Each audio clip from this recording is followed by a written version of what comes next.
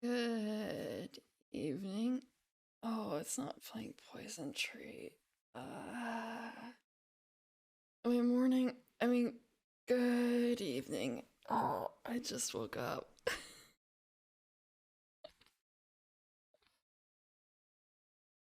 Go 10 minutes into stream time. I'm sorry. I had to rush to get my tea done. It still hasn't finished steeping, it just tastes like hot water. I, I had trouble falling asleep last night. I watched Pikamise, like, a screen compilation of her time playing Mortuary Assistant, and I watched it like way earlier in the night. It's just kind of that's funny, haha, and also getting jump scared secondhand from her jump scares. And I want to know, it's not the first time I've even seen someone playing Mortuary Assistant, so some of these were not new to me. Like, I knew what the creature things looked like, and yet when morning came, just like the overactive imagination, I guess, like not wanting to look in corners, not wanting to look in places where, like, maybe it will be there. I had the safety of a cat for a while, but that left me after they started fighting, after I lost my guardian. So hopefully tonight it will be smoother. I'll be able to fill my memory with things from D&D and not from Mortuary Assistant. Oh my god. Oh my god. And thank you, Remove, for the subscription at tier 1. Thank you. I wasn't certain whether to put this into just talking or into TTRPG, but we'll put it into just talking for now. My voice might be a little croaky too, from being not warmed up from anything.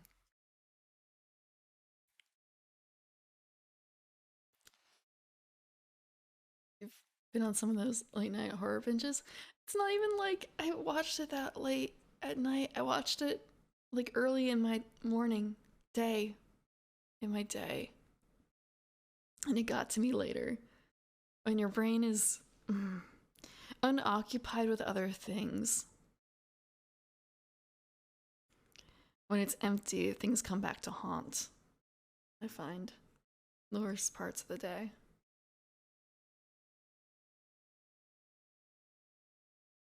Why is it like late? I'm gonna try to see if I can restart this. See if I. Okay, there. It understands where it is now. Thank you for the head pat. Damn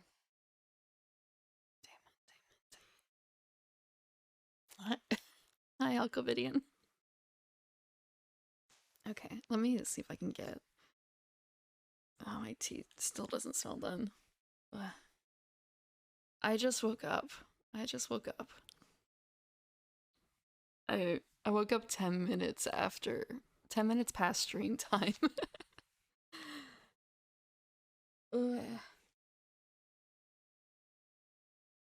Free stretches. Free on. Okay. I I had trouble sleeping because of the horror compilation clip keeping me up. I couldn't. It bothered me. So have fun with the rest of, like, Little Nightmares hopefully won't be quite so bothersome as the Mortuary Assistant was. Not that I played Mortuary Assistant, just secondhand. 23 hours early. I wish it worked that way. I'm also not prepared for, like, Wednesday in general. I do have to be awake for part of, like, Wednesday during the day. I have to wake up before something. I have to prepare for that too. You really want to play Mortuary Assistant now? Good luck, good luck, good luck. It looks really scary. It looks really scary. I mean, like, I want to say, like, my scaredy meter is broken because, like, I'm the one, like, screaming here at jump scares in The Witcher, and it's not, like, that scary, exactly. But, like, Little Nightmares is scary to me, but I understand that it shouldn't be that scary. Mortuary Assistant is, like, really fucking scary. But I'm sure there's scarier games out there, I guess. I just... Mm. It's bad that, like... Oh, man. I guess, like, if there's a scale of 1 to 10 for scariness, my will scream at it meter is set to, like, 1 or 2. So I can recognize that, like, Mortuary Assistant is somewhere beyond that. Is it, like, an 8? Is it a 9? I don't know if it's a 10. But... So, like, Little Nightmares feels like a 6 to me, but I'm sure other people are like, oh, it's not actually scary. But and I finally got Yoamari to work. I wanted to make it work back when I first started Little Nightmares. I wanted to make it work, but I couldn't get the install working. It turns out that Yomawari is kind of broken, the game itself. It seems like a lot of people have trouble with the installation. Maybe not installation, but with the game running nowadays. And also, and this is important for streamers to note, if you have, like, a separate account on Steam that your family's sharing to for, say, like, for, you know, purposes, Yomawari will not install properly on the shared account. You have to install it from the main account. Otherwise, you'll just get the content still encrypted error. And it took me a while to realize, like, I have to switch back to main account to install it because I've never installed it on this computer before.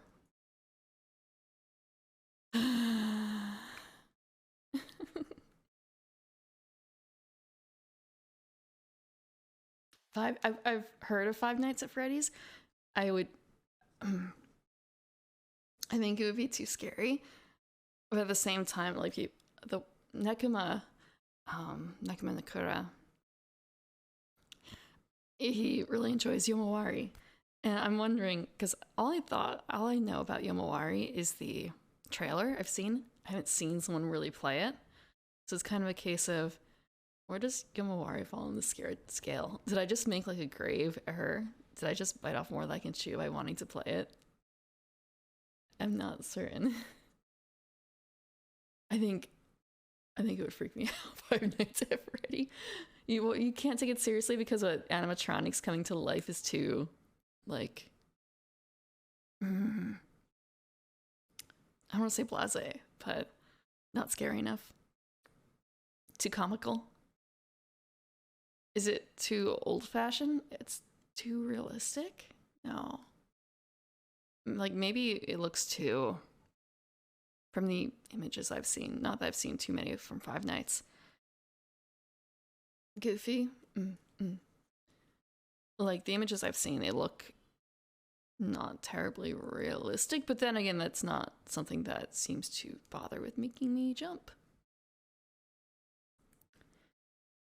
It probably doesn't matter.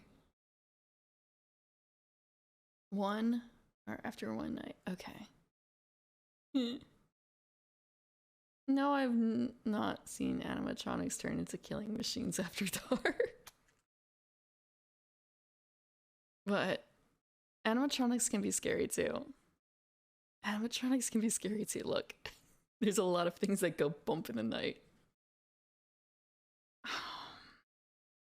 It, like, doesn't have to be realistic to be worrisome.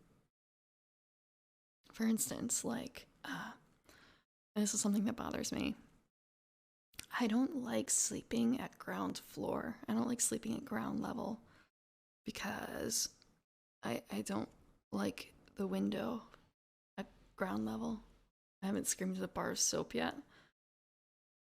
Not from being scared at it, no. Not from being scared at it, no. Sometimes things fall and they fall on your feet and it hurts. But yeah, ground floor, I dislike.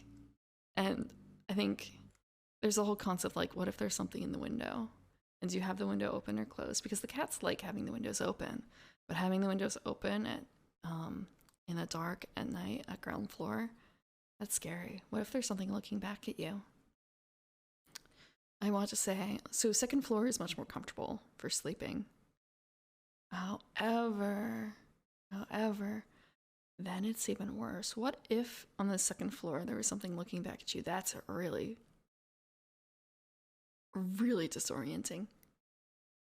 So things like the Mothman, things that can fly like that, also are worrisome.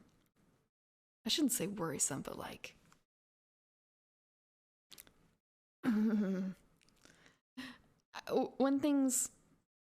when you get too much inside your mind and too worried about scary things, then the second floor becomes worrisome.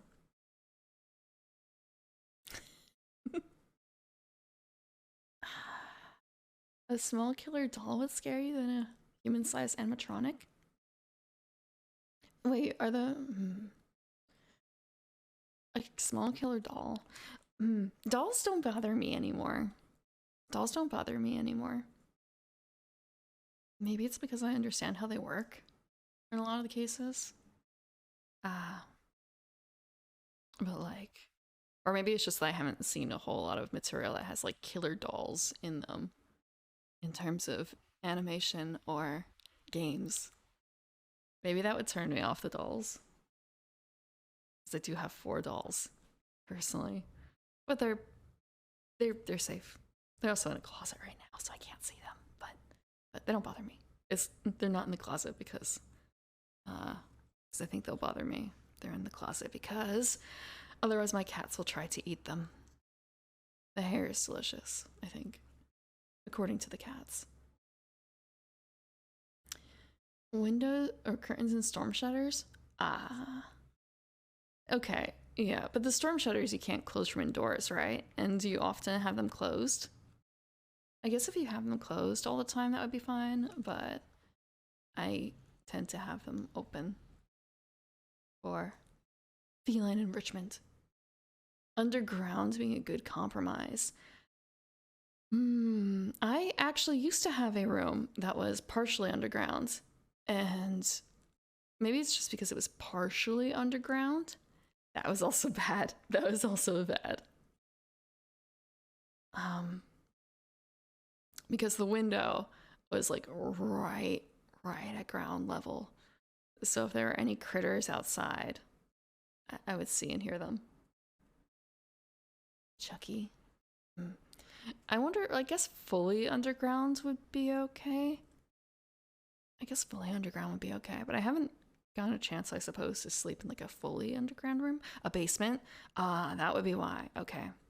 Yeah, I don't really think that basements there are many sleeping rooms in basements proper. They need a second way to exit, which is the big issue. So most of the times I've slept in basements, it has not been alone, so it hasn't been a problem. Sleeping with other people makes like all this go away. So just sleeping with other people. Not nearly so many worries. This all happens when you're alone. Expert classes. Don't have a giraffe peeking in your window? I'm thankful that there's nothing that large around here to go around. Again, like the worst thing I can think of is Mothman. I remember reading about Mothman for the first time and imagining those basically huge red eyes through the second floor window. huge red lights. I shouldn't say lights. Reflective. They were reflective eyes, weren't they? I never really was exposed to Chucky. A Spider-Man with wings? Maybe? Maybe. It's been a long time since I've read about him, because I know if I read about him, I'm going to have, sort of nightmares about it again. so I try not to. But, like, I guess, what? I don't really describe his body except, like, white, maybe? Or gray. And the eyes are big and red. He has... Thank you for that, Patlaw. Oh, I missed a watering. I'm gonna have some tea.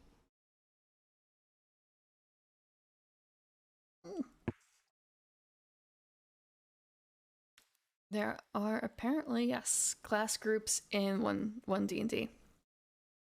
Okay, I didn't really get a chance to read this, but I heard about it. But I did read enough to see that they are, let's see. So we have expert classes.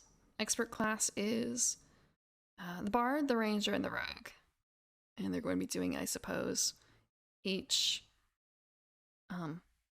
class group, I guess, is going to be part of a separate Unearthed Arcana. They have feats, spell lists.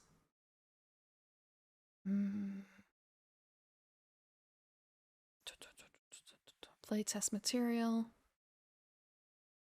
This is going to be opening up for comments on October 20th.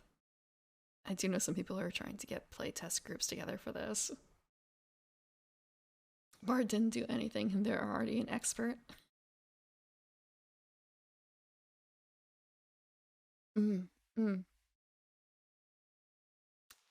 Yeah.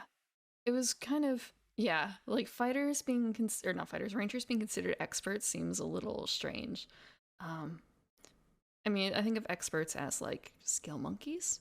And like rangers are skill monkeys, but at the same time, but they're not nearly as much as the rogue. Like the rogue is kind of the, I want to say like a parent type in here. Because a lot of times the classes are just, a lot of the classes are mixtures of like fighter, rogue, and a wizard. I'm just thinking like a cleric too, I suppose. Wizard and cleric. Like you start like shaking up these classes together and they'll come out with different things. Like you add fighter and cleric together and you get paladin. You add rogue and fighter. No, not even rogue and fighter. Like rogue and fighter kind of make ranger, but ranger's also partial casters, so it adds a little bit of weirdness. Things like that. Maybe they're making tracking more relevant. Maybe. Bards have always been, well, I shouldn't say always, but they've been kind of skill monkeys. They've got some specialties to them. And they have a lot of flexibility in how they can be built.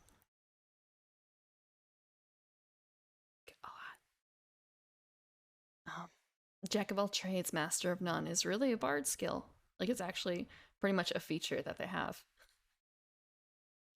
Being able to, I think, add half their proficiency was a 5e ability, was not ability, but 5e feature, wasn't it, after a certain point?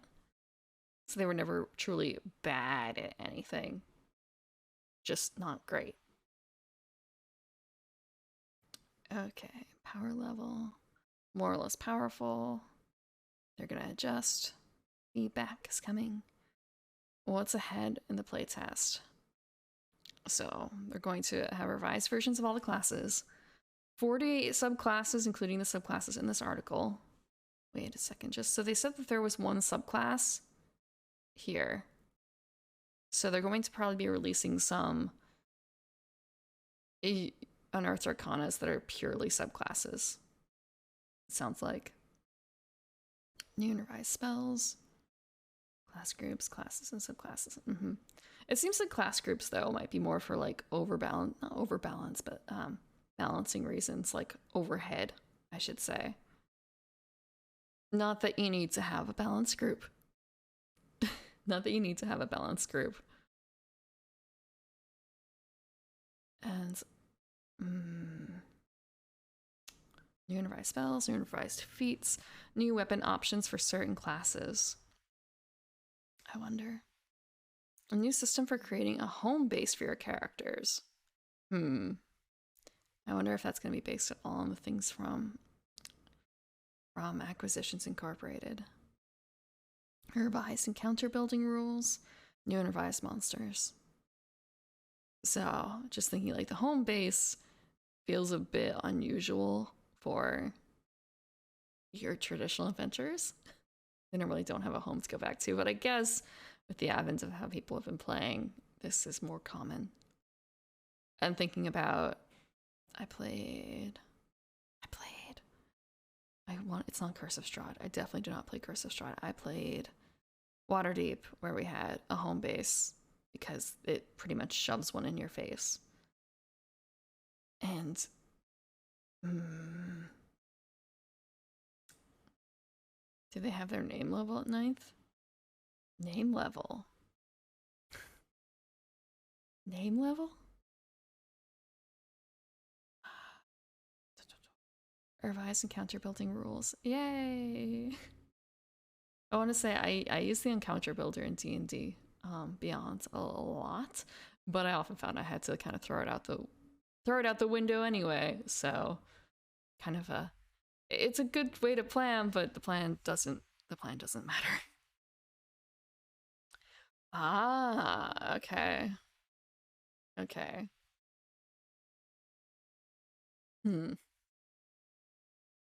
Just thinking as well, like, you don't get your subclass until 3rd, but sometimes 1st, but also sometimes 2nd, depending on what your class was.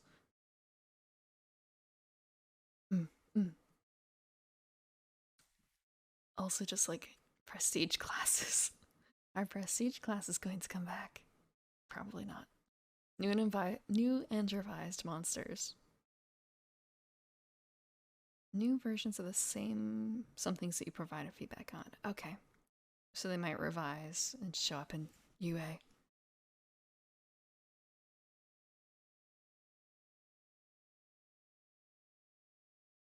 Subclasses almost feel like prestige classes. Do they? Except for the fact that you have to take a subclass. Otherwise, you're, I want to say, really, really missing out. I guess prestige classes are kind of similar. Like, you want to get into one usually. But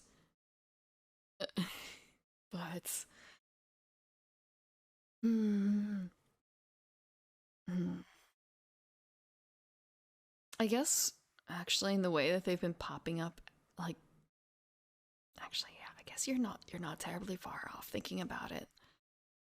Like, they're baked into the base rules more. Yeah. Specialist class of specific abilities for a setting. I could see that. So before it was much more, you don't have to take prestige classes. You have to, but at the same time, there's such variety in creating variants from the base class with it. I should reread 4E sometime and see how they handled that. If they even bothered. I did play 4E for like a tiny amount of time, but it's been ages and ages and ages. I've forgotten the rules. Any of the rules that I may have read. Okay, parts of a class. So, Paragon and Epic Paths. Never made it that far. Just thinking how many people probably made it that far. I know that there were some famous, I say famous, there were some highly publicized 4E games, but like the system still kind of died relatively quickly.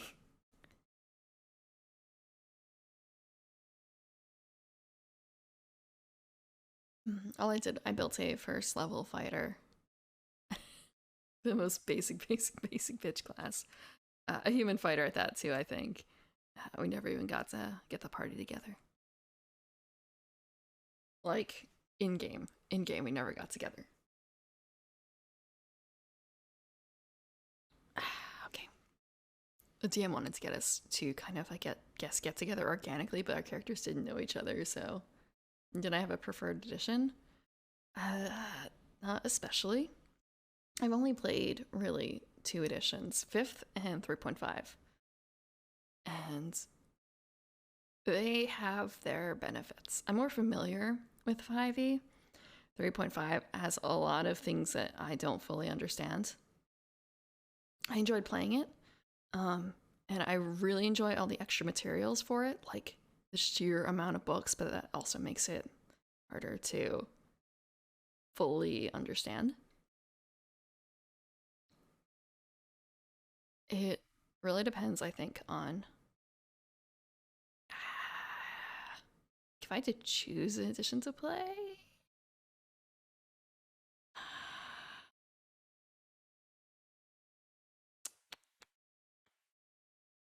If I had to play it online with like a way to automate a whole bunch of shit, I think I might choose 3.5.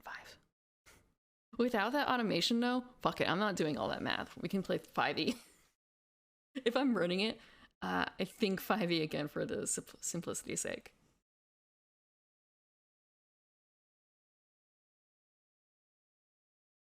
Hmm. 4e being printed spawn piezo.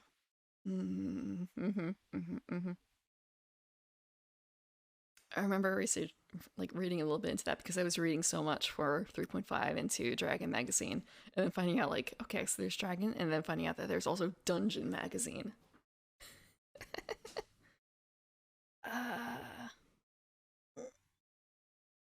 I'm thinking back, I could have physically gotten some copies of these magazines, but I never did. Yeah, I've seen a lot of.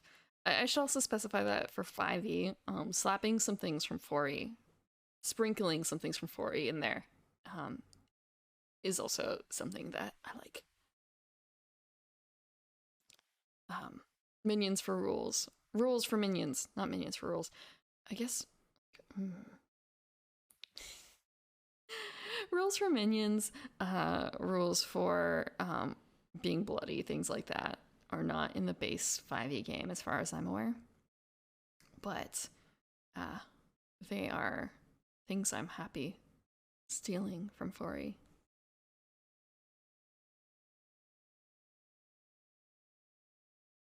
Okay, parts of a class. Again, most inhabitants of the multiverse are not members of a class.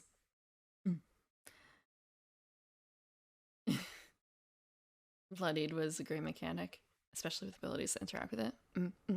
It's really great shorthand for players, but yeah, like having things that would mechanically go off of that would be cool. But then again, you can just homebrew that with the monsters. Although they actually do have something kind of similar with some of the tiny monsters, the swarms. Swarms kind of work sort of off of bloody, but not formally, because there are things that where it's if it's at half health, it doesn't get this ability anymore or something like that.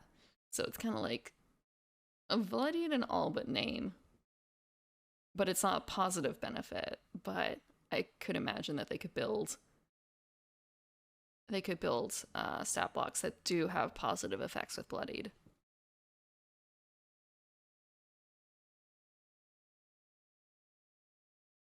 Okay, I'm already halfway done with this tea.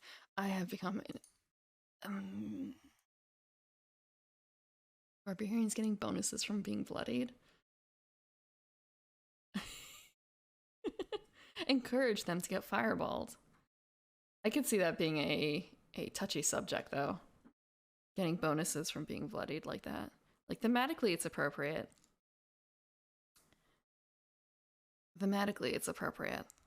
But I would be probably a bit worried about balance with that. Just a little bit. Okay. Primary ability for the class. For classes. Primary ability of a class is critical to some of the class's features. So when you create your character, that ability is a great place to put one of your highest scores. Whenever you gain the ability score improvement feat, consider increasing your primary ability. So there's an ability score improvement feat. Multiclassing rules, you must have a score in at least 13 in the primary ability of all your classes. Hello, it's a person. Thematic abilities are all that matter to you. Mm-hmm. Okay, okay. Instead of just purely mechanical ones. Each group is a member, each class is a member of a class group, a set of classes that have certain features and themes in common. Okay, so this is how they define them. Experts. Also artificer, except they don't include it in here. I'm sorry, artificer. You are granted the class group expert, but you're not allowed to be in this book. Okay. Okay, let me honorary member.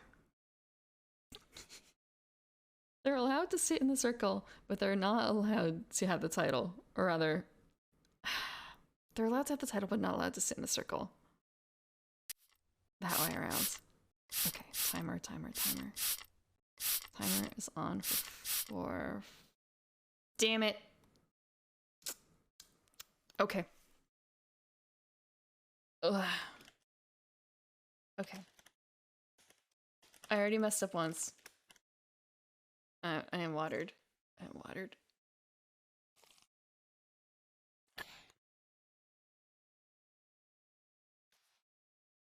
Oh, wait, what?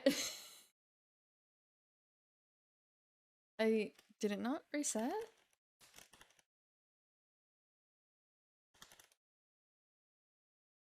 Okay, there we go. It's fixed.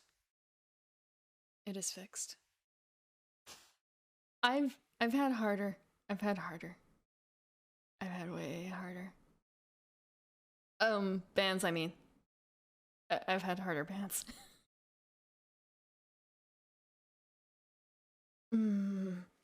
Okay, so experts, polymaths who have the expertise feature and elements of other classes. So yeah, this is kind of their we didn't have another place to put them. We didn't have another place to put them. That's why they go in here.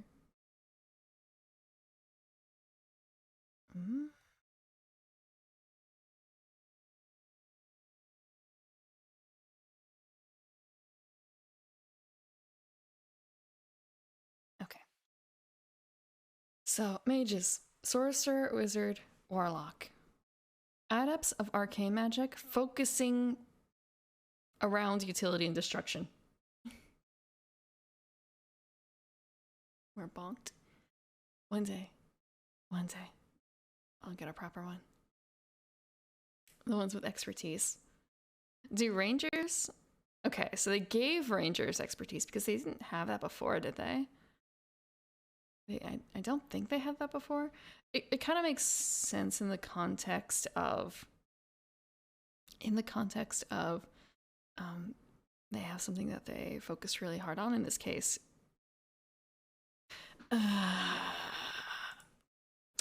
In this case, it is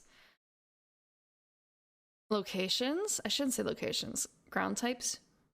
Ground types is not wrong. Terrains. Terrains is the word. Just different feeling than rogue and bard. Okay, so mages is rounded out. Priests, cleric, druid, paladin, stewards of divine or primal magic, focusing on healing, utility, and defense. I want to say, yes, the druid. The druid is just kind of shoved in there with the primal magic bit.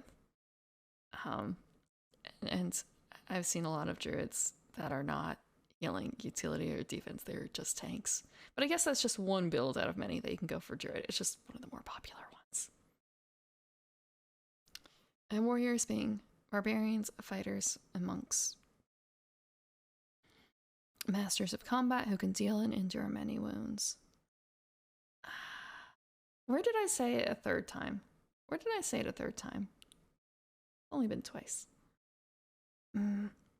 Just thinking, who else uses primal aside from the druid? It's none, right? Rangers? That's fair. And Rangers are not in the same group. Okay. That would be why. Man. But I guess it was probably a rough division here. Actually, thinking about the non-classes that they developed a few books ago, where you could have an NPC essentially with a half class, so to speak, or they pretty much divided up into these kind of class groups, where you can have a warrior wolf companion. I wonder if that was kind of born from this. A war cleric focused on either one of those things. Damn it! Okay, that's another one.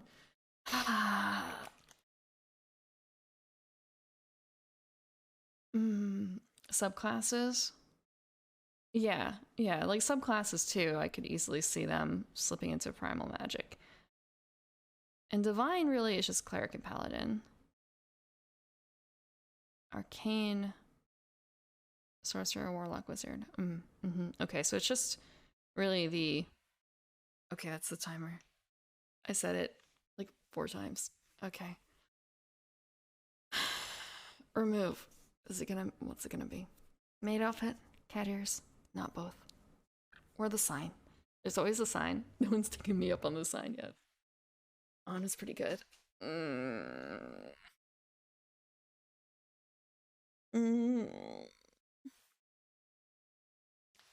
Arcane is everything except for those 4. Yeah, but I mean, barbarians, fighters, and monks don't get spellcasting. Bards. Maybe, just kind of like, no. I guess bards do have arcane. The sign. Okay, give me a second. Let me open up something.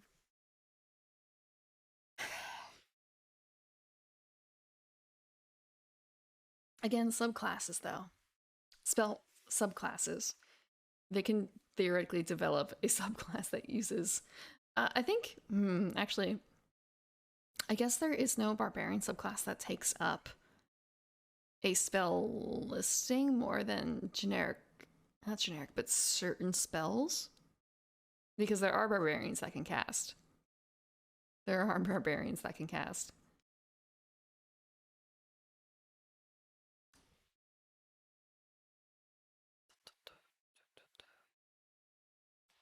Okay, I have to find the file. Maybe I should also show you what it is. All barbarians can cast fist. I mean, there is like isn't there like a big beast slapping hand, pretty much? I think that's an actual spell. I don't know if it made it into 5e. I feel like it probably did. It's a generic enough spell.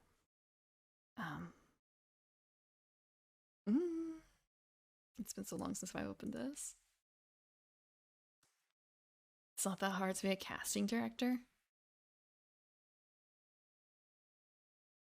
I don't know if barbarians have the brain power for that one. I don't think so. Like, okay, so there's Acquisitions Incorporated where there's extra things that you can attach to characters, basically give them freebie bonuses, but depending on where they are in sort of a corporate structure. And there is actually like a HR type thing in there. It's just kind of like you can assign the barbarian in there, I guess. If they have a good insight, actually, that would probably be really good. I don't know if barbarian gets insight though. I feel like they may not get that skill. You could build one that would be good for him. Okay. Where is it? Holdings. Maybe I put it in... I'm gonna open this just in case. Maybe I put it in somewhere else. I haven't seen a single thing for it, and I'm keeping it that way. I don't watch a whole lot of movies. So... I can happily ignore it. Maybe if I check Cloud instead. Let's check Cloud. How many things could I have saved to Cloud?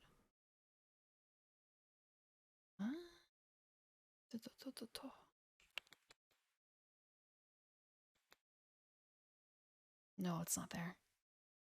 I want to say, when you're saving your files, make sure to save them in a meaningful way. Because now here I am, like, I should have this already saved somewhere. Where did I put it? Where did I put it? Where did I put it?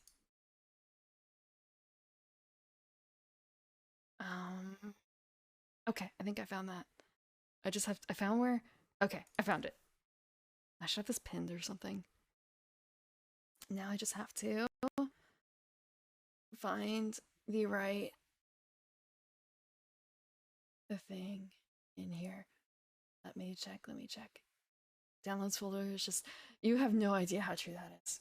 I worked on things where it's been like, hey, let me just spit out strings of random numbers for something, and I would have literally dozens of those that I would be sorting through.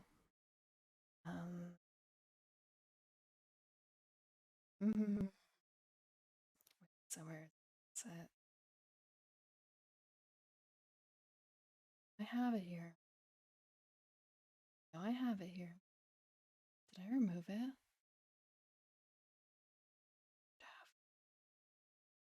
I wouldn't have.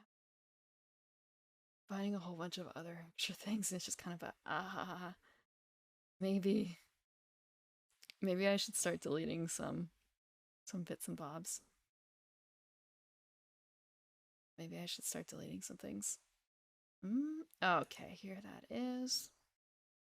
Like, I have some folders set up, but not a huge amount. Not a huge amount.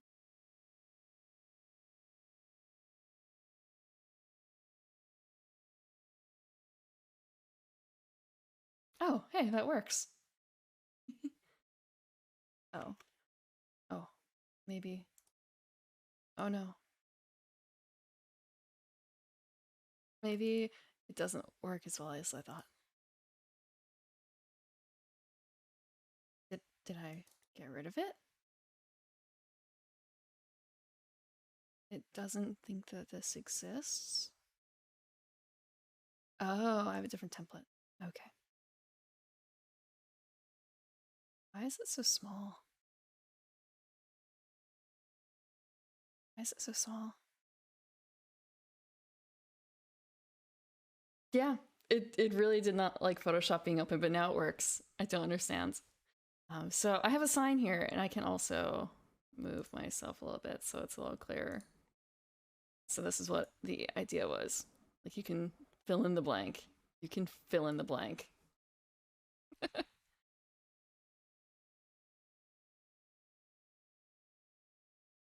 If you'd like this, or if you'd like maid dress of your choice, or the cat ears. It takes 2 fails to have the ears and the outfit. Okay, you can still hear me. Photoshop. Yeah, Photoshop crashing things. I could actually, because this is the way that it is, I could theoretically do it in browser. It's not really made for this, but it's not. It might be a lighter way of doing things, honestly, instead of Photoshop. So I might do that in the future, but right now it's Photoshop. So let me. Do I have? Okay, fine. It's yelling at me. I've become less enamored of Photoshop over time. Like, there's some really, really good things in here. It's just having to get through other things. Let's make it a really dark green. Actually, no, really dark purple.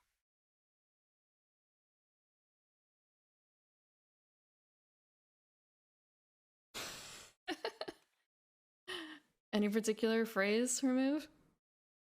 Within reason. Within reason. It's also the case of, like, will it be able to be seen? It should work, though. If it's a kind of short phrase. And I can resize things a bit.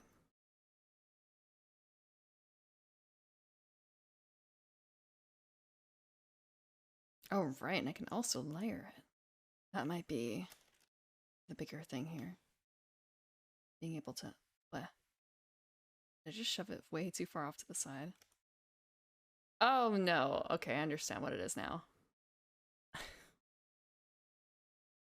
If I set this up properly, I can have it go under the hands as well, but I don't have that set up here in this file.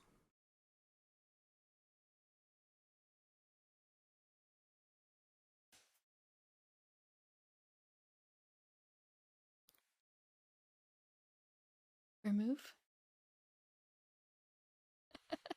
It would look good. It just needs words. In the meantime, let's see. So we have experts, mages, priests, and warriors. Hello, Banana Gamer Monk. I failed. Okay. I failed to not say a certain word, so I'm being punished. The punishment is the board. I just, life will give you a sign. The sign is blank. Yeah. The person who put up the challenge may have stepped out, so I don't have a word for the board yet, but there will be a word. And all I can think of is, I just thought of, no, I cannot write that on the board. I cannot write that on the board. I cannot write that on the board. Phrasing. Okay, so we have subclasses as well. Area of specialization for a class, so very much like the prestige. But nothing new. Nothing new there. So you can slap an old subclass onto these new classes. Follow old subclass level progression after the class lets you gain the subclass. You do not know what to put on the sign? Okay. If you want to revoke this and switch to a different option, you can. I also actually have a few other things that I can slap on. It would take a little bit more finagling.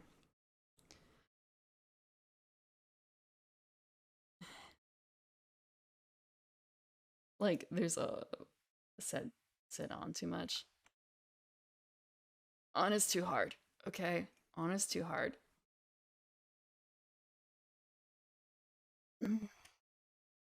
3 class highlights. New features, revised versions of old features. When they have a decision, there's usually a suggested choice to help people along. 20th level feature has been moved to 18th level. No one plays up to 18th level anyway. Opening up 20th level for epic boons. I know that the capstone was not always super enticing anyway, so people would just take a dip in something 1 or 2. So this makes that a bit more valid, I suppose, like being able to dip. This just enables more multi-classing, doesn't it? But that will depend on what the 20th level, or what the epics are like. And I don't think they cover the epics in here. They didn't say anything about the epics, right? So epics is probably going to be a separate. Actually, so they may not actually include the epics in the 1D&D playtest, I wonder. They didn't specifically outline it, just feats. And those are epic boons, not feats. Okay. Do not feed this elf. there are, okay, let me look at some of the other things I've seen. Word jail. That's not one of the ones I've seen, but I kind of am in word jail. Do not water the elf. Don't feed after midnight.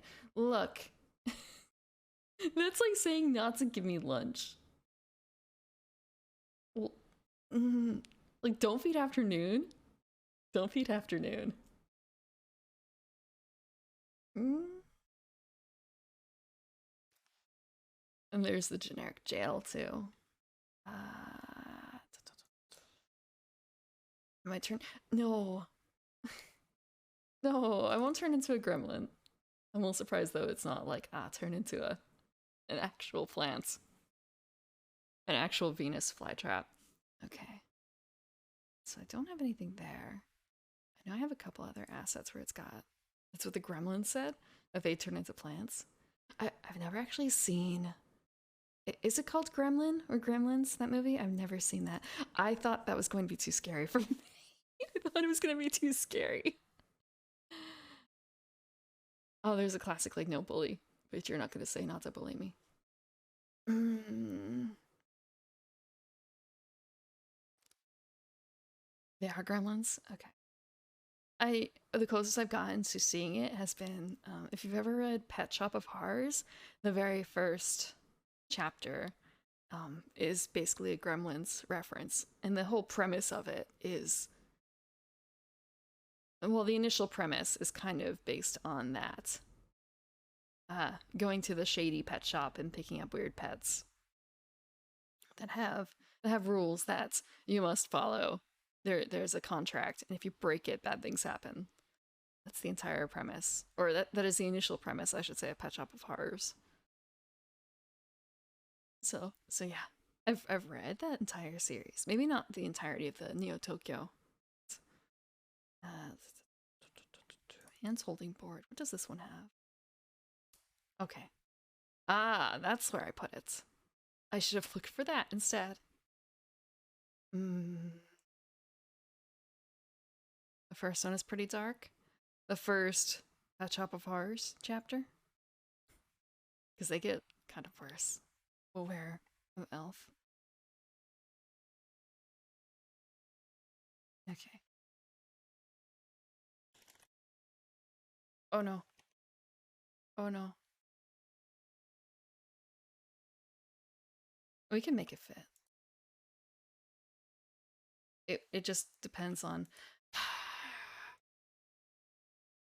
Photoshop's been doing some strange things. I wonder actually. No, that might be my fault. If you have multiple if you have multiple languages on your keyboard, do you ever start typing in one without realizing it and then just trying to figure out why doesn't my password work? I swear I typed it correctly. Because that's been an issue for me.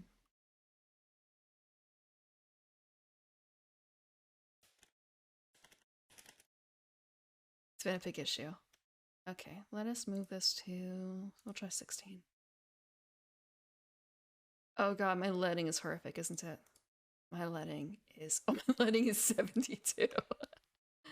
Okay. The part of the problem with that is that the other language that I have mine set to is close to English, but not exactly like English. I'm actually gonna switch real quick to check. No, I still have it in English, unless it's in a per. Sometimes Windows does it in a per uh, application method when they do that. So it might be that this is still not in. It's still not in English in Photoshop, which is really annoying. The language I use is it has a lot of alternate punctuation marks to worry about. And every time I'm hitting, oh, I hit Y, that's why. Okay, just kind of, if I hit T, it should do this.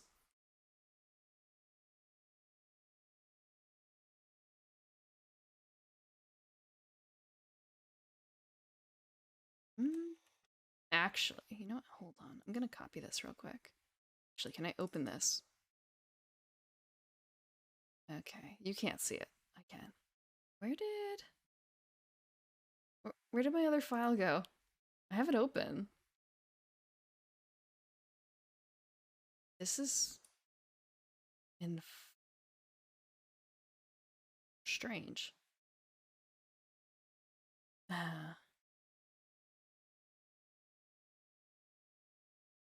I really feel out of my element here. Like, why did so much change?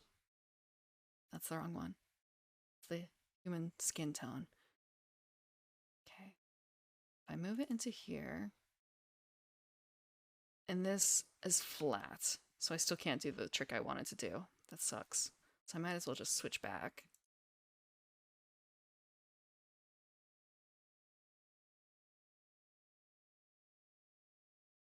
Nope.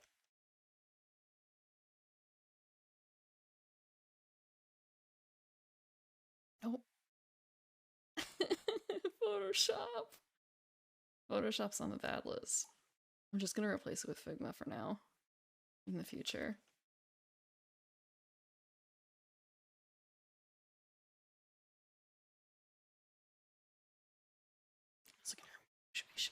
If it will let me. If it will let me. And also,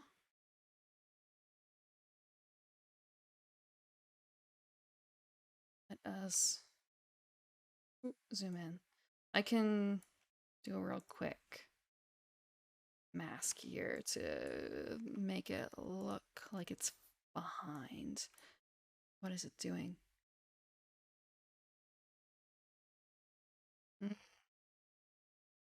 It's kind of a... Why is it doing that color? You can see it.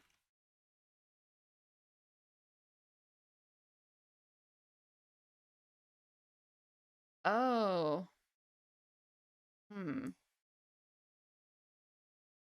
Because I have the mask on the wrong layer. That's why. That's dumb.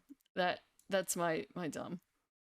I was trying to mask the finger when I needed to mask the text. I don't know where my brain is. It's gone today. It's gone. It's on vacation.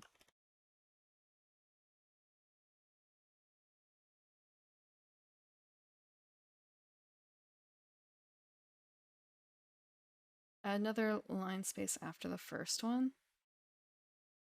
Okay, you can't see this, but...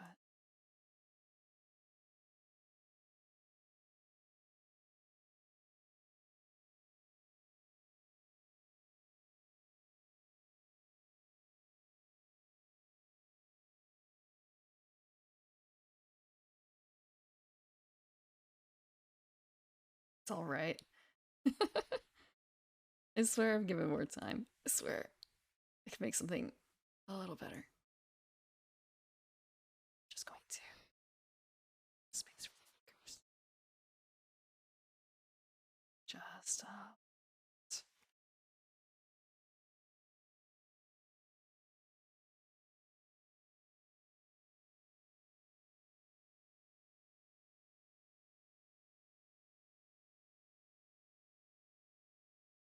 serviceable.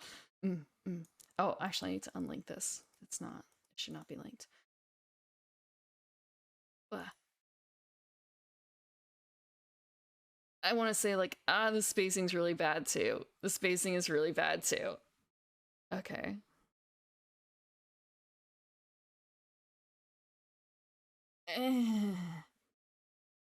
Graphic design is my passion. Graphic design is my passion. I can't say that with a straight face anymore. I can't say that with a straight face. Okay. Let me... Blah. I'm gonna turn off the system sound so you don't have to hear the bunk, bunk, bunk of that. Only I get to hear those noises.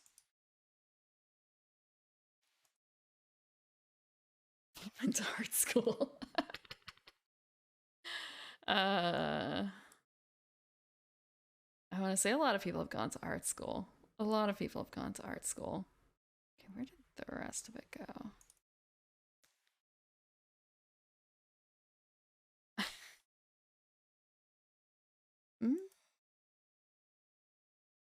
Like, I know the theories behind a lot of things. It's just also a case of like, so just because you went to art school doesn't mean you know how to do art. And also just because you went to art school doesn't mean that you finished going to art school. And there's a whole bunch of different levels of art school, isn't there? Business and geography. I want to say, like, in that case, like, a school with an art program is different than an art school. In that case, yeah, I guess that is quite the drastic difference. whether or not you have the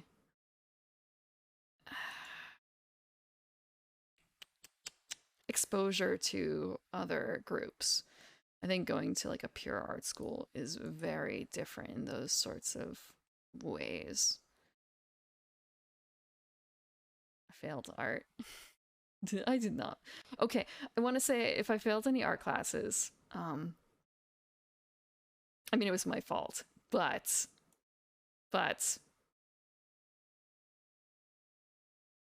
I got nothing else. It was all my fault. Oh, you failed art. You failed art. Okay.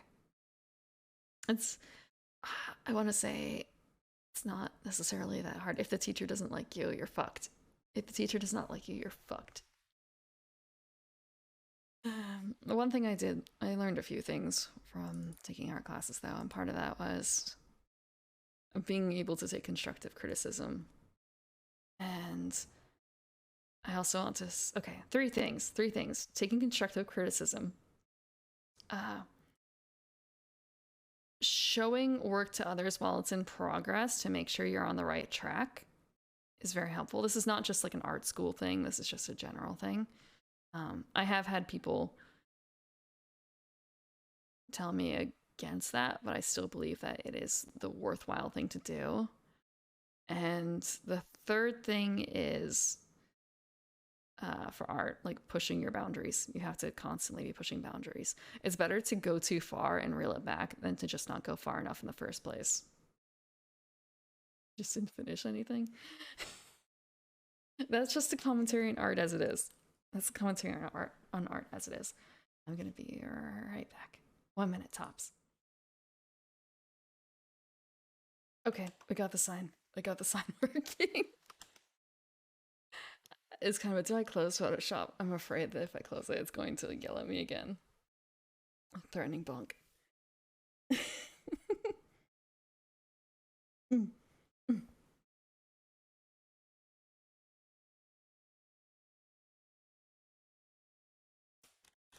There you go. It's a little messed up with the hands, but theory's there. Theory's there. Oh, is that not quite? Oh, we'll get it in post. We'll get it in post. God, that is a fucking mood.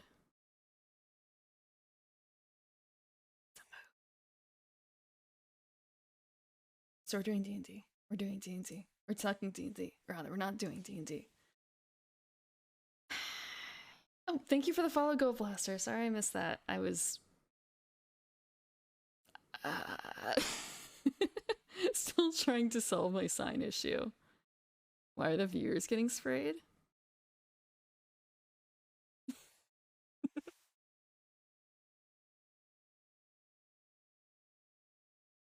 Was busy. I was, you know, Photoshop. Normally it's a lot quicker. Normally I'm really fast at Photoshop.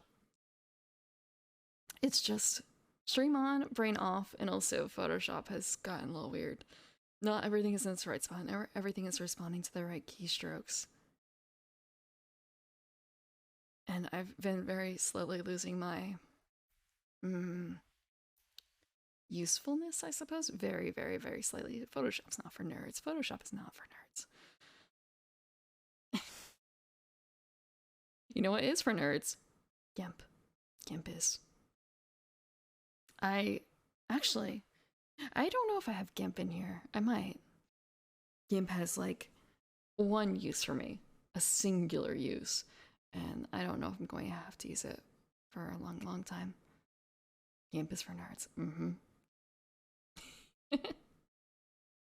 I don't quite. Okay, I have actually no 2 use cases for GIMP. 2 use cases for GIMP. I forgot. It's good for ICO files, and it's also good for.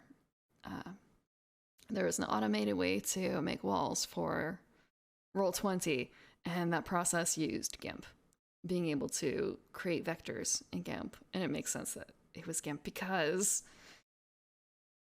I want to say in a lot of those cases, the people making the maps, the DMs are not going to have Photoshop.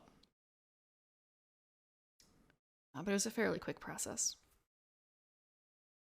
But I haven't had to use that in ages and ages and ages. It was very good for irregular maps like cave systems and stuff. I should say irregular walls. It was really easy to make like crazy accurate walls.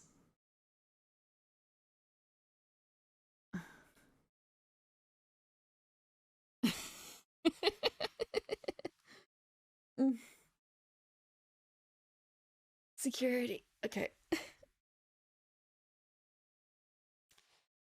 The new king. Thank you for the headpad, Jay. Ah, and I have to resize myself. Okay. I have to redo that. Wow. I'm gonna turn on headpad again. Okay, I'm gonna resize myself. I'm gonna be a little smaller.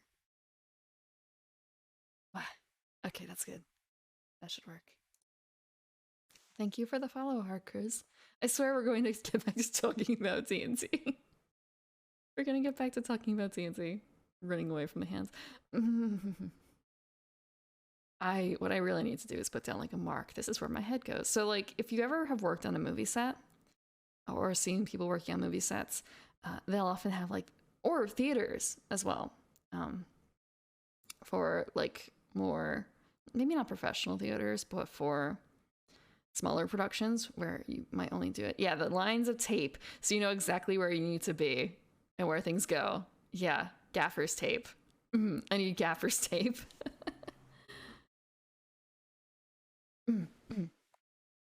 Just tape everywhere. Tape everywhere. I forgot that you would have experience with that. It makes you feel more threatened. Just accept it. Just accept it. It's not like it happens very often. It's not like it happens very often. They placed it backwards. Oof. That sucks. That sucks. I haven't had too much experience doing that myself aside from a little bit when I was younger, working in a studio. Not for pay, just for fun. But yeah. Very, very important to be accurate with it. Production wasn't very good. Imagine they don't turn on your mic. That would suck. Suck. Well, I mean, actually, just thinking about it, I suppose in that case, it very much would be just like a streamer forgetting that they're still on mute. They're still on mute. They've been talking for the past like 5 minutes on mute. Or the gameplay has been muted and no one told them for the past hour. No one told them. A lot of false starts. Like they start playing things too early. I've been doing a lot of, well, not a lot of, I've been doing some music practice, vocal lessons, and trying to get into the habit of starting properly and not holding your breath. But also just not singing with any like background noise really, aside from a metronome for timing, and just plenty of false starts there. And it's kind of, oh man, I'm really thankful that there's only one person to see me here do this so poorly in terms of like false starts.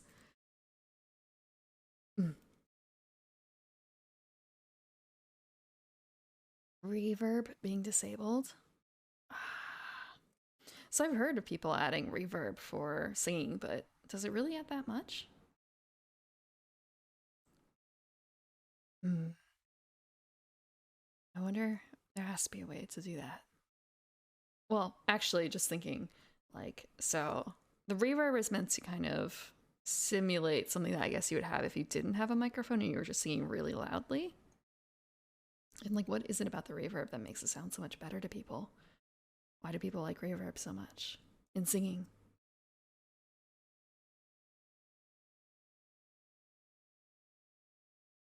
More lively? Ah, dead and lifeless. Okay. So it adds extra polish then. Okay. Atmosphere thing? Possibly. Possibly. I've gone into a few karaoke streams and I think I've heard reverb from some of them. I don't quite remember about others, but somewhere it was much more noticeable. And for music, okay. Bard, class group expert, primary ability charisma.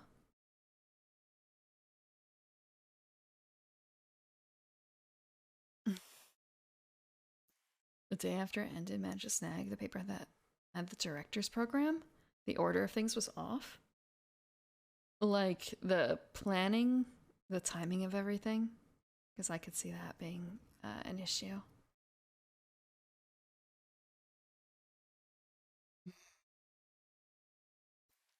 Like have X set up by this time, Y set up by that time, and then nothing actually being followed.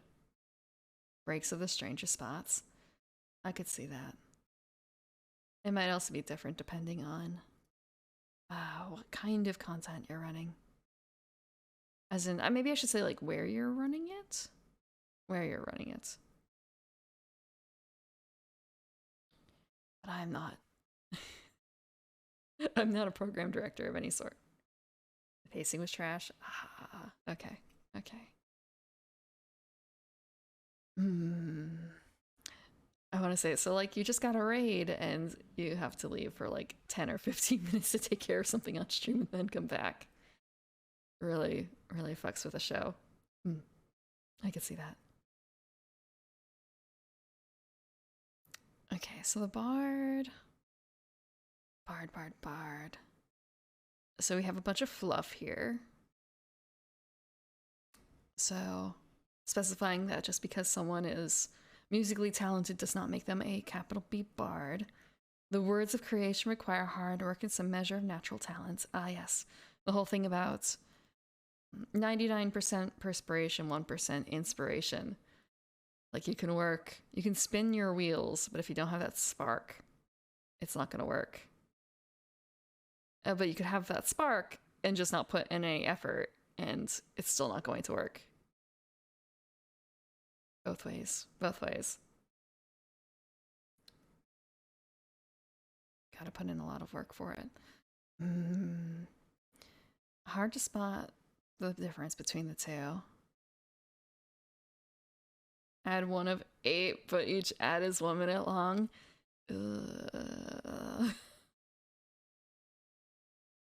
Isn't that YouTube's new thing, or is it Twitch?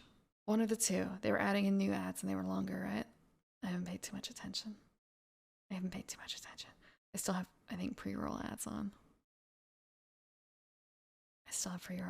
I know it really sucks to have the ads on. YouTube unskippable. And some of the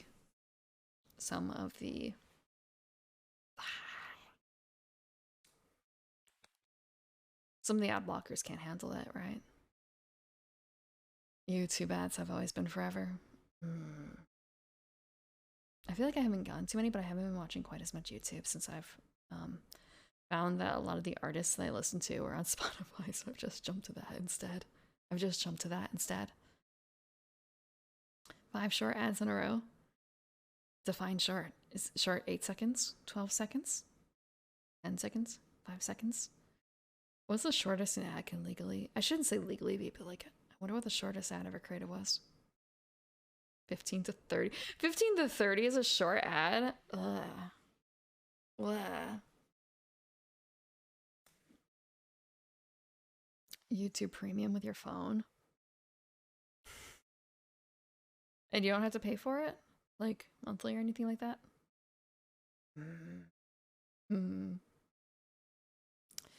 I don't think I've caught too many ads. 6-second Snapchat ads?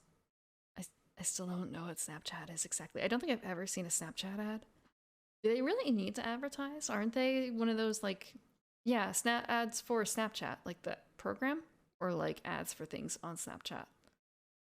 I don't know if there's a division, like if people sell stuff on Snapchat, like they do on Instagram. The entire ad is an app? Or the entire app is an ad? Is it? Again, I've never used Snapchat. All I know about it is Zoomer thing. Yeah. So it's just things that get deleted, right?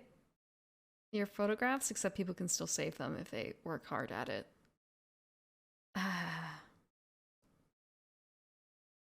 I know I was real late to Instagram, and I haven't used that in a while either.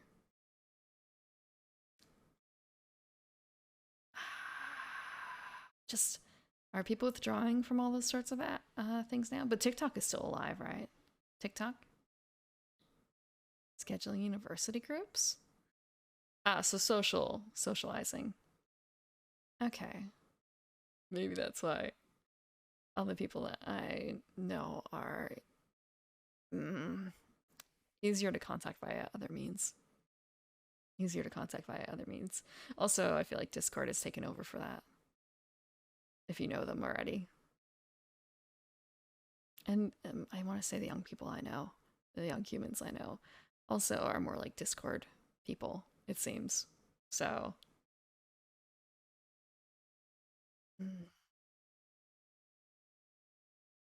TikTok getting banned. One day. One day.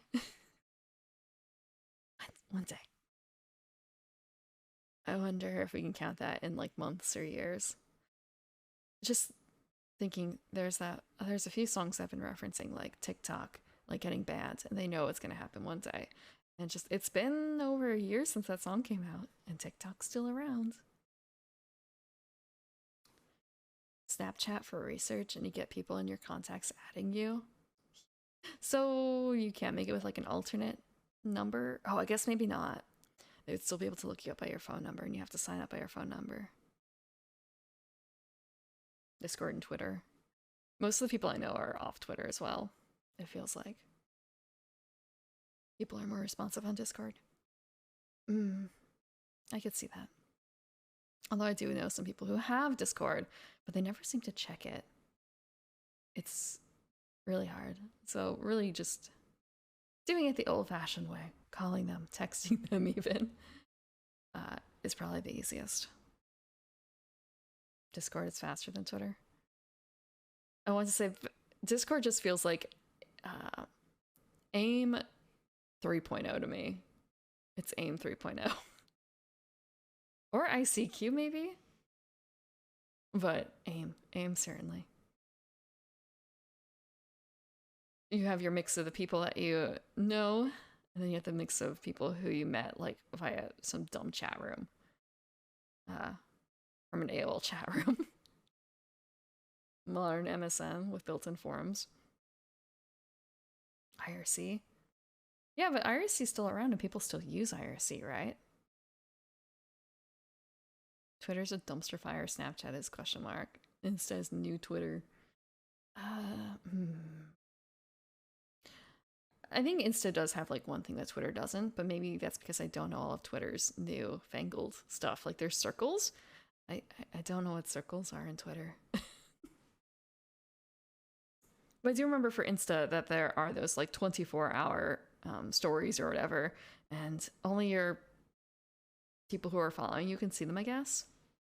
And you can also lock them down a bit.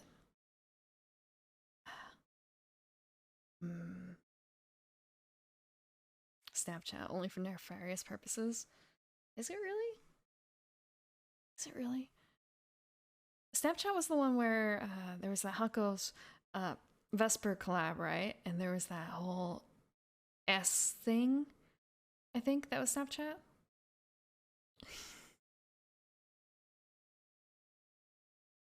So circles are like private Twitter. Okay, so it's like the Google circles. Google Plus circles.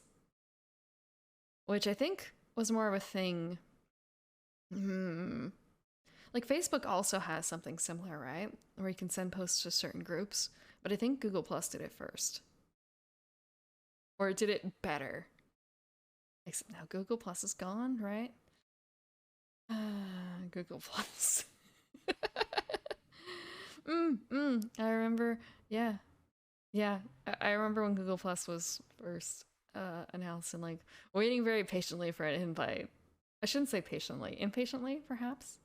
Having to know someone to get an invite. as opposed to Facebook, where it was mostly a case of waiting for the right opportunity, waiting for qualification to join. And then they ended up opening it up anyway, years and years later.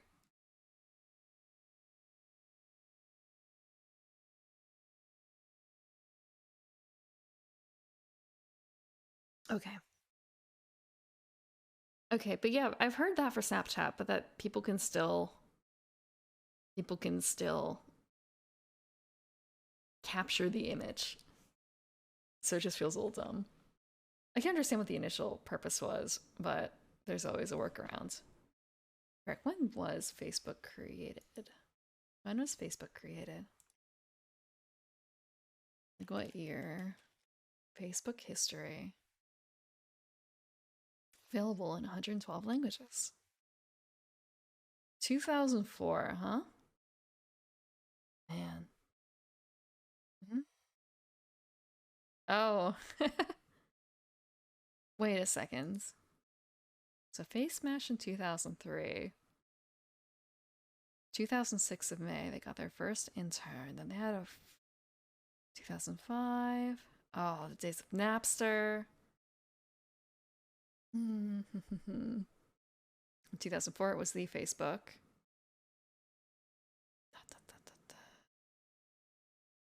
Wait a second. In 2006 was when they opened to everyone with a valid email address? No, that feels like it was way too early. That feels way too early, 2006. I don't know why I thought that it was.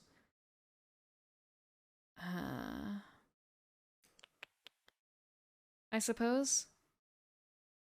Hmm.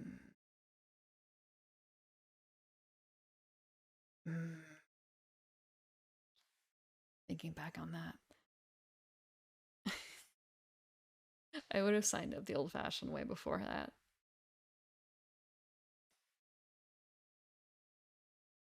So, Twitter tweets. You get notified of someone's screenshots, but there are ways around that as well, I'm sure. And also, someone could theoretically take like another camera, take a photo of that.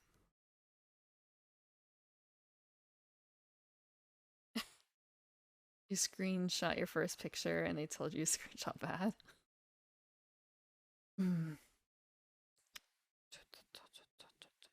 Wow, just like, okay, so before Facebook there was Hot or Not.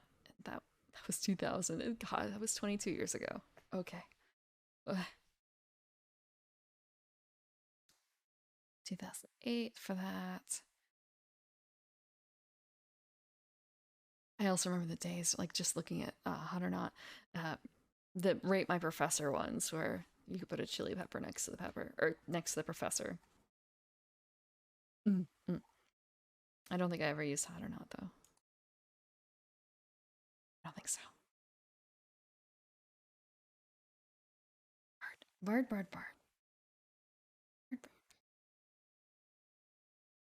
Oh, you know what? Okay, that's weird. That is why. I just had like a mechanical realization about something, why something is acting strange. And I have to rework that. Okay. So, Bard. We haven't even gotten to the mechanical bits of the Bard. We're on like page 3. Okay. So, prepared spells, cantrips, 2 to 4, bardic die, class features. And they get a feat at 4th, 8th, 12th, 16th, 20th. Jack of all trades, subclass features.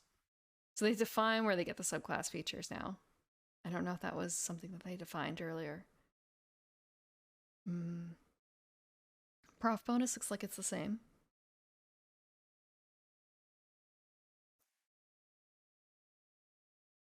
Bards don't need Snapchat. I suppose not. Just thinking like,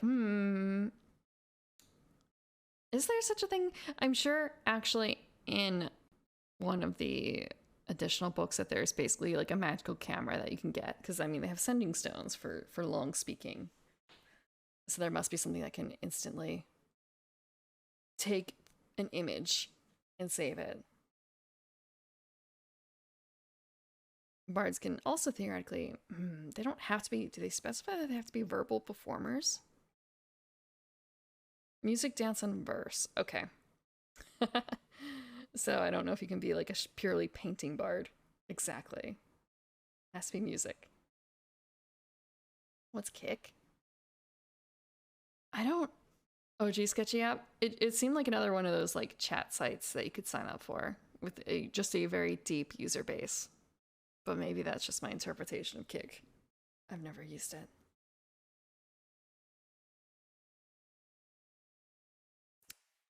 Like, what makes Kick different from, say, Discord? Honestly, I honestly don't know. Is it more so? Well, I guess like for Discord, you have public Discords you can join. But isn't it basically just like maybe old-fashioned AOL chat rooms, old-fashioned Yahoo chats? Except maybe not tied to your email quite as strongly, so things can go off the rails really quick. You can tell I've never used Kick, but I've used a lot. Not a lot. I've used a number of older systems. Really easy to make accounts. That used to be true for a lot of things as well. And you may not remember this, but ages and ages and ages ago, you could just navigate to a website that had a chat room right there in the on the website, like someone's fan page for Supernatural, let's say, or something like that. Even though that was way before Supernatural. Someone has a Supernatural chat room just on their homepage, their fan page that they built individually, and people would just show up in there and start chatting about things. You didn't need to put in an email; you just put in a username. I don't even know if it required a password back in those days, so someone could just log in and pretend to be you. Flash chat rooms? I don't even think it was a Flash chat room, to be honest. I think it was before Flash.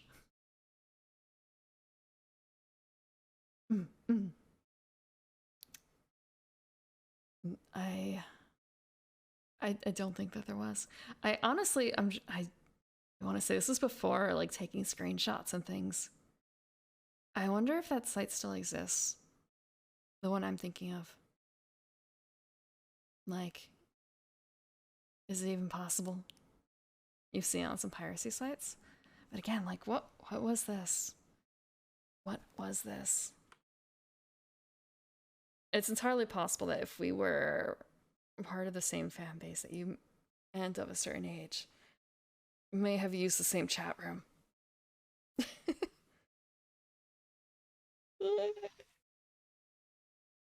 Like how many of those could have existed? Except then, if you've ever heard of GeoCities. If you've ever heard of GeoCities, there are tons and tons and tons of sites. And I think each one of those could theoretically have, like, every page could have a different chat room.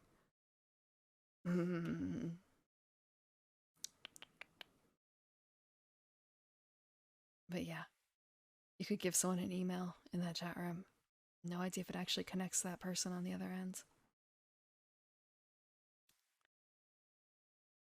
Okay. Never commit any crimes. I would never meet someone that I met off of like a chat room off of a GeoCities website. Never, ever, ever. Never, ever, ever. Ever.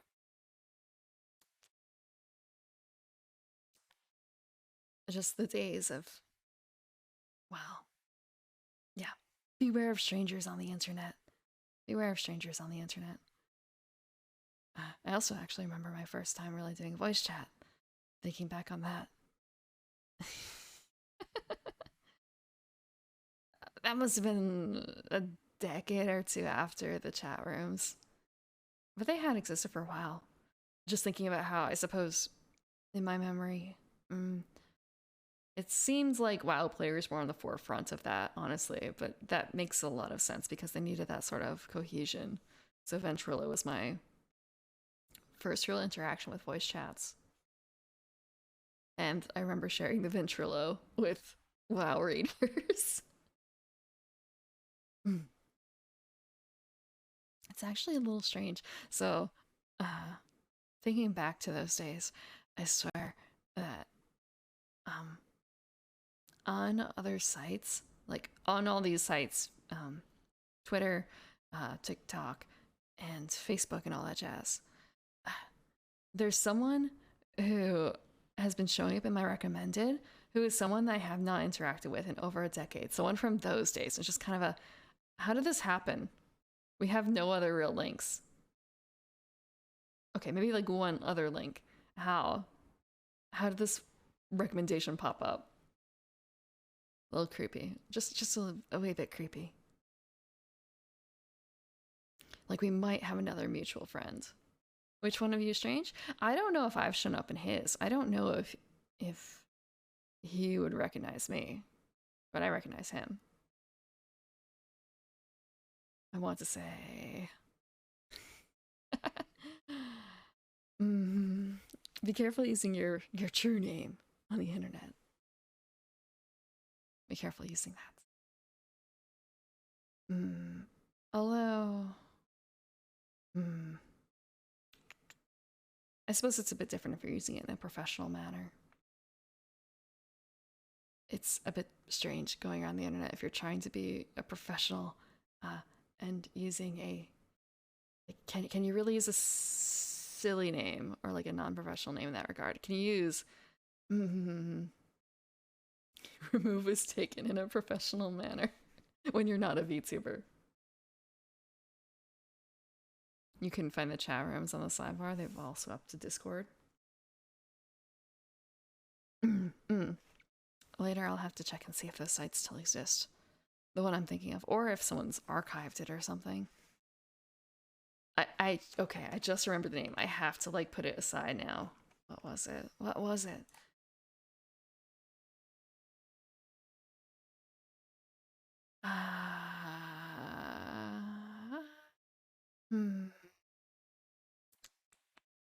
No, it's getting mixed up with other things.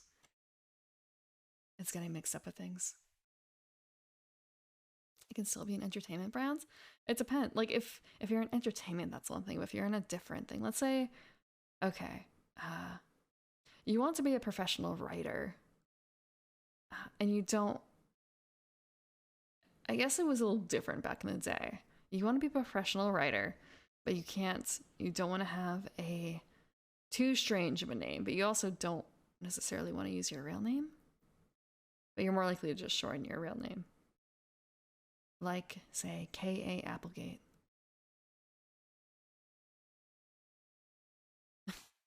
Chatbox spot was empty, probably blocked by Adblock. I want to say, are you sure about that? And it's, well, if it was made with Flash or something like that, that it just doesn't work anymore. A lot of technology has been broken through the ages. A lot of sites have been broken. Remove? Okay. Does remove mean something? Is it a pun? BTS members have it worst. All I know about BTS is that they're a boy band, right? It's a Korean boy band. That's it. I don't follow them at all. Thinking back on like, so are they like the modern day Backstreet Boys or NSYNC or 98 Degrees or One Direction? One Direction was way later, or Hanson. Not Hanson, I suppose. Hanson was a little different, tiny bit different.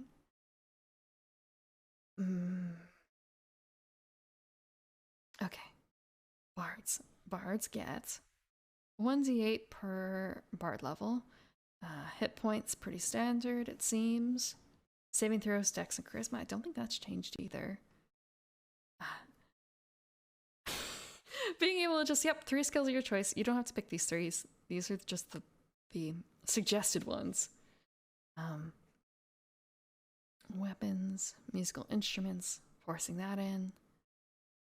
And light armor only training.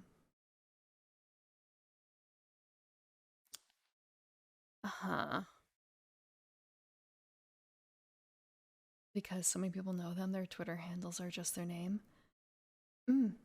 That's not unpopular though, even for non well-known folks, right? I want to say a lot of people just snatched their proper name, their true name in the system instead of using something I don't know. Well, I guess if you're used to smaller unconnected groups having a name like just thinking having a name like Shadow in a small personal group and then having to enlarge that out to like Facebook, it doesn't really work. You can't really snag the name Shadow. You can't snag the email Shadow in most systems.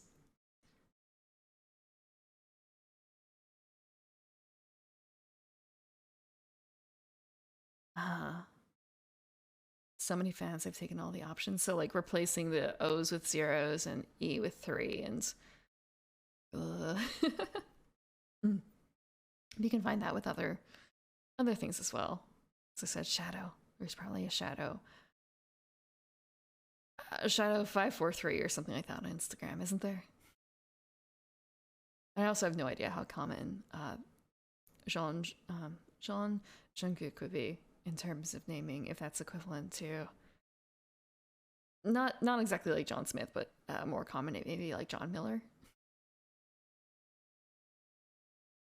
Every letter in the alphabet except J and K. Oof. I hope actually they're so popular they have to have some good system for remembering all that. They still can't inspire themselves. Is this true? Is this true? Bardic inspiration. Hopping ahead a little bit. Okay, it's a D6. Okay, it's the D20 test once more. Roll a die, add the number that rolled it. Another creature within 60 feet of you.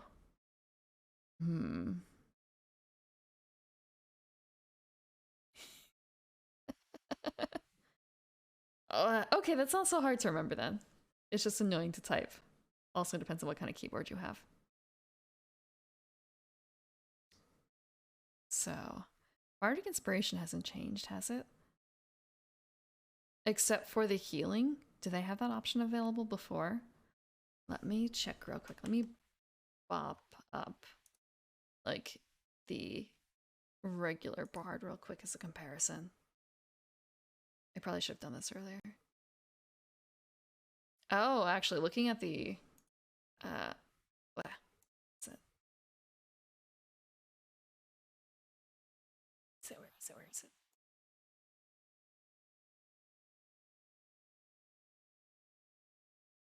I'm gonna scroll back up real quick. So Jack of all trades used to come at 2nd level, and now it's coming at 5th. Oh, what else? Proficiency bonus, cantrip stone. And they don't have in the previous table the Bardic Inspiration die. But it kind of makes sense. And it goes up. Bard might be a new heal bot.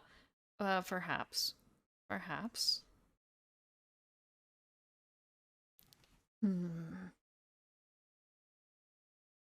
Bardic Inspiration. Yeah, they might just think, like, we don't need a cleric. Not that a cleric has to be a heal bot, but it's more utility for them, having that option. And using a reaction for that. It kind of sucks that they can't use it on themselves, though, for that.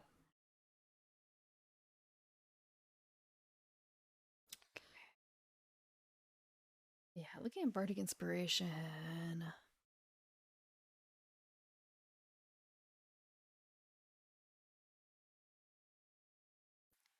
There's also the question of the definition of failing a D20 test, because sometimes there is a case where maybe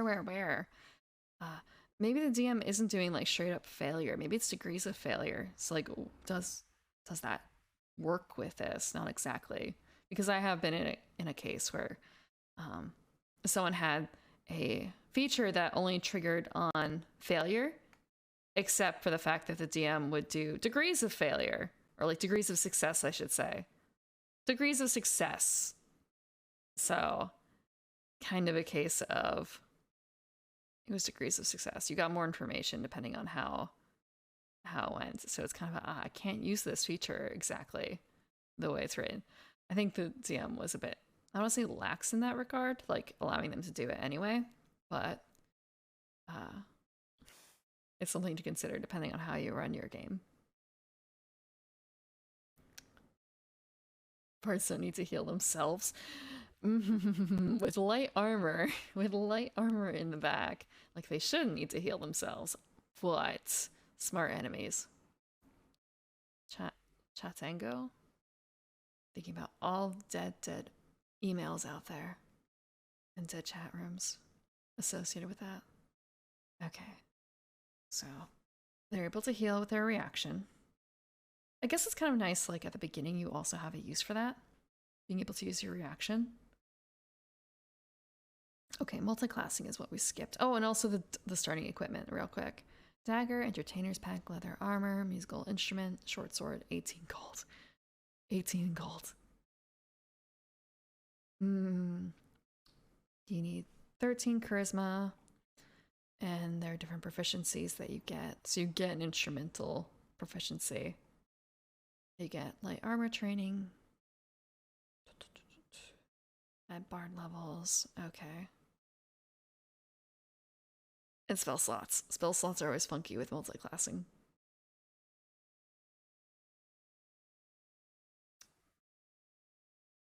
There's a Nickelodeon show called Romeo. I've never heard of that. Never.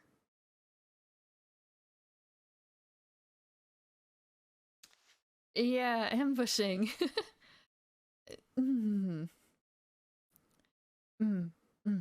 You can't guarantee that the backline's not going to get hit. Like, tanking in D&D does not work the same as tanking in a video game. I want to say, even if you do fighter and do a few of the tricks too, try and ensure that you're going to be the one who's going to get hit. If you do like Battle Master, goading, it's not enforced. It's not enforced. You can't make the DM target you only. You can make it a lot harder. I don't know what Romeo is. What is Romeo? Young people's nostalgia. I've seen some of the things that young people might be nostalgic over, but maybe the definition has changed over the years.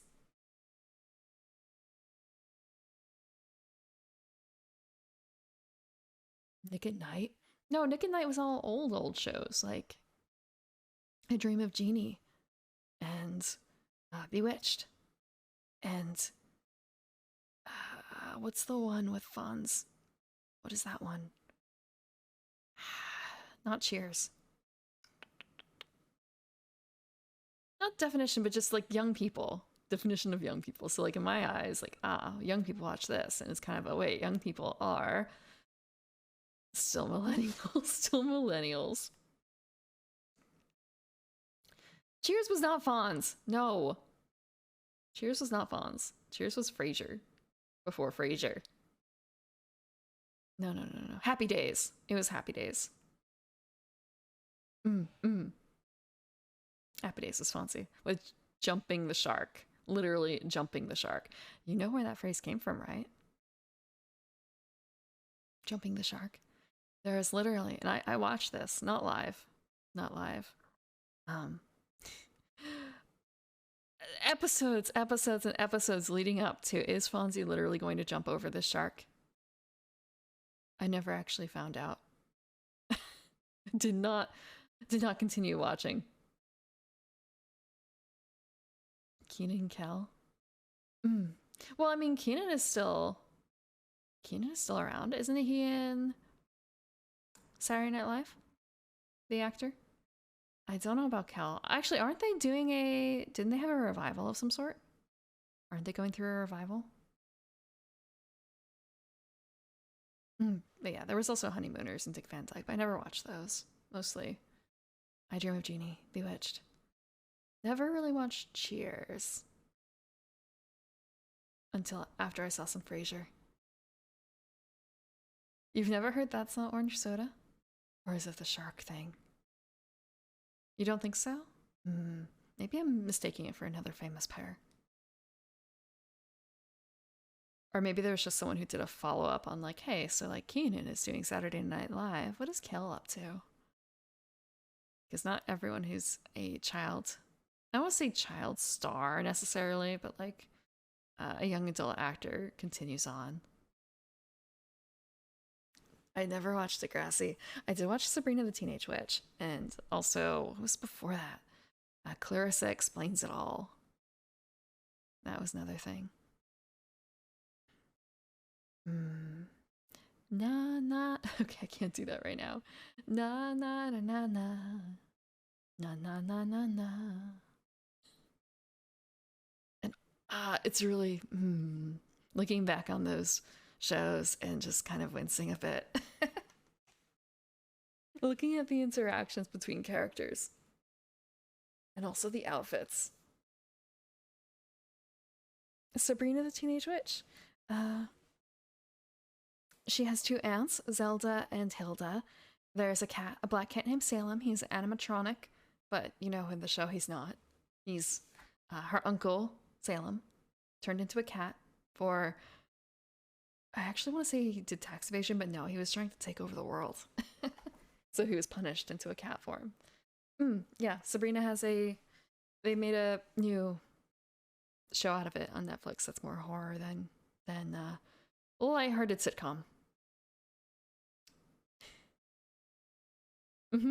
It's been out for a few years. I picked up the first instance of the comic for it, actually. They put out a comic series as well. They really did some...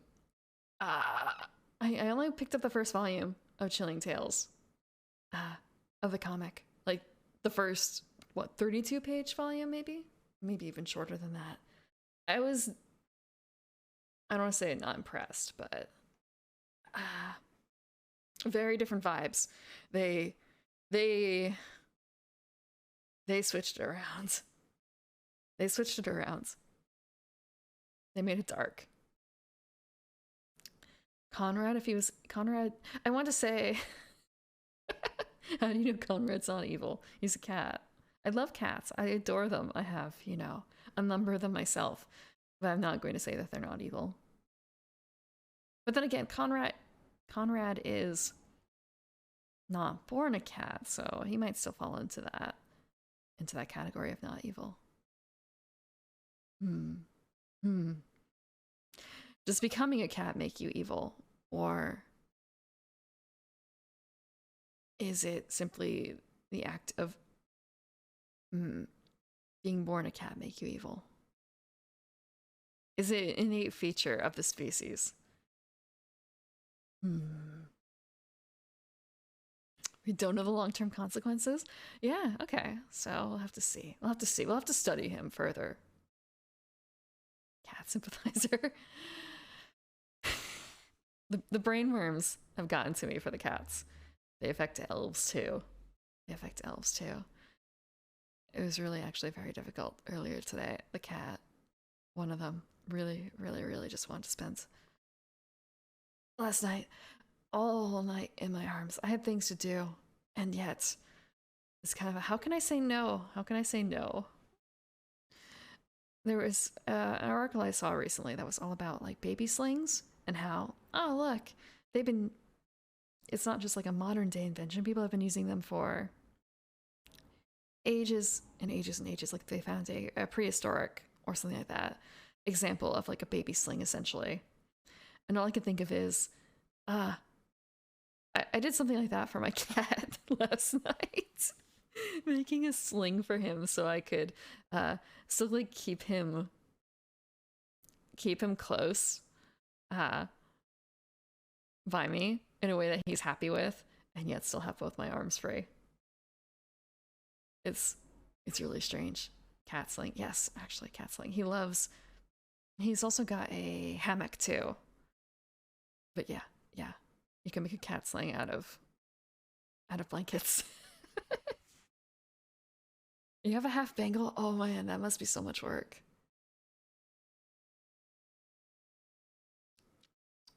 Keep PP away from cats. You think she's gonna sell it? You think she's gonna sell the cats? Cat Prim is evil? Look, it's just like touches of cat when it's like cat-eared Prim. Really smart breed. Mm. Tabby? Tabby's a coloration and less of a breed. So like there's domestic short hairs and they can be any color. Uh, I don't know particularly about any smart breeds. Doesn't mean that they don't exist. I'm not super versed on cat breeds aside from a few. But I want to say, it's not that Bengals aren't smart. They just seem like they have a lot of energy. I know someone who has a full-blooded Bengal, and they did not. Well, I don't want to say they don't want the cat, but it was someone else's cat, and it was too much work.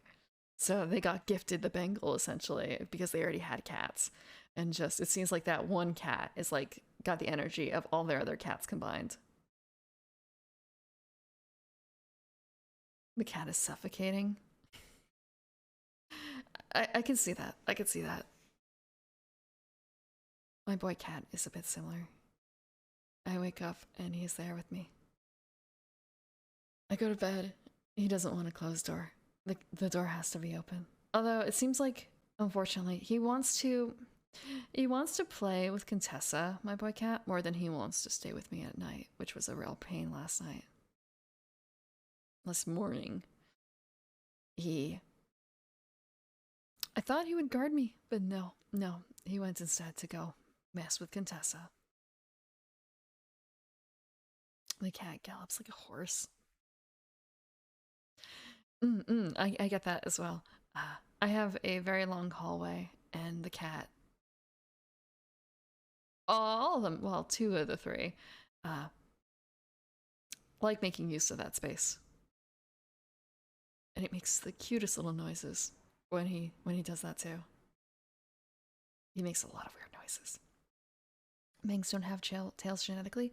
There are two cats that don't have tails genetically. Manx is one of them, but actually, well, there's the Japanese bobtail, which have the like shortened tail, but the Manx have like zero tail. I remember seeing a photo of that, and it was just really, like zero tail. It's like that Hank Hill picture of like Hank's ass, except it's a cat butt. It's just non-existent. It is inverse. It's really strange to see a cat without a tail. It's really strange to see a bobtail as well. I'm still getting used to seeing Contessa with a bobtail. Little stub nubbin. If I had a pet door where is the question? Because he is not going outside. And it's kind of a case of like, I could install one, a pet door in between the two places where the cats are, but my room. I would want to get, well, I guess I could go the cheaper way and get one of the ones where it's a slot and you can cover it up to lock it. But I want to say,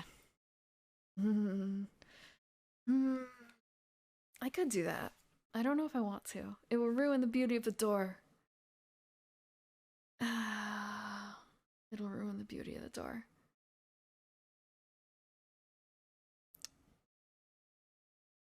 And also, like, I guess I usually don't want to lock him out. There are definitely some cases I do. And also, like, when he comes into my room, he wants attention. And he also wants the window open. And I should check the blinds. He started trying to shred the blinds in order to get me to open the window for him. He's so spoiled.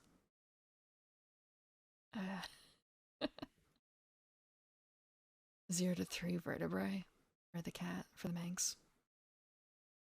Being a mother sounds like hard work. Being a dad is way easier.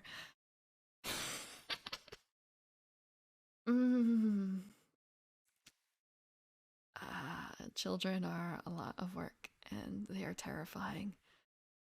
And I've seen couples that have setups where the father does more work with the children, and it feels unusual, um, because I want to say it is. In a lot of the cases I've seen, it's usually been the mother taking the load. You know, oh god, children are so much work. And I have to actually wonder how they do it in families where there's two fathers or two mothers. Like, is there a better division of labor there? I don't actually, I don't, mm, I don't know of any, like, groups like that. And I guess there's the case, like, I actually don't know a whole lot of single fathers either. Mm, I, I want to say, I know some cases where it feels like a single mother. I know some cases where it feels like there's a single mother. The sounds. Mm. I don't know how it goes. Single fathers are our case. Yes. The one I'm thinking of was a single father because his wife died. But that was ages and ages and ages ago. So, like, I don't know when exactly it happened. And how old the kids were, because that would also have quite the difference to it. A Bengal sees a bug on the wall, she'll jump on your shoulders. So she's trying to like parkour off of you for it. She's trying to parkour off of it. I'm thankful that my cats haven't tried that, but at the same time, for some of the bugs, I've tried to pick them up to get them to kill the bug for me. But most of the time, they just stalk it for hours until it comes down within reach. She'll do it for kicks. Ugh. Literal kicks.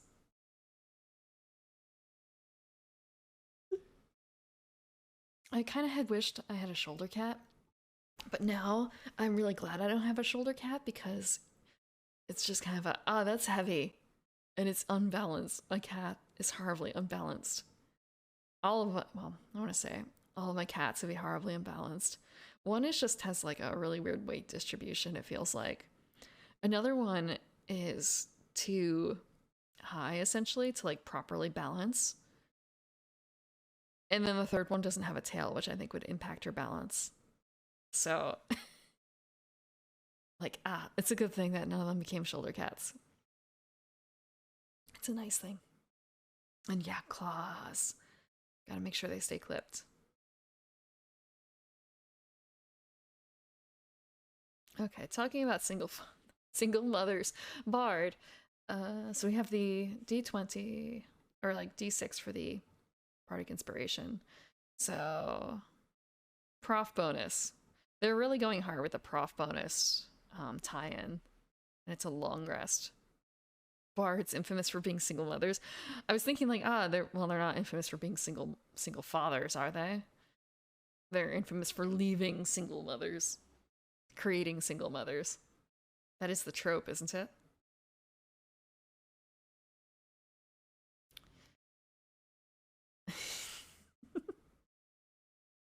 It's so heavy skill issue. Yeah, it is. It's a skill issue. I will admit that. He's a.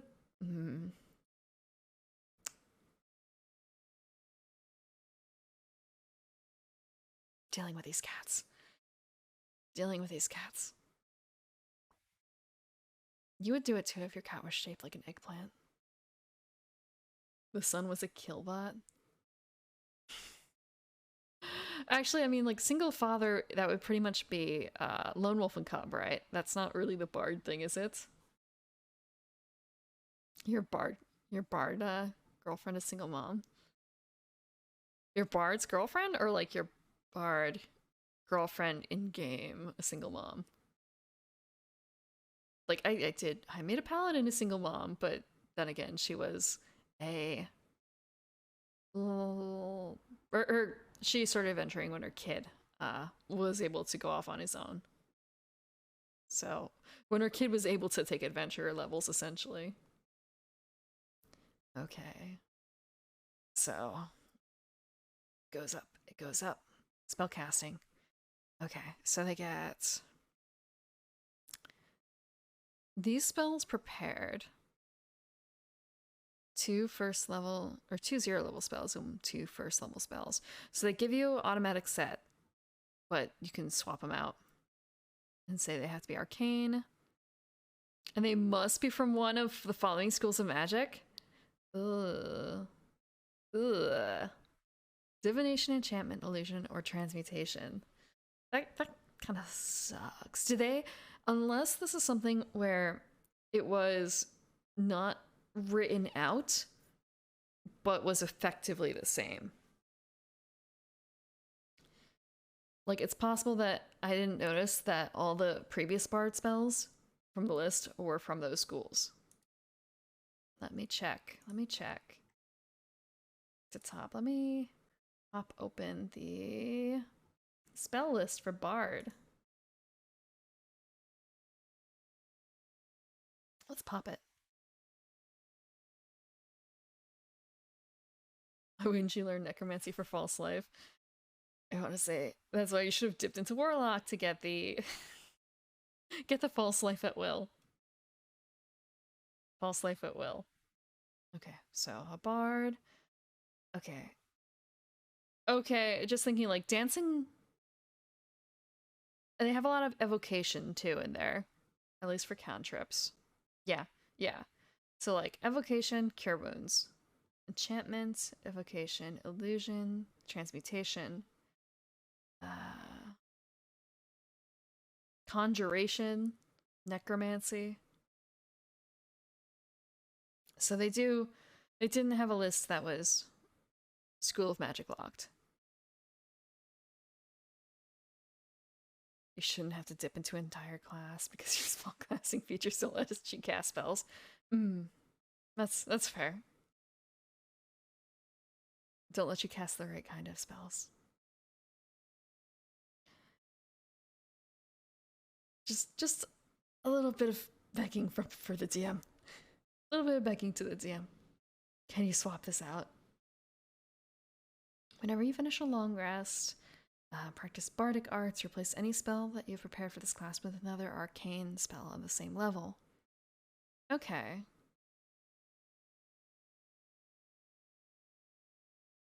Actually, the thing is, before bards were not prepared. Bards were not prepared. They were limited. Like, once you learned the spell, that was it. Until you level up, I believe, and then you could swap it out. Hold on, I need to clear my throat. There we go. I still feel a little growly. Bards are always prepared. Not by the rules. Not by the rules. Not by the rules. The only prepared ones before were cleric, druid, and wizard, wasn't it? Those were the only prepared casters before? I think so. Wait, I said cleric, druid, wizard. Cleric, druid, wizard. Cleric, druid, wizard. Just kind of like, what other classes exist? What other classes exist? When is a bard ever prepared?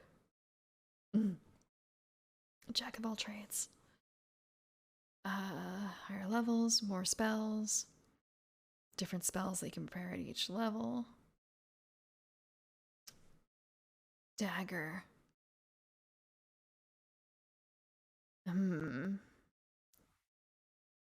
Dagger. Just more like so that there are ones that are always prepared. Water. Okay. I'm actually almost out of tea. I'm gonna have to take a break soon to get more tea.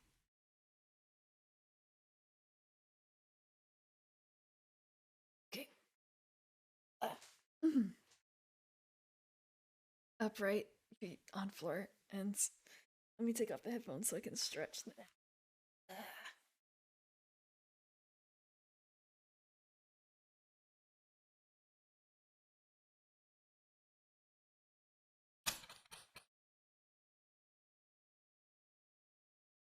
I'm stretched. I probably should have done that before I started should have done that earlier.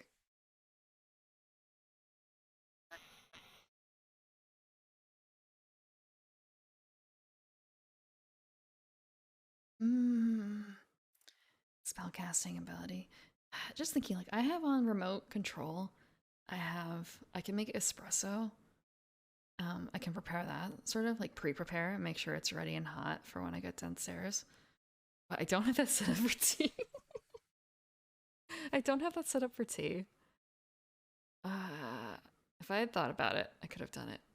I could have used the espresso machine just for water, for tea on demand. It really sucks. Like, if I had a different type of kettle, it probably would work.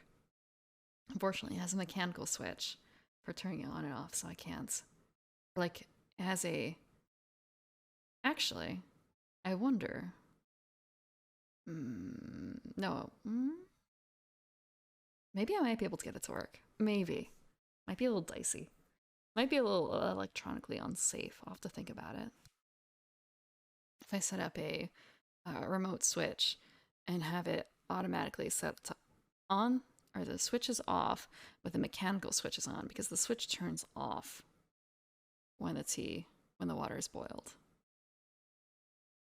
Or I could just use the espresso machine. Damn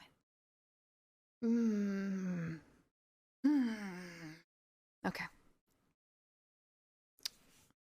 So, charisma, musical instrument as a spellcasting focus.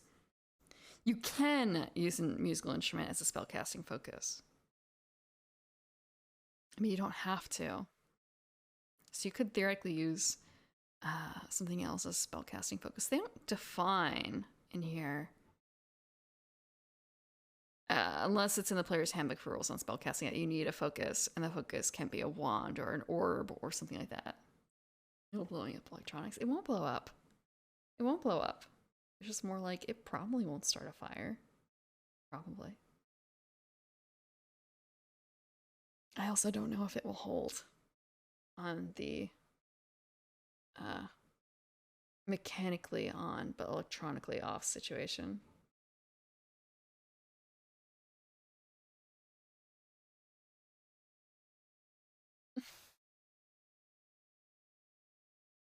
Equally prepared and unprepared at the same time.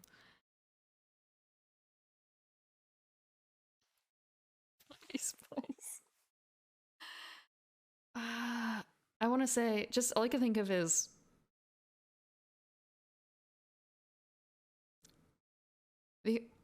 thinking about like the classes that have been getting into fights, and the answer seems to be like, I've seen fights between quote unquote wizards, like wizard fights, and I've seen bard fights. Although technically it was not like capital B bard fight, but like Battle of the Band style. Just more of a, does this call for something like that? Then again, just thinking like we didn't see a bard in the PvP Pathfinder game on Saturday. We did not see a bard in there. I wonder how that would have fared. Probably not super well. Just thinking, like, there are a lot of classes that need a lot of teamwork to make work. Or rather, they're better suited for teamwork and not for, you know, working alone, killing other people. Assassin builds. Okay, so they get expertise and 2 skill profs. Should use this. Songs of Restoration. So, yeah, healing. You wanted to heal as a bard, right? So this might be how they kind of get around it. So they get... You get healing spells that would normally not fall under your normal schools of magic, but you're allowed them because of this.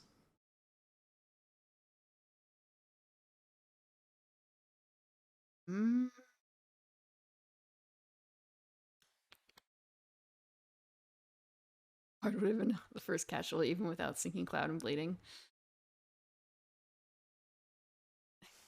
Everyone's too scared to live up to the expectations of a bard. I've never seen a bard play in 3.5, so I don't know how it works. I mean, I shouldn't say that. I did read through the Pathfinder thing, but I've already forgotten. It's been replaced with other rules. Saving throws are not considered ability checks. Is that technically right? I want to say it might be a case of like, do we have to go back to the first one real quick and take a look at how they define? How do they define things? Because I remember there was a whole bit of interest with like, okay, so D20 test, the words that they chose for that. So like, do they define in character origins what an ability check is? Because they did have a bunch of definitions at the bottom. Musician, blah, blah, blah, arcane spells, D20 test, ability checks, attack rolls, and saving throws. Tool proficiency. Okay. So they don't specify in here. You go back to the player's handbook real quick.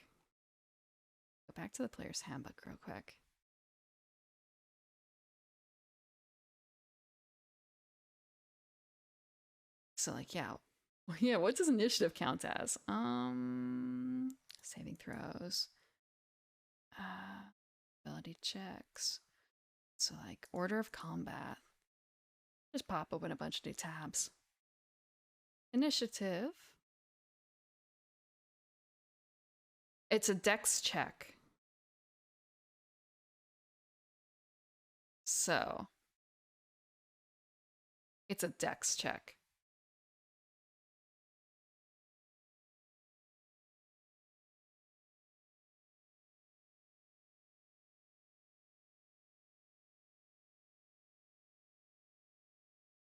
So I suppose it's a case of like, it's an ability check and not a skill check. Because those are different as well, right? Yes, okay. Back over.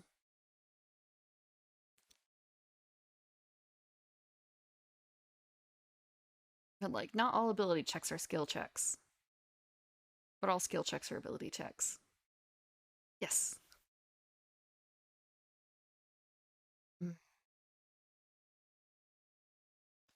So, Bard subclass.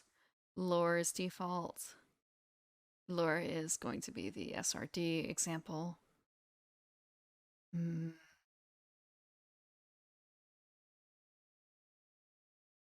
Ability score improvement fee or another fee of your choice. So yeah, no more well, it's ASI feat as opposed to like, hey, ASI or feat. So kind of encouraging people, I guess, to look at feats a bit more. Half prof bonus, round down. Okay. To any ability check that you make that uses a skill prof you lack and doesn't otherwise use your prof bonus. So that doesn't work actually here. Like, you can't use it on initiative because it doesn't. Yeah, okay, you can't do it to initiative because of the skill prof that you lack. Unless it depends, I guess, on how technical you get it. Because, like, no, it has to use a skill prof. So really, that should be worded like to any skill check that you make. No? They're removing the initiative loophole. Okay. What was it before?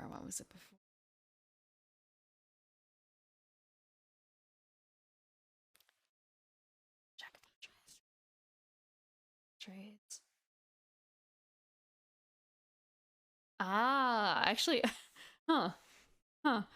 You're right. Okay, because the old Jack of all trades is starting at 2nd level, you can add half your proficiency bonus rounded down to any ability check you make that doesn't already include your proficiency bonus. So yes, it should work on initiative, but thinking about the bards I played with, I don't know if they did that. I don't know. Welcome back to getting your name, Pardine. I honestly don't think that they did. But maybe that might be a case of like, if you build it in D&D Beyond, does it add that or not as a bard? I don't know if I have a bard created on here, and I don't know if I can create a bard. What's in my collection? What's in my collection? Do I have a bard? I might actually have a bard.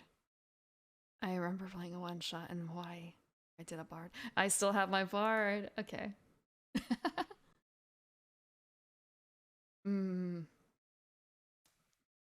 So she has a +3 initiative and she's level 5. And the +3 is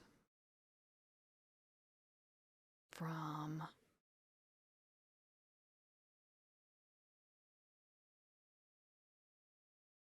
her dex? Is that it? Okay. So yeah, it's not added there. I don't think it's added there. Unless... what's her prof bonus?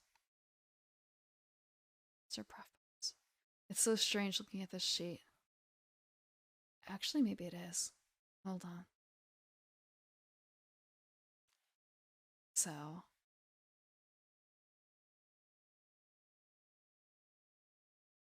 like if she... actually, it might be included. Looking at it. Because her dex is +2. And with the old Jack of all trades, her half her prof bonus would be 1. So actually, okay. It did include it, I think. That's the only way she could have gotten a +3 initiative at level 5 with her stats.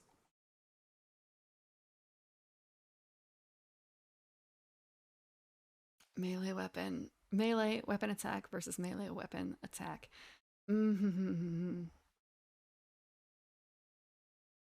Yeah, I do kind of miss the explicit rules language of 3.5, like going back on things after seeing the wiggle rooms available.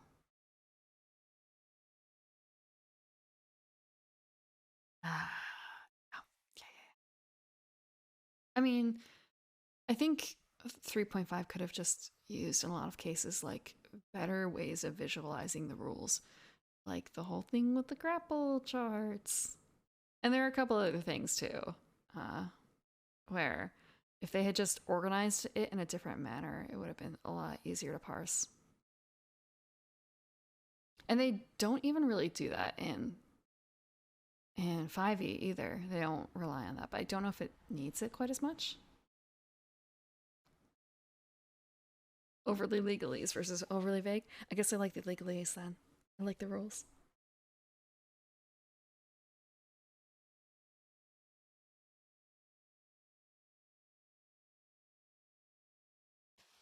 We haven't even gotten like halfway through. We haven't gotten halfway through. Okay. 6th level, they get a bard subclass. 7th, they get bardic inspiration. Or font of bardic inspiration. Short rest or long rest. Okay. Before it was always long rest, right? I think it was always long rest. Oh, that's nice. Sorry, just the little tag on here at 7th level. If they get a 1, after any rerolls, your bardic inspiration is not used up. So like, it wasn't strong enough. Doesn't count against me. That's excellent. That's excellent. I could see... I want to say I could even see that being like very, very, very tiny, slightly metagaming, where you know for some reason that you only miss by 1 and trying to get rerolls so that the bard doesn't get their inspiration used.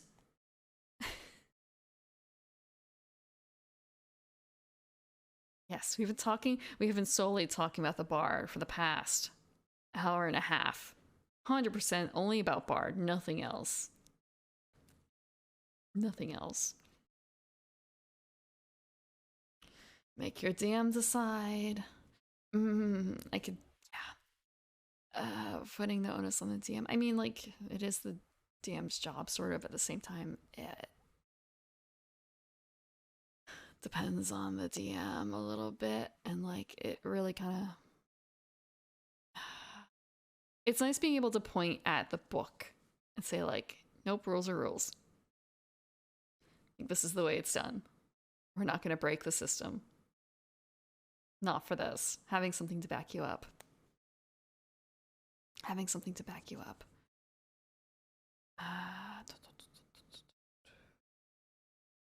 Expertise into skill. Again, more expertise. Another feat. A feature from Bard subclass. Magical secrets at 11th? That feels really late. When did they get magical secrets otherwise? 10th. Okay. Really? Maybe that was the type of bard that I saw in play. But I thought they got magical secrets earlier. I thought bards got magical secrets earlier.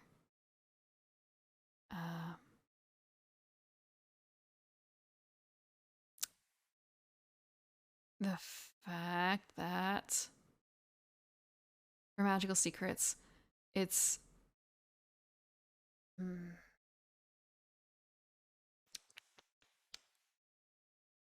a little bit more pinpointed than before. So before you could literally pick like any spells, any 2 spells. But now it is you have to pick a spell list and then any spells. But at the same time, like you can within that spell list, you can choose any 2 and you prepare.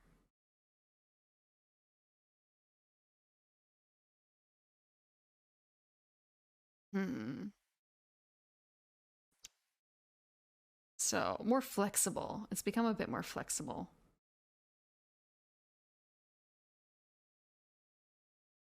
Unspeakable secrets are mundane ones. We're not. Warlock hasn't been released yet. No unspeakable secrets. The default for the Warlock is the Devil one, right? The Devil Pact. Infernal? That's probably not Infernal. Actually, yes, it would be Infernal Pact and not Abyssal. Fiend. Okay. Open-ended. Not demon, not devil, not Dugaloth.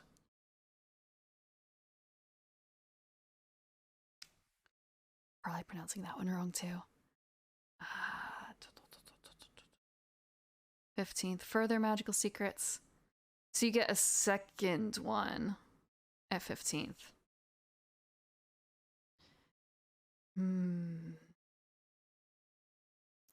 16th is another ASI, 4 feet. Pact of the Friend. It's a friendly pact. Just the R is scratched. One day I'll get to do that. One day I'll play that. It may not be in 5e. It may not be in 3.5. By that point, 5.5 might be out. Or whatever. Well, I guess this is still 5.5. Like, it may not have that official name, but the feeling is still not quite advanced enough to be called 6th. It's 6e in all but name. Do you really feel it's that different? Doesn't feel like it. Battle Friend? It's kind of unfortunate, actually, if you look at a lot of the, like, lower class fiends. They're actually, well, a lot of them are not necessarily suited for battle. But that might also have been on purpose with the way that I saw the list wrangled. Like, you want a low level demon? You want an imp?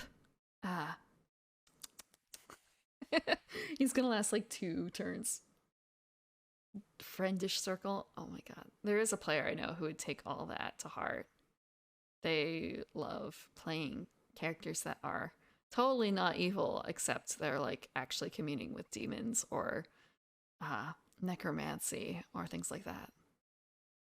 But it's okay. It's not evil to do that.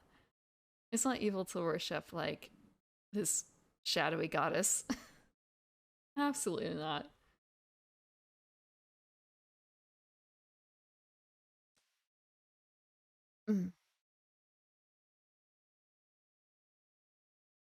Compatible enough to convert your characters? Yeah, the fact that you can still theoretically be using the old subclasses. The fact that you can still apply the old subclasses makes it feel like this is more of 5.5. Once that's no longer possible, then I think it'd be more like 6.0.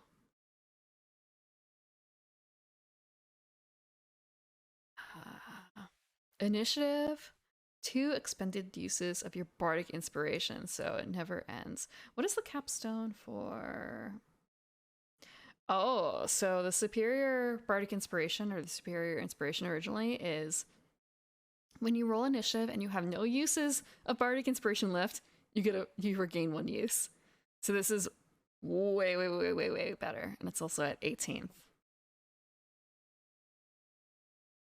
They do specifically state in here that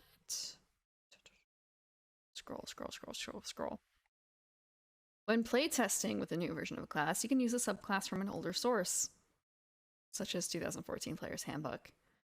If the older subclass offers features at levels that are different from the subclass levels in the class, follow the older subclass level progression after the class lets you gain the subclass. So they are saying, at least for the playtest, that you can do that.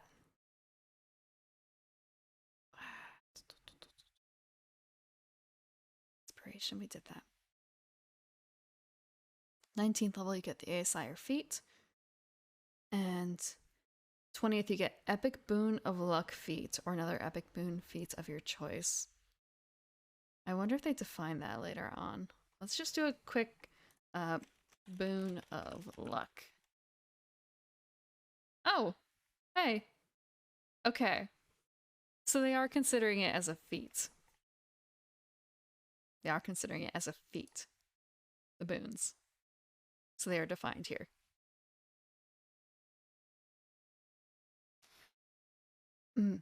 Again, like 20th level. It's a capstone, and it's that. And at the same time, who actually plays 20th level games? I've known so many people who have been building characters that fit towards a certain end game, and the game is not going to run that long. You're not going to make it to 20th, likely, in my experience.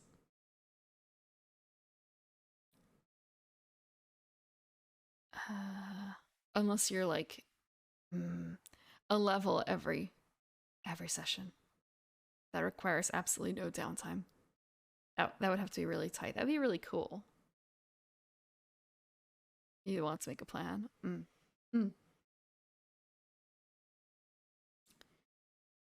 Yeah.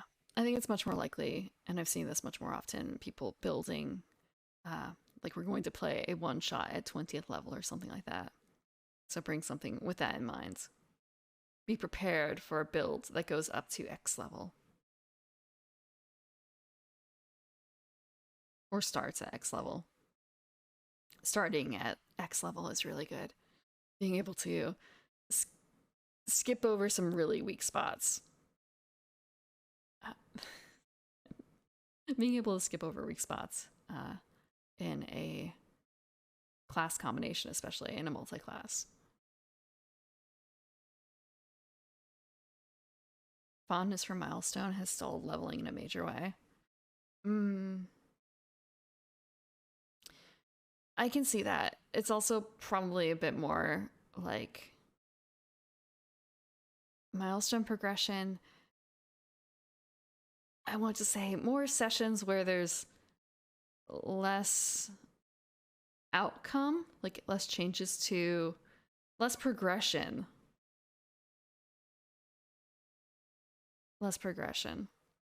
Because I have played games where they've done XP based, and like it was not necessarily fast. It still took a while. It took a lot of, I don't want to say we grinded, because you can't, without the DM's permission, you can't really grind, I guess. We weren't searching for fights. But we didn't have a huge amount of meaningful fights necessarily in that campaign. We had a lot more random encounters that led to bits of experience. But each encounter really needs to have a good value associated with it, a strong value associated with it, because you could have a lot of encounters that just eat up a lot of time and you're still only like half. Like I guess speed of the group too. Like how will they know their characters? If you can you get through a battle in a session? Can you get through a battle encounter in one session? Can you get through two in a session?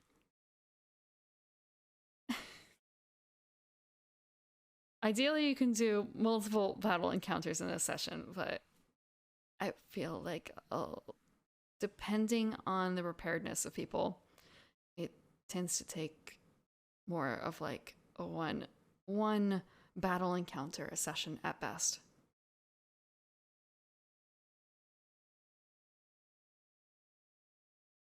And then thinking about 3.5, you could also spend XP or lose XP, right? That just makes it more painful. I'm glad that they've gotten rid of that. It's not really a thing. Okay, prepared spells for the bard. Crafting or certain spells. It discouraged crafters in that regard. And I can sort of see it for some spells, because I think it was more so like the really crazy wizardy spells. I feel like Clone probably had something like that, right? A XP penalty to be paid.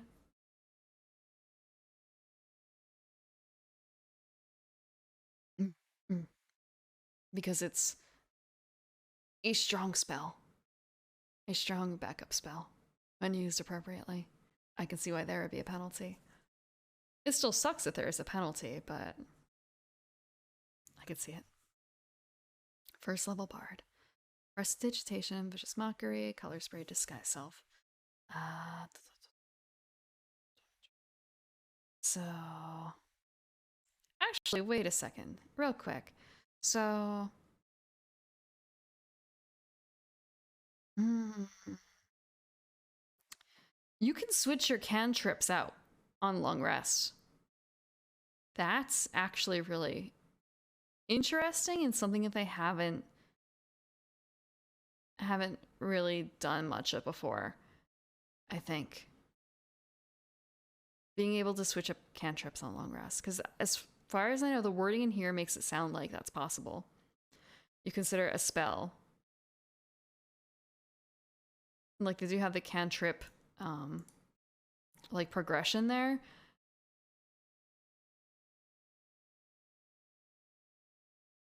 But it doesn't feel like there's that limitation. Just thinking about like you probably always want to have vicious mockery, but in terms of prestidigitation, like you might swap that out for light in some circumstances, or other things.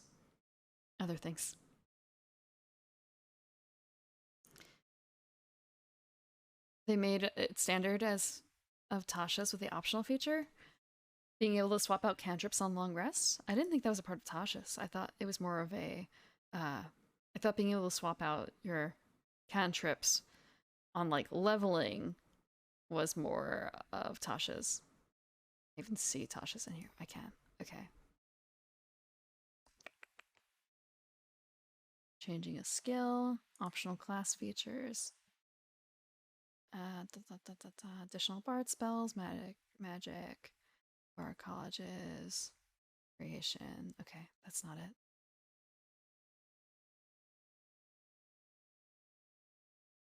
Spells, personalizing spells, perhaps?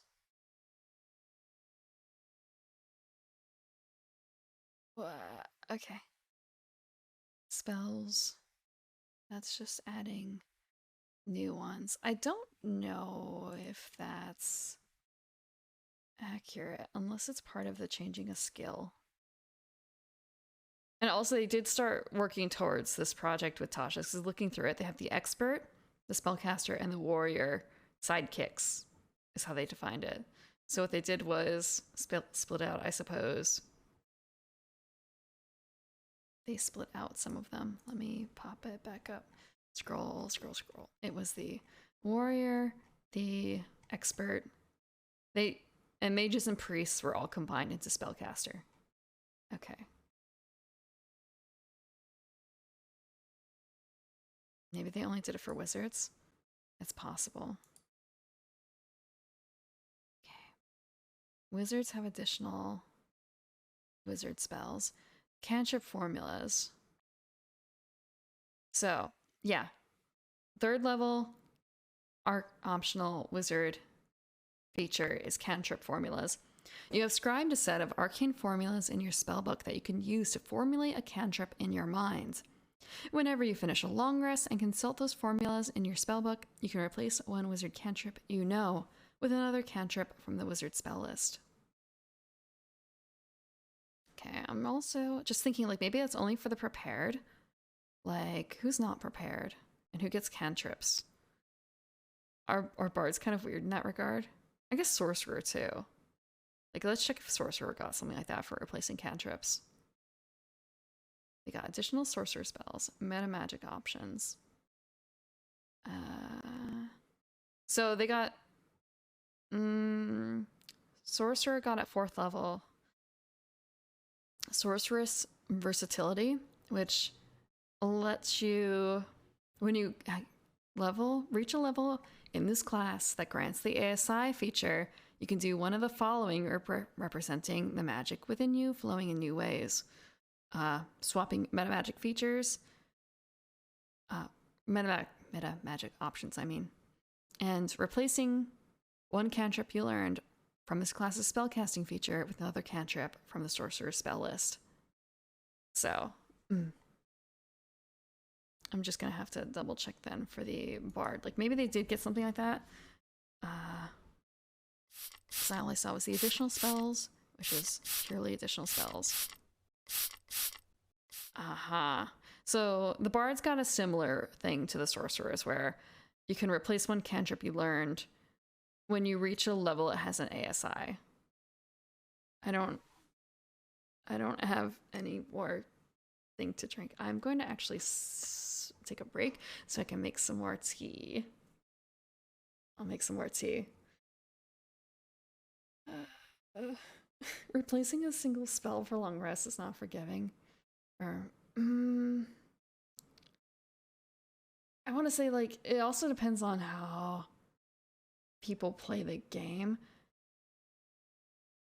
If you have a lot of larger breaks, being able to essentially swap out your entire spell list between, I don't want to say campaigns, but between arcs perhaps, is neat.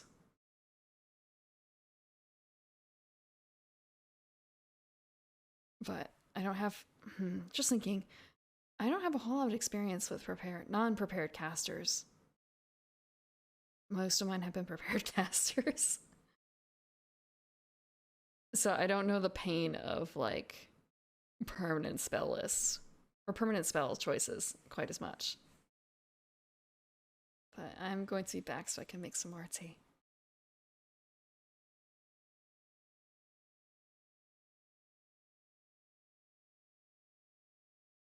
The plural of tea is tea.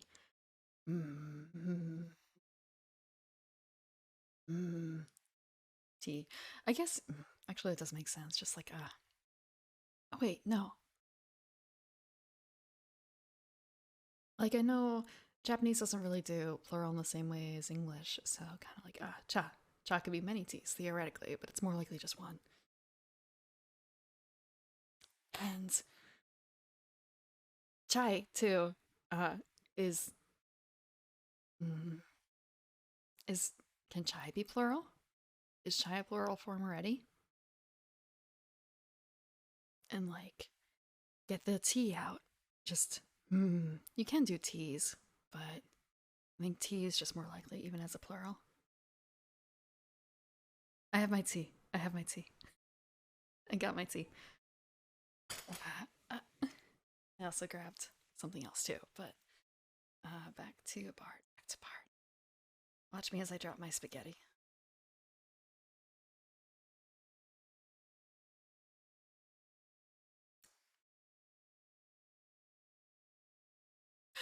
Seeing, like, writing it out, T's sounds wrong, and like verbally, it sounds kind of fine, except for the fact that it's what's the word for it? Sounds exactly the same as something else, the different connotation. Like context, I think highly matters there. So like, it's a tea shop. They serve 50 different types of teas. I guess you don't really say teas. You say they serve 50 types of tea. Although, like, okay, they have 50 different kinds of cats. Mm. Can we get two teas? Okay, you can do plural. Two teas. Mm. English. English is hard. Unironically, English is hard. Ah, my tea hasn't finished steeping, so it still just tastes like hot water. But I did take the sip. I took the sip.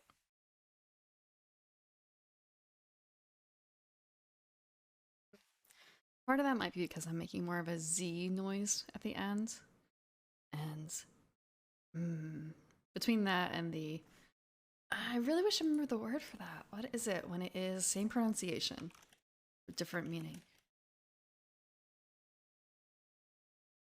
Homonym.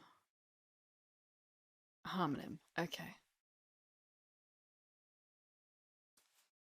Many different T's. Mm. Now I can't get the alternate word out of my head. Okay. So,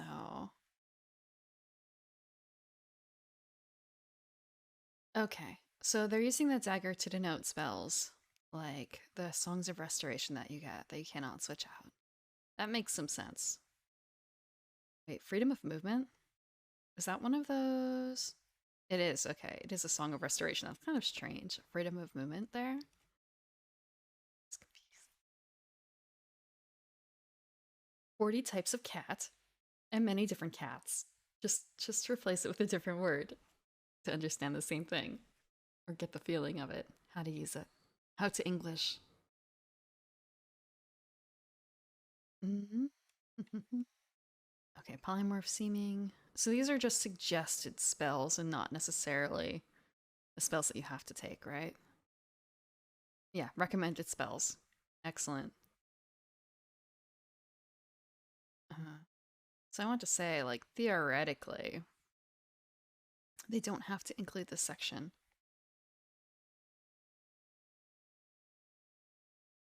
I don't necessarily know if it adds. Mm. Actually, they made a lot of effort in 5e to have uh, suggested ways to play a class, didn't they? Like, hey, if you want to quick build something, uh, put your first stat in this and your second stat in this, choose the subclass, and take this pack of items. So this is similar here. Similar here. It's just a little longer because it's a spell list. Mm. Mm. I think if they had changed the repaired bars, if they changed the header of this to suggested, it would make it a little bit more clear. But I also think that maybe just organizing it in a slightly different manner. They're not printing the spell lists. Did they not? Is it not in here at all? Do they not have any of the... Wait. I see a whole bunch of stuff here. They do have the spell list. They printed the spell list. They don't necessarily tell you... Oh, they do have... This is the rules glossary. Help, blah, blah, blah, blah, blah. So they have printed the spell list. Do we want to take a look real quick at the spell list? Training. So yeah, they have the arcane spell list.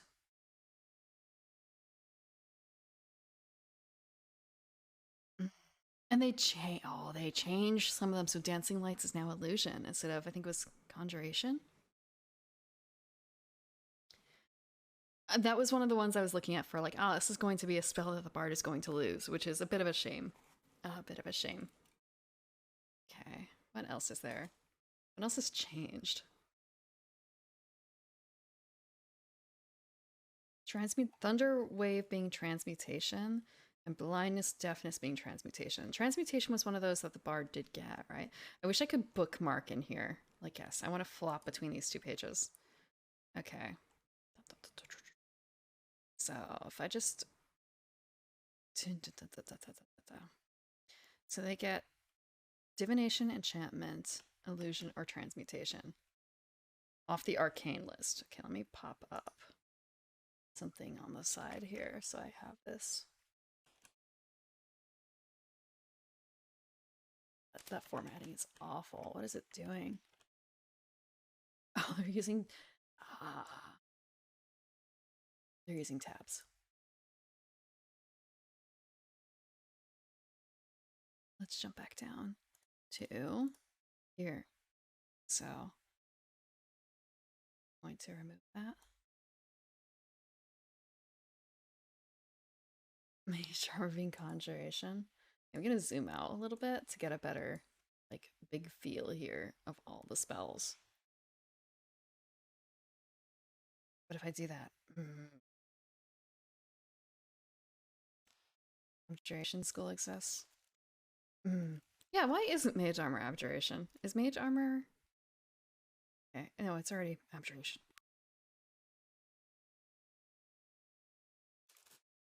Okay, what else has changed? Thank you for the follow, N8. Welcome.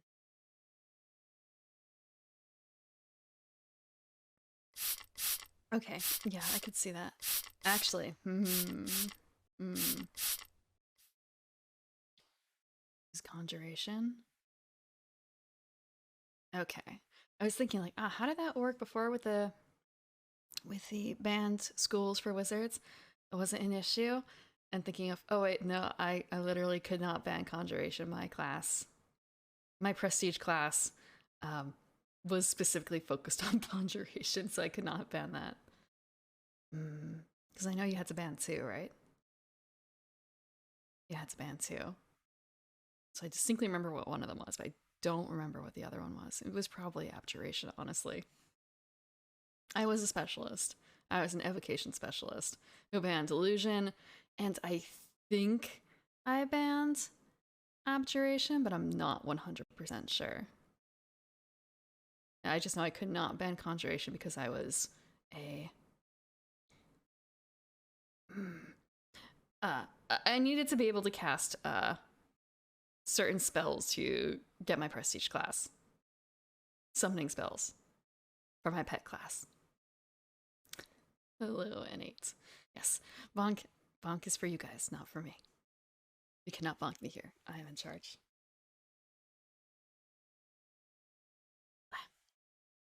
Okay, so Thunder Wave is transmutation now. Blindness, deafness is also transmutation. So those were the other spells I was actually looking at in here between the bard spells area. Because blindness, deafness was necromancy. Posture check? Okay, you guys do have some power. Like the stretch and the watering and the posture check and the word ban. There is some. And the head pets. Okay. What else is in here that is not the same? Let me start from the top. From the old set. The old set. Yeah, it sprays you guys, not me. The bonk. You guys get sprayed. You guys get bonked.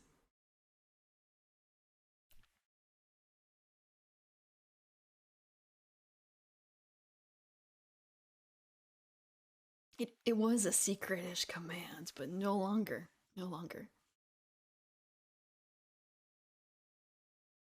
Didn't even know bonk. Well, I mean, like I knew bonk was sort of a thing, but not necessarily in chat. I'm just waiting for the day that I can do. I think it's K-bonk or tits. One day. Wait.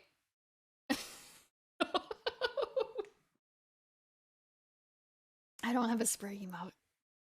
Is that... For a second I thought it was animated. I guess it was just my vision playing tricks on me. I guess... I do have one emote slot available. I could get a spray bottle.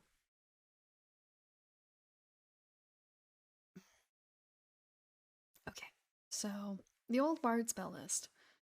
The first one that isn't part of the main 4 classes was Evocation. Evocation. Because Dancing Lights was Evocation. Light is Evocation. Thunderclap is Evocation.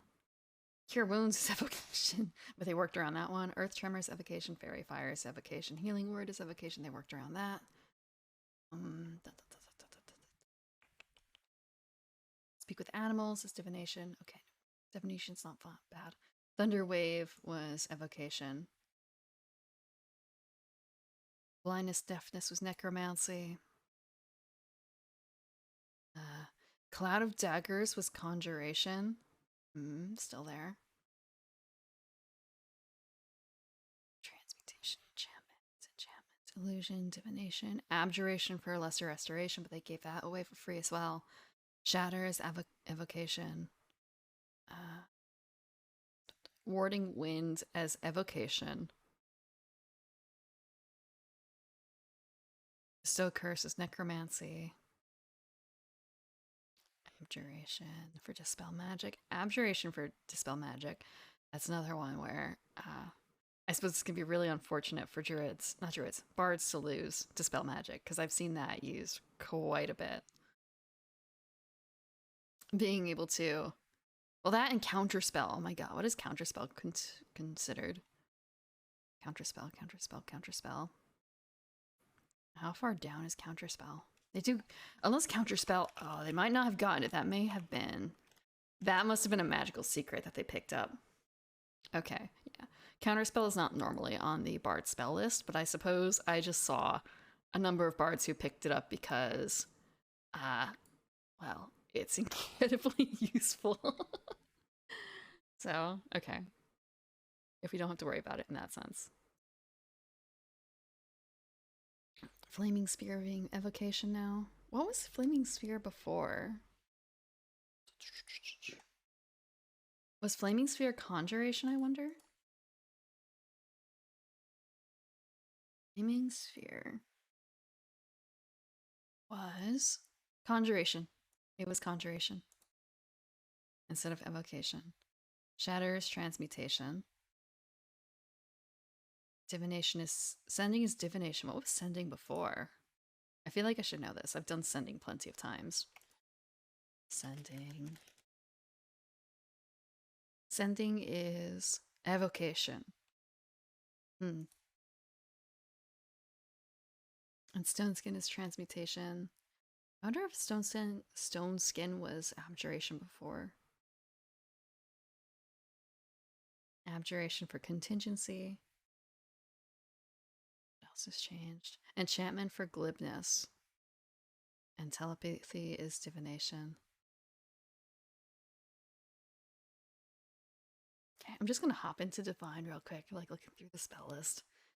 I know I'm not gonna find the answers I seek here, but...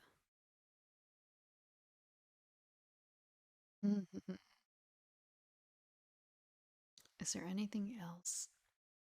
Is there anything else? Is there anything that they may have removed from here?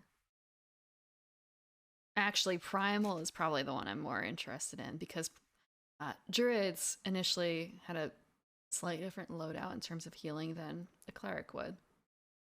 So it's just really surprising to see, wait, how does the Druid have, like, this Revivify? I thought that was a cleric only thing. So it's just, do they have that potential in the primal spells for Revivify? And the Raise Dead, I think, was another one, instead of Resurrection. No, not Resurrection. Reincarnate. So they still have Reincarnate. Reincarnate's now Necromancy. Okay. And they also get True Resurrection as well. And they also get Do they get Revivify? Reincarnate. Scrying. They get Scrying as well. They get Revivify. And they get Find Traps. I mean, that's a ranger thing, that's fine. But just thinking, like, if Ranger's going to be in here, just what level does Ranger get up to in terms of spells? Are they able to theoretically pick up Revivify? Could you have a Ranger technically with Revivify? Hmm.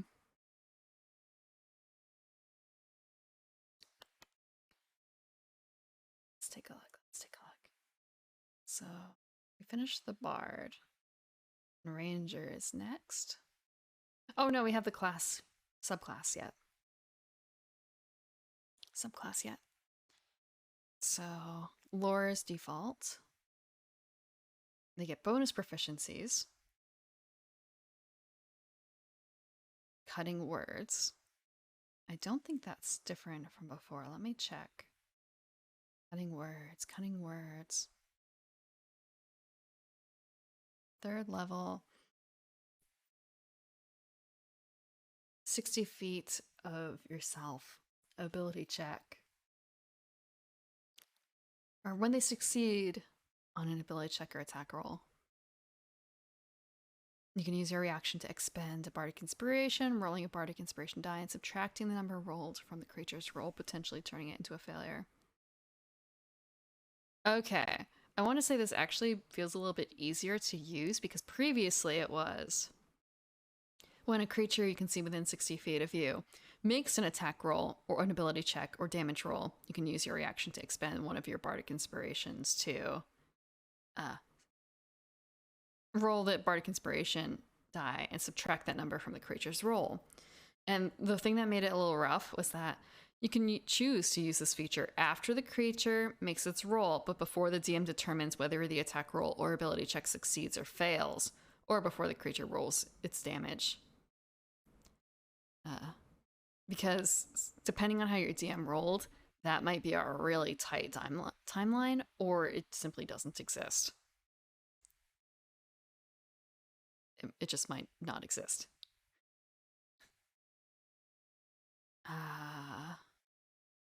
And also, like, how dice are handled in the game. Are you seeing the monster make the roll or not before the modifiers are applied? There's also something that they omitted from this version. The original version has the creature is immune if it can't hear you, or if it's immune to being charmed. That does not exist in this new cutting words. Maybe that is rolled into something else.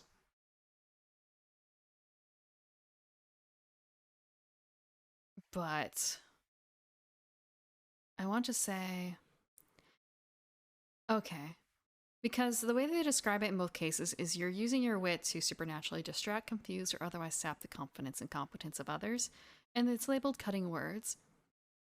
But just thinking for the hearing part, you could theoretically do a cutting words, I think, without it being verbal.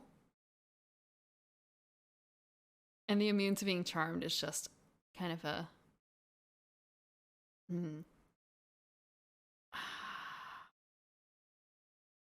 I could see that being a little bit of a downer. Finding out that, like, it's immune, so I can't use it after already using it. And, like, cutting words isn't a charming effect. It's like an anti-charm, really, isn't it? So I can see why it would be cut. Cutting words? Yes, but just because it's a word doesn't mean that it has to be spoken. You're writing words right now. And there's also nonverbal languages. But I could also see it being a thematic thing. And they also don't specify that you have to be able to verbally do this. They don't specify that you cannot be silenced when you do this. Because it is, the definition is when a creature that you can see within 60 feet of you, in both cases.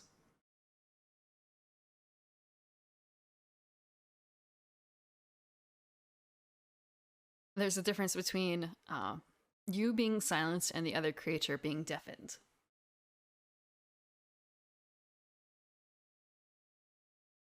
And they've removed that entirely from the new cutting words, that distinction. Okay, cunning inspiration is next. You weren't listening, you were deafened. You had me mute, or you were deafened. Take it. That's going to be the play.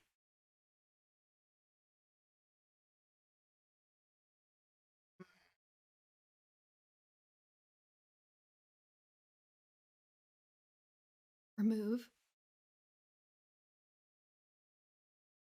You have a verb for a name. It's rather hard to avoid. But yes, they removed an entire line from the new cutting words.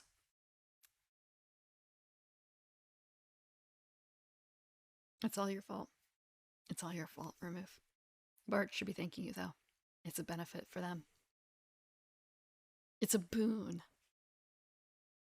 The removal of that. 6th level, cunning inspiration.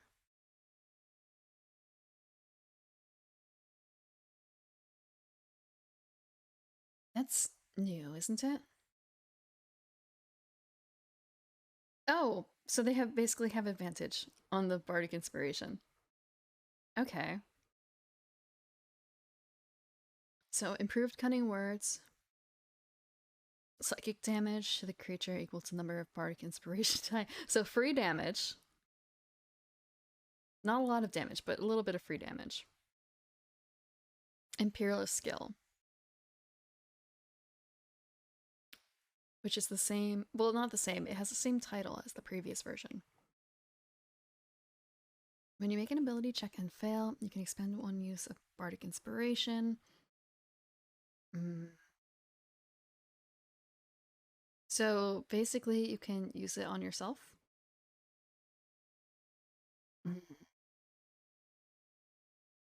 But again, like definition of fail.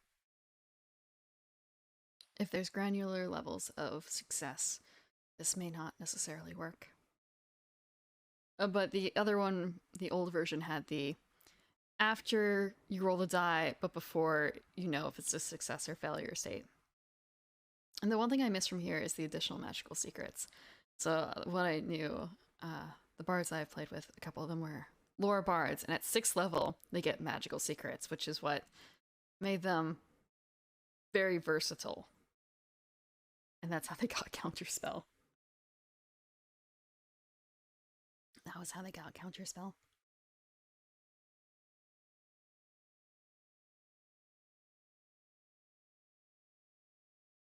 Okay. Actually... Where is it? Where is it?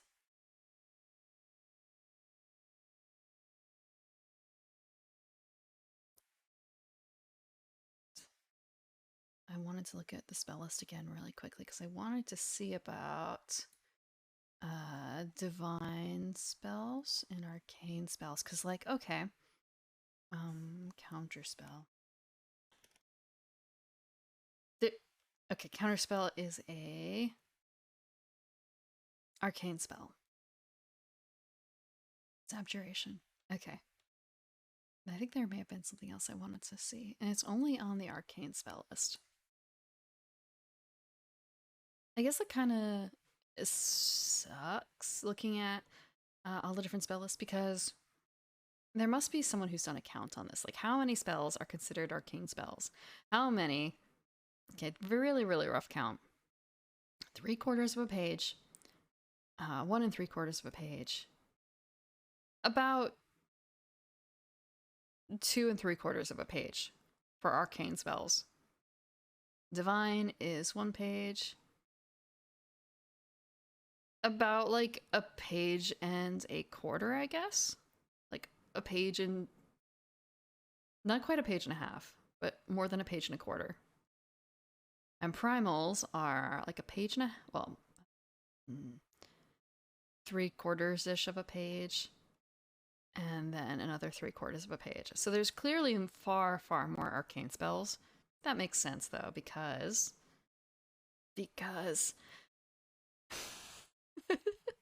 wizards, fucking wizards. But to be a bard and wanting to know other arcane spells, you have to dip into the entire arcane spell list just to pick up those other schools. Kind of sucks. But then again, looking at a bard and looking at the other spell lists, like primal and divine, I wonder if there's a whole lot that's simply limited to those that a bard would want to focus on. A wizard archivist who could cast literally any spell.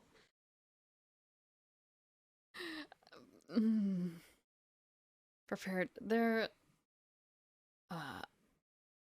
actually is no 5e class that can do that at a whim, is there? Unless it's a wizard subclass. I feel like there might be a wizard subclass that would allow you to theoretically do something similar in a limited format. But otherwise, I think the lore bard was the closest with their ability to pick from anywhere. And even then, you were limited to...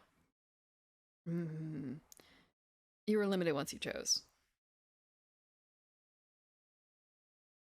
Bards are pretty much it.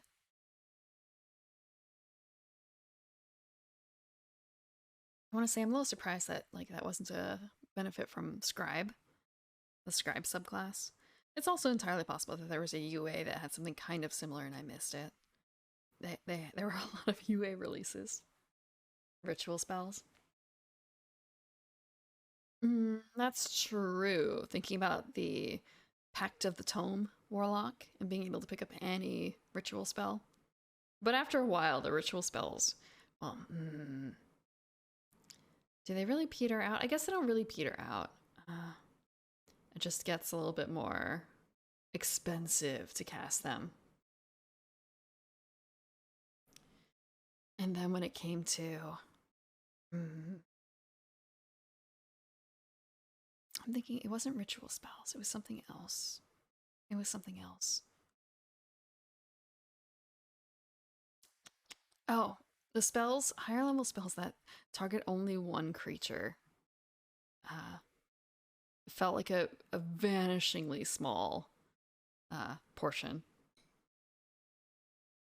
of spells. Very, very small. But then again, looking at this, I'm like, Dominate Monster is only one creature, right? That's 8th level. But I think it was a case of like something that only targets one person. It also makes you do an X save. It's kind of yes, there must be like 5 spells in total that covers.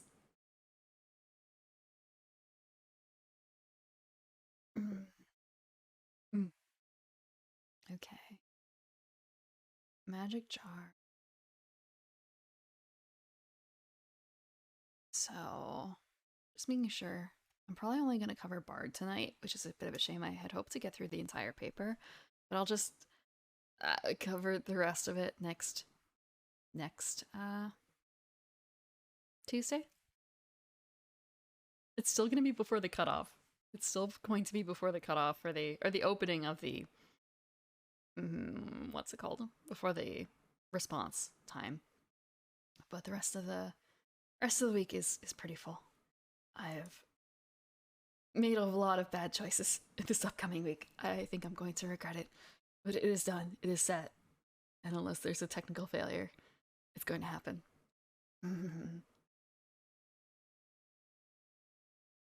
The dominated spell could affect...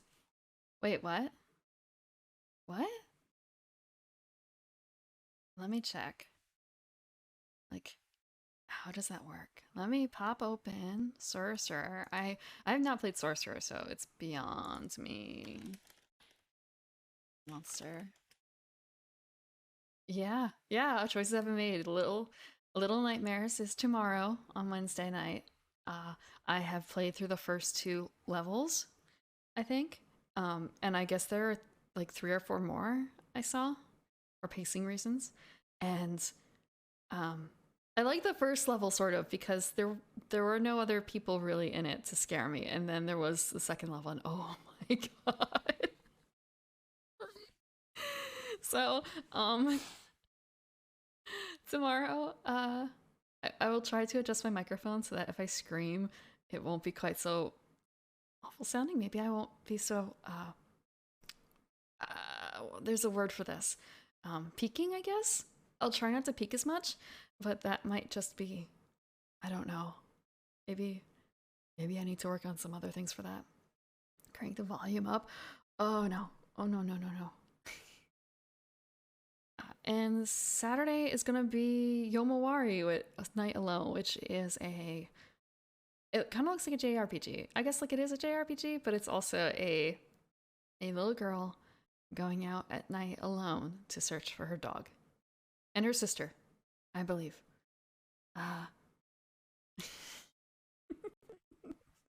It looked cute, but also scary.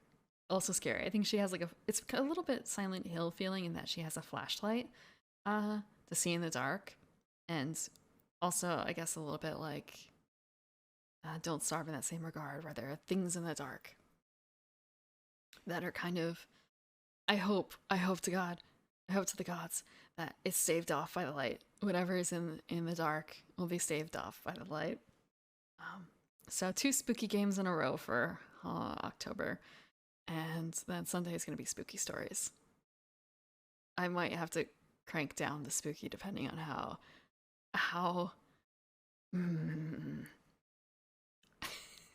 how adventurous I feel after playing those 2 other games, because I have to reread the spell. Reread, you understand. Yeah, it's going to be something. Halloween time is not my favorite time of year. It's cute. I like the like I don't want to say cute side, but like more fun side, and not the like, hey, let's go on a hayride and get chased by someone with a mask on and a chainsaw. No, no, no, no, no. Not for me. Yeah.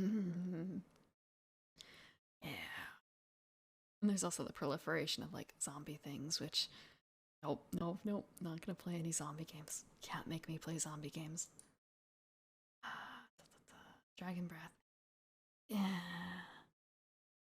I recognize that ruling, but I recognize it to be wrong about the dragon breath. I recognize it to be wrong. So, yeah, dominant monster. It should be able to be twinned. Theoretically. Even though you might have someone who could theoretically cast a fireball, which would affect multiple. Because you don't know. You simply don't know. Okay, metamagic. Class features. Twin spell. And you can't. It does not have a range of self. It has a range of 60 feet. Yes.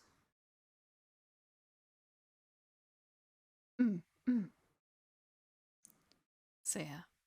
Like, even with the weird ruling of like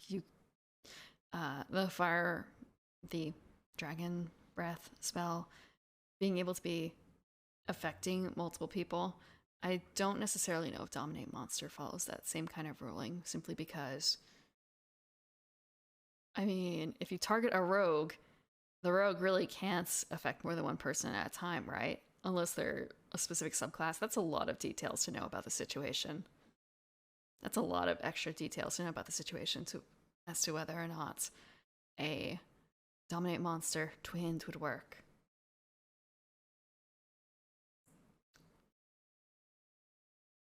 Okay. Oh, hi, Deku. I was actually just about to end myself. I have just finished talking about the rogue. Decorate. Welcome, welcome. I am the Evening Primrose. I am a garden elf, a night blooming elf, and I play games. And right now we're talking about the latest 1D&D release, the Unearthed Arcana September release, which talks about the expert classes. I was about to end myself. Okay, not in those not that phrase. Okay. I've committed word crimes. I've committed a number of word crimes today. one of which is why I'm holding this sign. And the other one, as Dara and Sean pointed out. But there have been a few other ones. I can keep going for a little bit more, though. I can talk about the Ranger next. We'll see how far we get through the Ranger. So we were going through the spell list after going through the Bard. We went through the Bard new stuff. And with the addition of the Bard, they changed a few things about the spells. Bards are only able to select from arcane spell list with certain schools. And so they changed the schools of a few of the a few of the spells that were probably a bit more iconically Bard. Like, I think Dancing Lights is a pretty iconic Bard spell, isn't it? And before, it was not Illusion, it was something else. I have the spell list open somewhere else. I have so many tabs open. This is what happens when you play D&D or Pathfinder or something else. You find yourself with like 20 different tabs open. When I played Pathfinder on Saturday, so many tabs, so many windows too, because it's kind of I have my character sheet here, the board is over here, I have my character sheet formatted in a different way over here, so I have a better understanding of how these things interact. I have a cheat sheet for myself over here so that I remember what I wasn't able to properly put into Foundry in time, or is like incredibly situational. Like, you only get this benefit if you're using this skill under these specific circumstances. 5e has definitely simplified a lot of that down compared to Pathfinder 1e and D&D 3.5, which is part of why I would think I don't know if I would ever really want to run 3.5 myself. 40 monitors would be too much. I only have 2. Sometimes I think about adding a 3rd, but then it's a question of like, but where does it go? Where do people with 3 monitors put the 3rd one? I've seen them mounted on the wall, but I don't think I'm going to be able to do that because I have acoustic panels on the wall. So I guess I would just need one of those like really tall stands, maybe like a desk mounted stand, but I already have 2 other desk mounts. So how do people do it? How do people do it?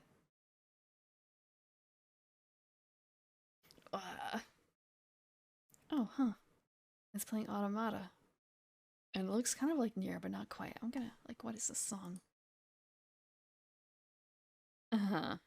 Interesting.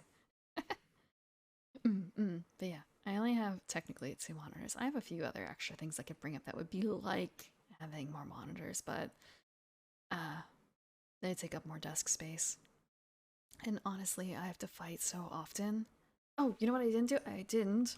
Shout out Deku. I'm sorry, Deku, if you're still here. my brain is not quite 100% here. I woke up like right before stream. And by right before stream, I mean 10 minutes after I was supposed to start streaming. Oh, I misspelled it. Okay. I can do this right. I can do this right. I can do this right. Retro. What were you playing? Whoa, something just happened there. Oh, you know what? That was probably because of the new commands. No, that was the wrong one. That was the wrong Deku. I really... That was the wrong Deku.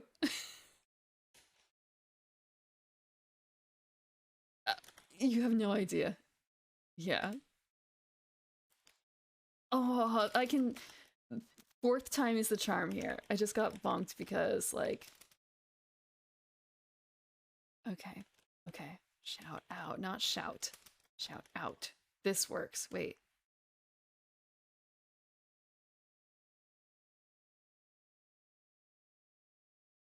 What? Okay, so there's a limit of 1 per minute for the shoutouts. For the new shoutouts. Voodoo Vincent, old. You say old Xbox game, it's kind of like, wait, but Xbox games aren't that old, surely. Like, I'm gonna look this up, and it's gonna be, I mean, it's not something I've heard of, but Voodoo Vince. Is it something I've heard of? Huh. And there's a remastered Steam edition. Oh, it reminds me a little bit of Little Big Planet. A little bit. It doesn't look that bad for the character. And then I look at the people, and the people look, mmm, mmm. Oh, but I guess like that's the remastered version. Okay, that would explain a bit why it looks good. It has a really cute cartoony look to it, but also slightly creepy. Was was Sneak King an original Xbox game too? Yes, it was. Okay. Yeah. Okay. Maybe for 2003 it's all right.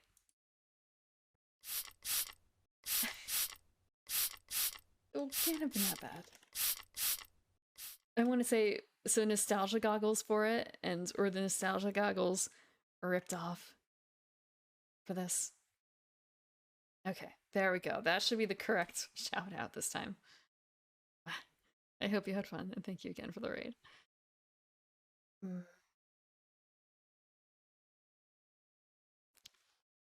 I don't know what it is about typing on stream that just.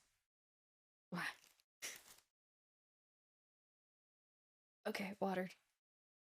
I have feet nice flat on the ground and water. Not water, tea. It's tea. Although it's been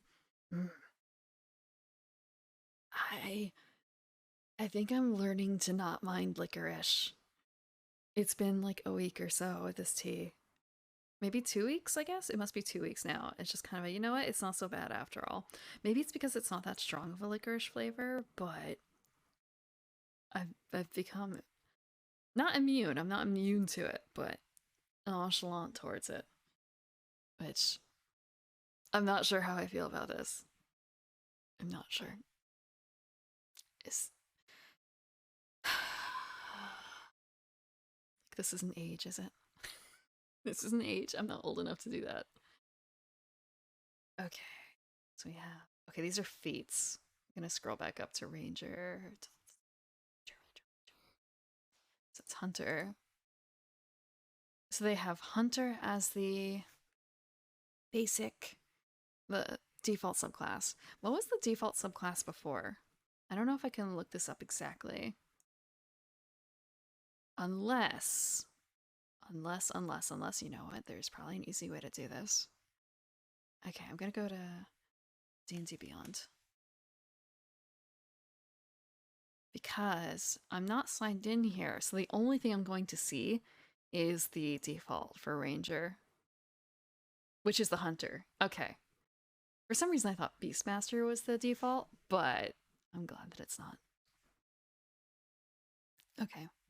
Dexterity and Wisdom for the Ranger versus Charisma was alone. That for the Bard. Yeah, Charisma only. It's nice that they were able to end it this way. Just looking at this, it's not something you necessarily notice, but the formatting of the PDF is nice because they only have this much space extra. Nice filled out. And they're able to start this page, this new class, like full page. And it follows the same sort of feeling format as Bard. So when you flip between them, it's not quite as shocking versus flipping between some of these other different pages.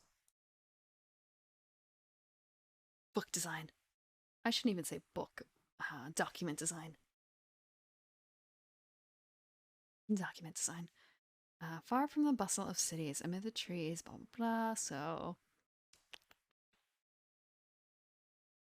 tracking, connection with nature, bunch of fluff, mechanically.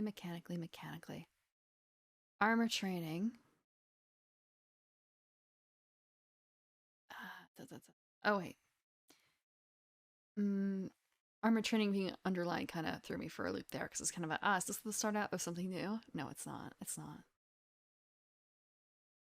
So they get a 1d10. I think that's the same as a fighter, right? Because the only one that gets 12 is a barbarian. Strength dex. For their saving throws? Really?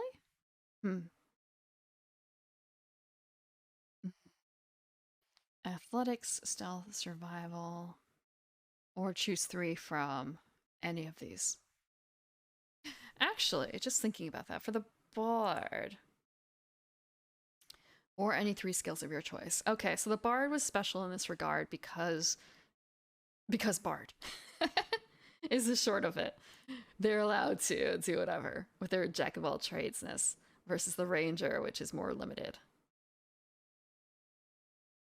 So you can't have a ranger that starts with a skill in deception and persuasion. You can't build like that from base rules, from raw, without getting those sorts of things from either your race or your background, I suppose. Okay. Okay, prof bonus is the same. Cantrips, only 2 to 3. And they only get up to 5th level. So that means you can... Wait, 5th level. So 4th and 5th. 5th level, level 17. Just going to jump over to the spell list real quick. And we're looking at primal spells that they're able to cast. Unless there is a limit on the type of primal spells they can cast. They can eventually... Rangers can eventually reincarnate. Rangers can revivify. And there's nothing in between there, is there? Between reincarnate and revivify? For some reason I feel like there's a 4th level one, but it doesn't seem to be on here. Unless I'm just mistaking it for something else. I probably am. There's regenerate. True resurrection. So I'm just thinking of Raise Dead. Where's Raise Dead? Is 5th. Okay. So they still make that divide between Raise Dead and Reincarnate. They still make that distinction. Mage Slayer. Rogue. Okay, we need to go higher. We need to go higher. Ranger. Spellcasting is 1st level. Fighting style. Extra attacks. Feats. Subclass features. Roving sounds new. I don't think that's in the base. Let me pop open the base, well, ranger stuff. Old ranger. There's no such thing as roving, is there? No, there is not. So what level do they get roving? The 7th, which is just an archetype feature otherwise. Tireless, feral senses, nature's veil, foe slayer. Okay. And they are also a prepared spellcaster, it looks like. Is, like, everyone a prepared spellcaster? Okay, so they get light, medium armor and shields. Simple martial weapons and no tools. So, explorer's pack, longbow, quiver, scimitar, short sword, studded leather, 8 gold. So, you can make a ranged or a melee ranger with a default pack. Interesting. I want to say a lot of the old, like, create a character packs would. I guess it was more so the fighters where it's like, here you go. Here's some javelins. Pick some battle axes or pick some javelins. Okay. And only 8 gold on the side. Multi-classing. You need Dex and Wiz 13 to multi-class. If Ranger isn't your initial, you get martial weapons and 1 skill of your choice from the Ranger skill list. Never upgrading was the fighter's problem because they were all proficient with longbows.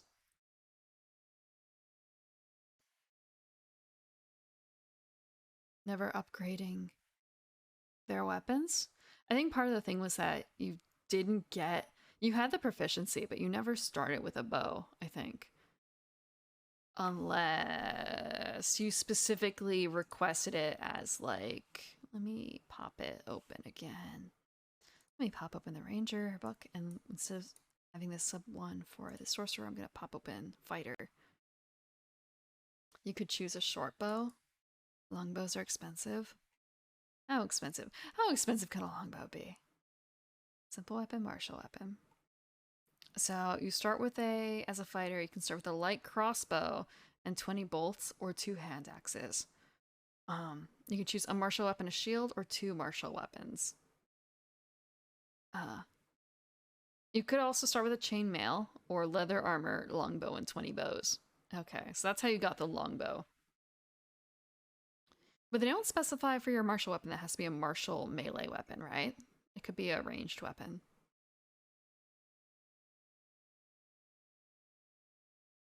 But...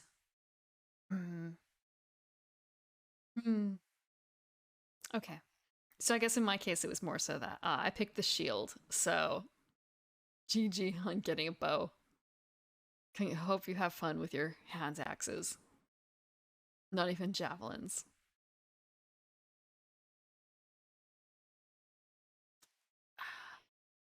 So they get proficiencies for multi-classing, 1 skill of a choice from the ranger skill list. And when you gain your first ranger level, you get armor training.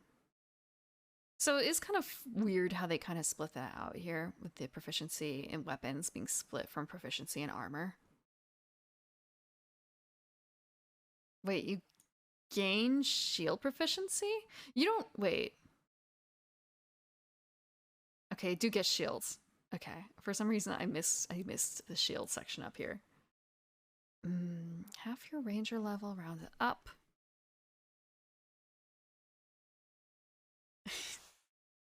I hate multi-classing rules with spells. I'll figure out how those work later.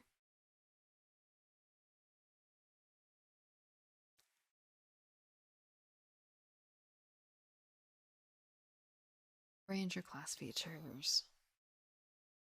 Expertise in 2. Stealth and survival. Favored enemy. Hunter's Mark spell prepared. Does not count against number. Hunter's Mark, the class. Okay. And you don't have to concentrate on the spell. You don't have to concentrate. So freebie, Hunter's Mark. Like truly freebie.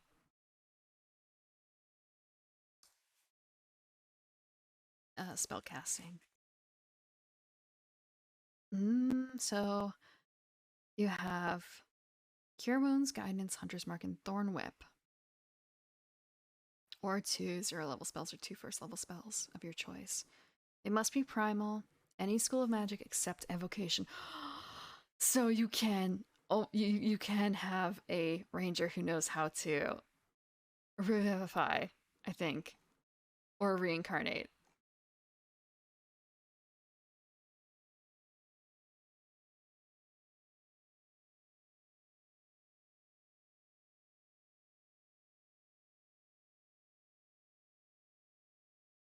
Look, it works.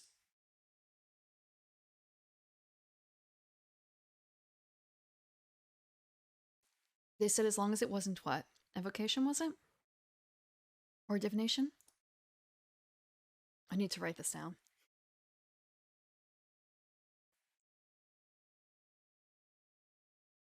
Evocation. So they can't do evocation spells.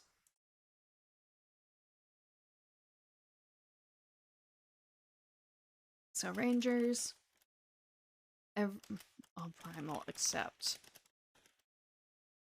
evocation. Okay.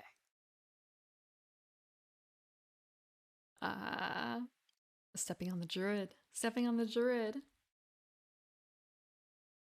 More spells.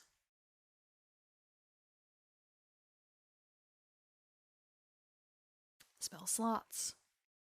There's lesser. Wisdom. Druidic focus. Yeah, it's going to be the ranger with a wand. No, you're probably going to be the wizard. Not wizard. Ranger with a piece of holly. Honed your martial prowess. It's kind of actually really funny when you think about it. Like a spray of holly can be a spellcasting focus. It's kind of a holly is a peace marker, and yet here you are using it to cast like not exactly fireball, but conjure a bunch of woodland animals to beat your enemy's ass. Peace out, bitches. That is why holly was supposed to be like it is holly.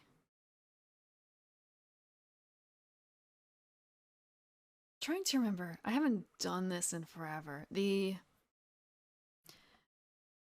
kissing, the Christmas kissing plant. That's not holly, is it? What is it? What is it? Holly. Mistletoe. Mistletoe is what I'm thinking of. Mistletoe is the peacemaking plant, not holly. Damn it! I got my plant lore wrong. To be fair, a lot of people mistake holly for mistletoe and vice versa. Like when you think of mistletoe, what do you like kissing under the mistletoe? What's the vision there of what the plant looks like up at the top of the archway? What does it look like? Because if it's red, it's not mistletoe. Mistletoe is not red. I think they just usually, in a lot of cases, they use holly for it visually. It may also be like people like putting it in a red bow, and that might be visually confusing it. Or they just mix up the holly into the mistletoe. Mistletoe is not a particularly like visually impressive plant. Mistletoe is a parasite. I could see that. Yeah, I am. Okay, I'm gonna pop this up. So you can see mistletoe. So like here's mistletoe in a tree. It's just so they have these things in aquariums that are like little balls of algae pretty much, and it just reminds me of that, but it's in a tree. It's just in a tree. Like, look at this. And I'm going to guess that this is in the middle of winter, where otherwise the plant is missing everything. But hey, look, the mistletoe's doing fine. The mistletoe looks nice and fresh. Go on, kiss under the parasite. But yeah, they're white berries, quite distinctive from holly. But yeah, kissing under the parasite doesn't sound as good. Listen to the doctor here. He knows what he's talking about.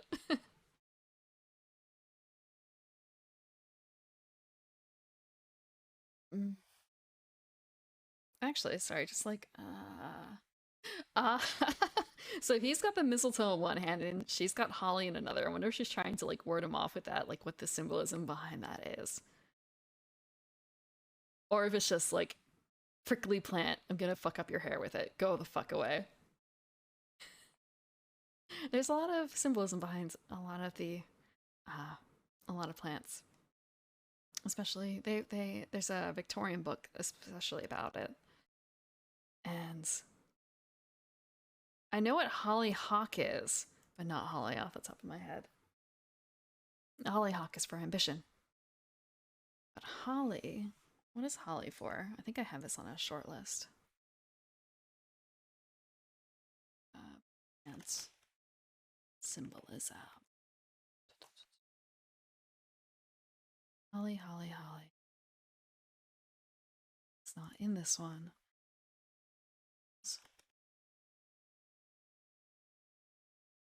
It's gotta be in here though. Slap it in the face. That's holly is for foresight. I want to say, in this case for her, maybe it really is just like using it as an offensive plant. using it as an offensive plant because it does kind of hurt if you touch it wrong. It does kind of hurt. Pine cones hurt too, actually, setting those up. If there's a boy that you don't like getting in your space, just bust out your holly. Just bust out your holly. Smack him.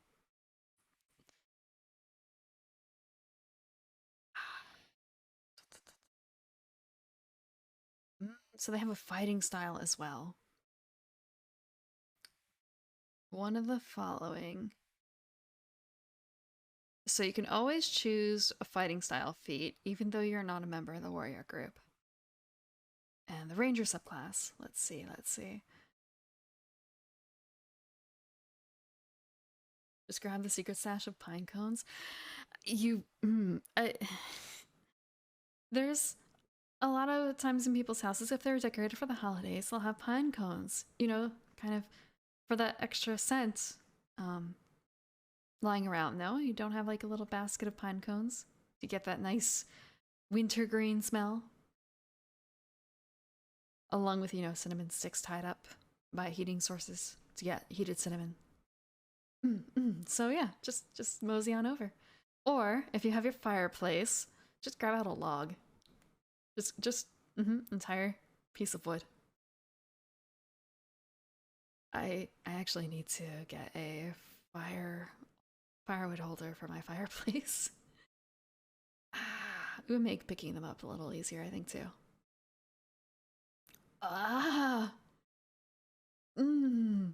Was it a pine cone outside or was it a pine cone inside, like a decorative pine cone? Because if it's an outdoor pine cone, you have to always be constant vigilance against insects. I also don't like insects, which is a shame because I do enjoy gardening. But I just have to put up with it and put on gloves when you're handling anything outside. And also make sure that you have, in some areas, proper protection measures. But if it's inside, like a dried one, use a pine cone. Okay. Kids do the darndest things. Kids do the darndest things. Not to say that I may not haven't done that as a child as well. Just, you know what? It could have been worse. It could have been worse. Women in the 1950s had to have something up their sleeve. What did they have up their sleeves in the 1950s?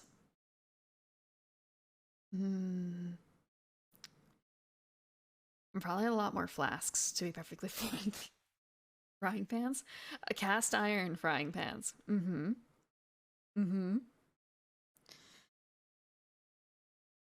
And also, if you see some like the old-fashioned plants that they used to have back then, like fake plants too, those could be handy. Rolling pins. And plenty of other heavy household objects. How heavy an iron used to be. An old-fashioned one. Brooms. The wooden spoon. You've been threatened with it, haven't you? The wooden spoon? Smack, smack. Like the nuns in school had rulers, and the mother at home had the wooden spoon. Although I think there's definitely some regional differences there. Like there's la chancla, right? For I think Middle Eastern and like Latin American families. The assumption of the mother is that she has la chancla, the shoe, the sandal, to throw out her kid. Not that you throw the wooden spoon. The wooden spoon is not for throwing. The wooden spoon is for smacking. Wrenches? At least the wooden spoon can break. Wrenches will not break. Wrenches will break the kid. I have to say, I've never been hit with a wooden spoon. I do not advocate for child violence. I do not use the wooden spoon on your kid. That is just the threat that I've heard. And also, it was the ease of access to it. You know, being by the kitchen. Being by the kitchen.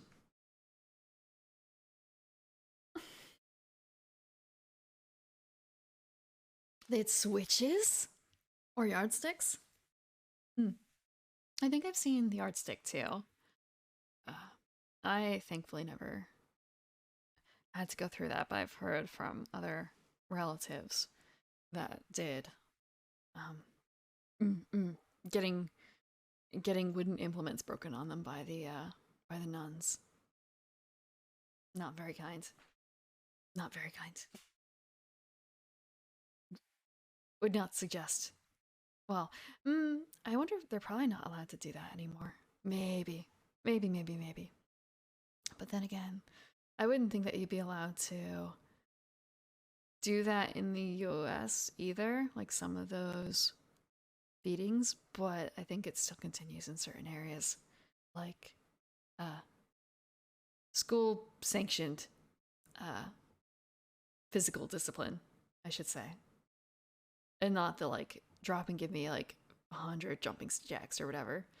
The like you're gonna get hit type stuff. Grab students' fingers straight and hit on the desk. Ugh. Ugh. Catholic boarding school? I guess I can get away with a lot more in a boarding school, can't they? And if it's a private school, then I want to say the teachers don't have to be really. They have to be accredited to some extent, right, to be a teacher, but I think that private schools get away with a lot more than public schools do.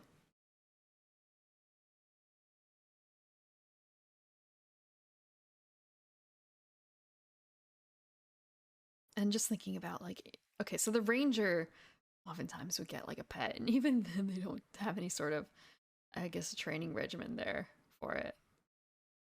Although then usually thinking about like how a lot of groups get pets, they like beat something within an inch of its life, and then it's kind of like, hey, friends, do you get a pet owl bear out of this, or you kill the mother, possibly by accident, and hey, look, there were some cubs lying around.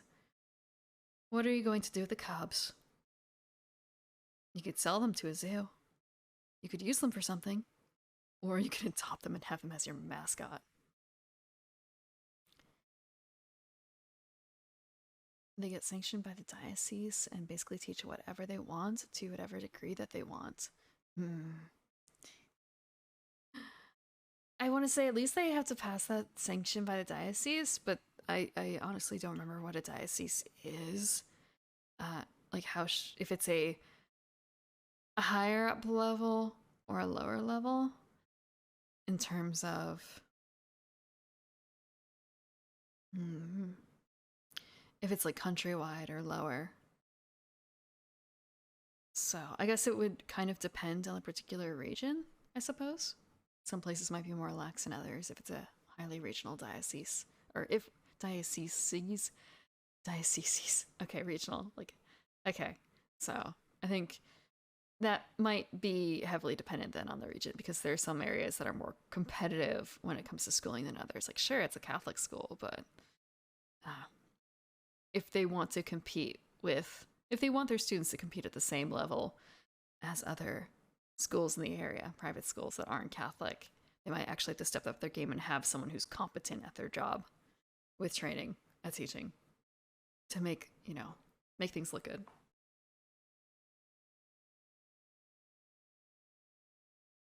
But I never went to Catholic school, so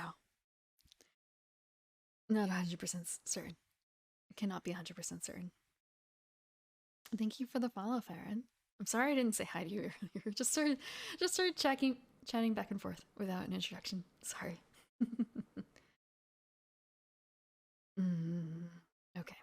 So they get the Ranger subclass at third.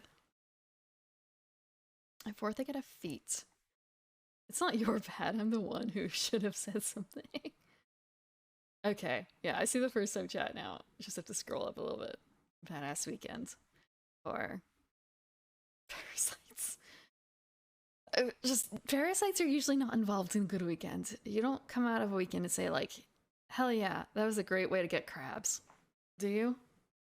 Do you? I mean, I don't know you personally, and this isn't meant for you personally, but just it does not sound like a good vacation, a good weekend. coming out of this with ringworm. I guess maybe if you camp a lot. Maybe if you camp a lot. Like if you really are doing the ranger life. Have a fun weekend and regret the actions later.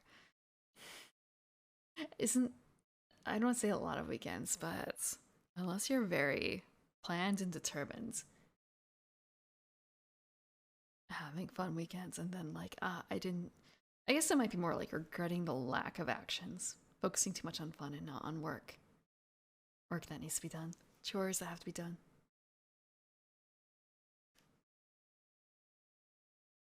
Feats. Okay, they get the ASI or feat at 4th. And at 5th they get extra attack. That's standard.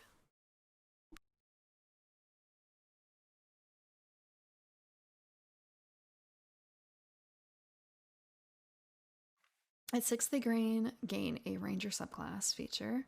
7th is roving. Oh, they get a speed increase by 10 feet as long as they're not wearing heavy armor. And they get, oh my god, they get a climb and a swim speed at 7th level. What? Dang. Okay. That is... I want to say it's not actually that strong. It depends on what kind of game you're running. It really depends on what kind of game you're running. But, like, that's really cool. It has a great mechanical benefit. You got Trick from camping. Trick is the cat one, isn't it? I hope that cleared up.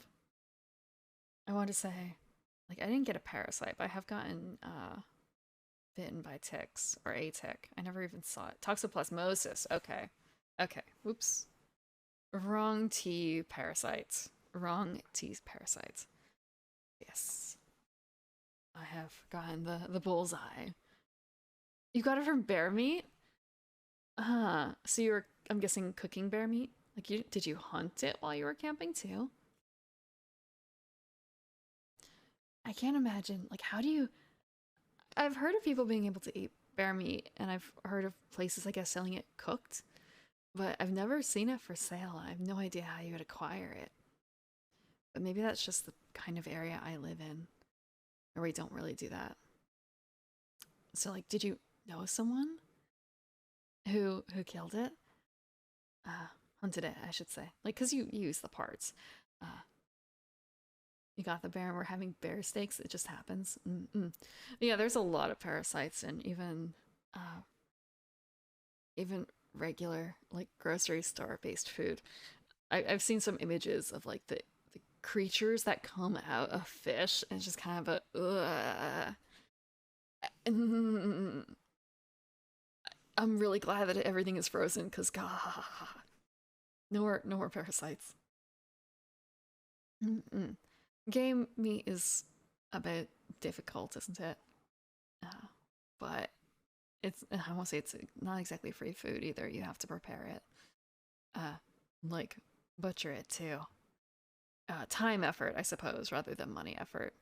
Unless you're also counting like the price of being able to do it, buying the licenses and the equipment and the... In addition to like the license, you probably need like a stamp or something, right? But gamey meat needs to be prepared correctly, and even then, it's still what it is. Like, I've had deer, and I'm not a really huge fan of deer for the flavor. Yeah, you have to cook it well, like prepare it well for it to be good. But same could be said for a lot of other things. There are some things that are more difficult to prepare than others, like having... Oh, hi Power Nelson, thank you for the raid. Gargura, if she real. Oh. What were you doing? I'm gonna do the shadow properly. This is gonna work. I'm gonna get it right. Okay, you did art. Okay. Aha, I did it right the first time. What were you doing for art?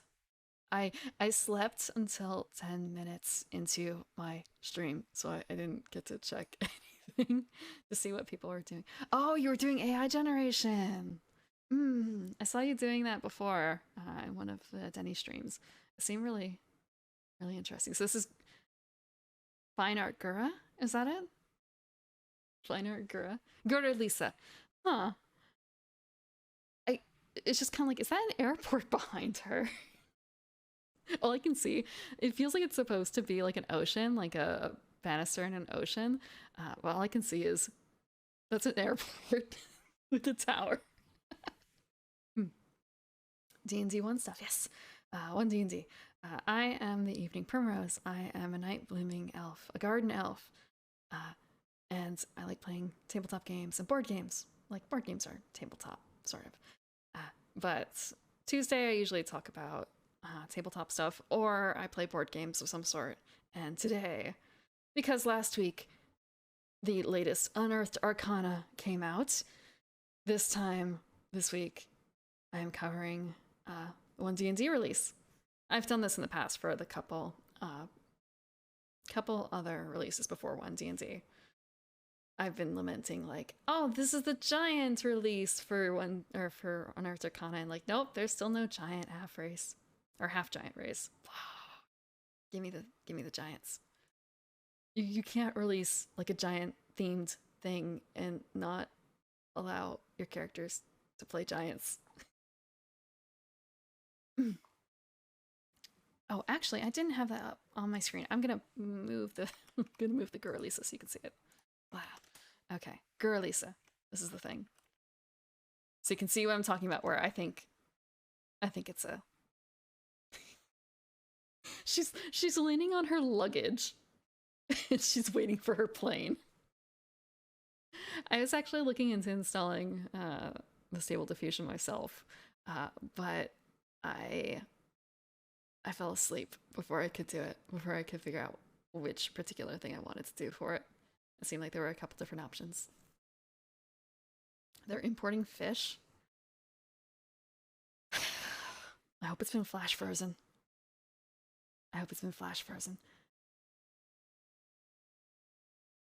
But hello. Hello, William, and Manuel, and Vengeful, and Hardcore, and Gorian. The arrival time keeps resetting. Actually, yeah, she does have kind of like under marks under her eyes. She's been waiting for that plane for a while.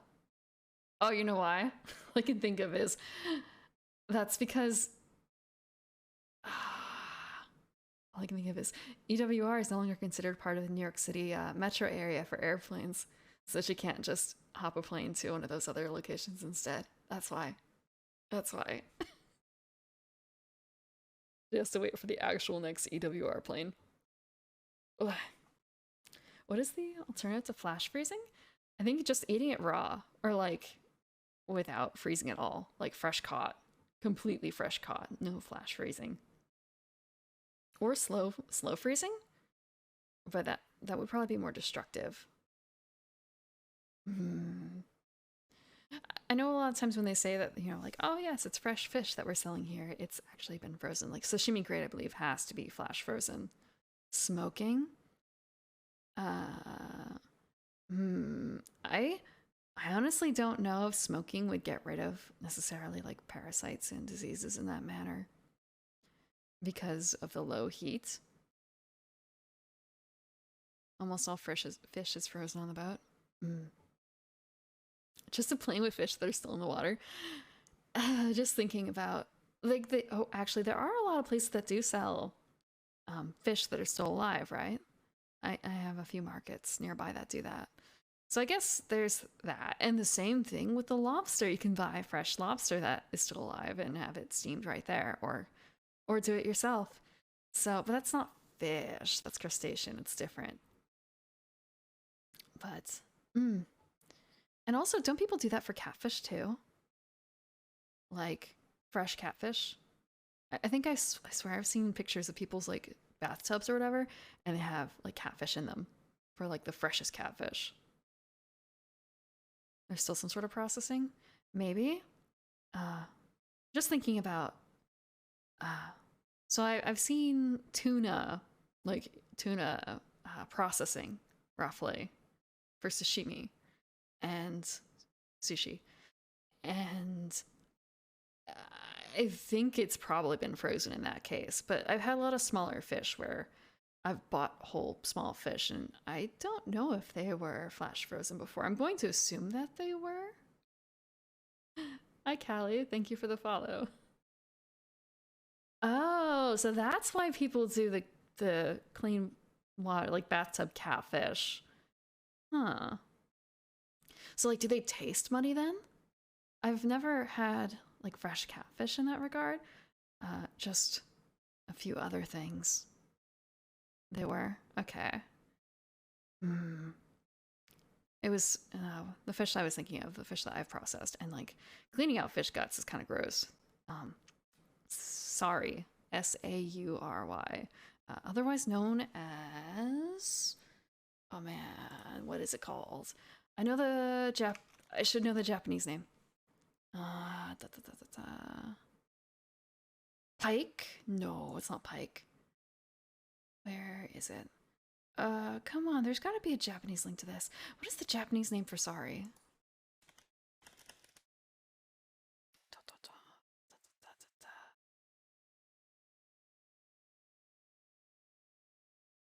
Sanma. And the reason why I had the Sanma was because if you've seen Nichijou, there's like an entire gag with Sanma. Grilled Sanma. So it's kind of I have the option to buy Sanma. I should try it. And, it's a little bit of an acquired taste. It's a little bit of an acquired taste. It's a very oily fish. Very oily fish. If you clean them, they're similar to cod. I know catfish is a pretty... it's a pretty good starter fish, I think, for people to try if they're not sure if they like fish. Same with, I think, salmon. Salmon has a very distinct flavor.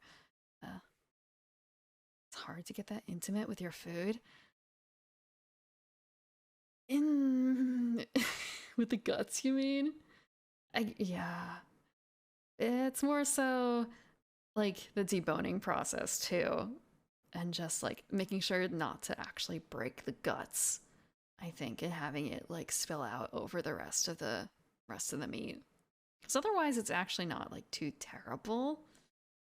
It's just making sure that when you cut it that you're not like emptying the stomach all over the innards and then having to like wipe that down. It's messy. It's messy to break down a fish. I think catfish was my gateway fish to enjoying it. Salmon was second. Knife goes in, guts come out. I've never watched all that much Simpsons, so I don't know that gag. I've only watched, I should specify, I think I've watched like 1 or 2 episodes of Simpsons aside from the movie. And the reason why I haven't really watched more is because the only episodes I've seen have been Treehouse of Horror. I distinctly remember the episode with Bart having an evil twin who is trying to stitch them together. And if this isn't an episode, please tell me, because so I've told you that like I'm not very good with scary things, and when I saw this was incredibly scary. So I've never really watched Simpsons after that. It's a horror show. It is a horror show. So it is a thing, right? Like Bart's twin in the attic with the sewing them together, so he could be the part of the favored son or something like that. Yeah. That's why I haven't really watched more. Scary.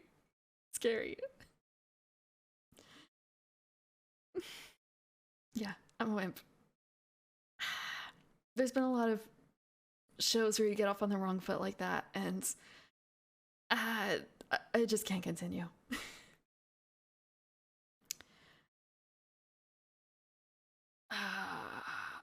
Thinking like, did South Park have the same sort of issue?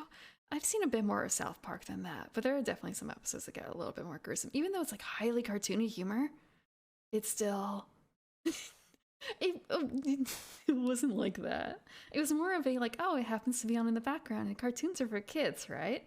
Let's just leave it on for the younger children. And it was the wrong time of year. It was the wrong time of year. Or, I've spoken a little bit. I have an age gap between myself and older siblings, a distinct age gap, and so things that they're interested in and fine with are slightly traumatizing for a younger me. Slightly traumatizing. So things that you think are silly when you're like in your 20s or 30s can be incredibly frightening to someone who is like very, very, very young. Very young. Yes. Just thinking. So there was also this show, Are You Afraid of the Dark? That was also too scary. That was too scary. But that was much more, I think, supposed to be aimed at my generation as it was. But I already been wimped out. I already wimped out. A kid's horror show? And so was R.L. Stine, too. And yet, no, I've only read one R.L. Stine book. Goosebumps. Yeah, Goosebumps. I think I might be more fine with it now. In fact, I must be. Like, how bad can Goosebumps be right now? How bad? R.L. Stine is not that scary. R.L. Stine was too scary. Just looking at the images. I have actually had to give away some books because I could not keep them in my bookshelf. They were too much to have. Like, just knowing that book was still on that shelf, I've had to give them away. Normally, I'm not as freaked out by books, scary books, as other things. And I'm supposed to be talking about Ranger right now. The only books I've had to give away were I forgot his name. I have had total fog today. He is the guy who Junji Ito. It was a Junji Ito book. 2 books, maybe 3. No, 3 was Spiral. 2 was Gyo. Gyo was a two book set, and I had to give Gyo away. I could not have it on my shelf. I still, I think, have Spiral. That one I've only really read once, but it's still able to be there. And Gyo had a really gorgeous design on the front. It was the black on black edition, and I cannot. I have a fear of the water. I have a fear of sharks. I have a fear of insects. It was just like every. Oh, and also I guess if there were, it was like almost every single one of my like bad fears all rolled into one book. Like everything.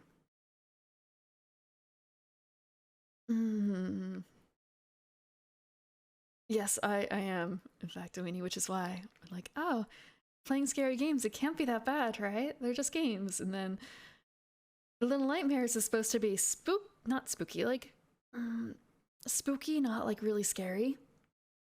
It's supposed to be on the lighter side, and yet I am still screaming throughout it. And like, I have a clip from when I played it, and it's the end of the 2nd level, and I sound absolutely drained, absolutely like beaten down because it was just so creepy. Too many scares. Tense. No, there was definitely a lot of shrieking. I'm going to try and steady myself, but I absolutely can't guarantee that I won't be shrieking into the mic on Wednesday when I play Little Nightmares again. I'm gonna be starting with the 3rd level.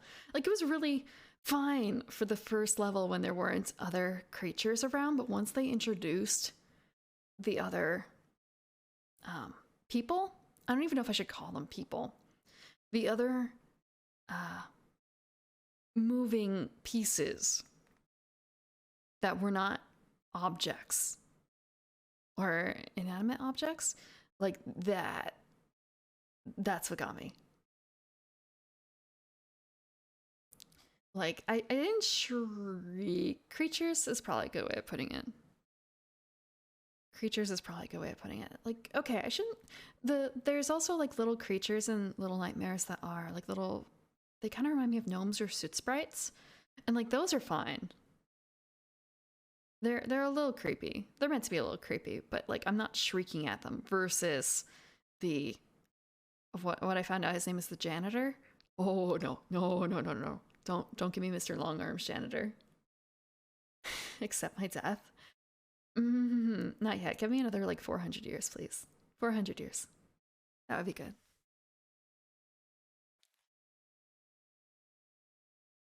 Enough of a disconnect to not be too scary. So you don't remember the Junji Ito manga that you loved? Uh, a full manga? Maybe it was the Cat Diaries because he did draw a cat diary that's pretty good. That one? That one I still have. But he has Gyo, which is about um, basically a World War weapon gone wrong that adds legs to a. It adds like insect legs to fish and sharks, basically all sorts of underwater creatures, which then come on land and then ravage the land, and then it kind of auto propagates itself like a virus. The leggy, horrific zombie like type qualities in these creatures. So basically, like it becomes a zombie wasteland of gaseous, oversized, insectoid, man-eating fish and people. It was awful. It was awful, awful, awful. And then it gets kind of a little bit really strange at like the very end when there's like a carnival sort of aspect to it. And then Uzumaki, which is Spiral, which is about a town that's kind of infected by a spiral. So all the stories are revolve around that. Tomie is the most beautiful girl, but I want to say, I don't want to say the beauty comes at a price, but bad things happen. Bad things happen around her, to her. Man-eating fish, they also eat women. Eat everything. Everything, everything, everything. Awful, awful, awful.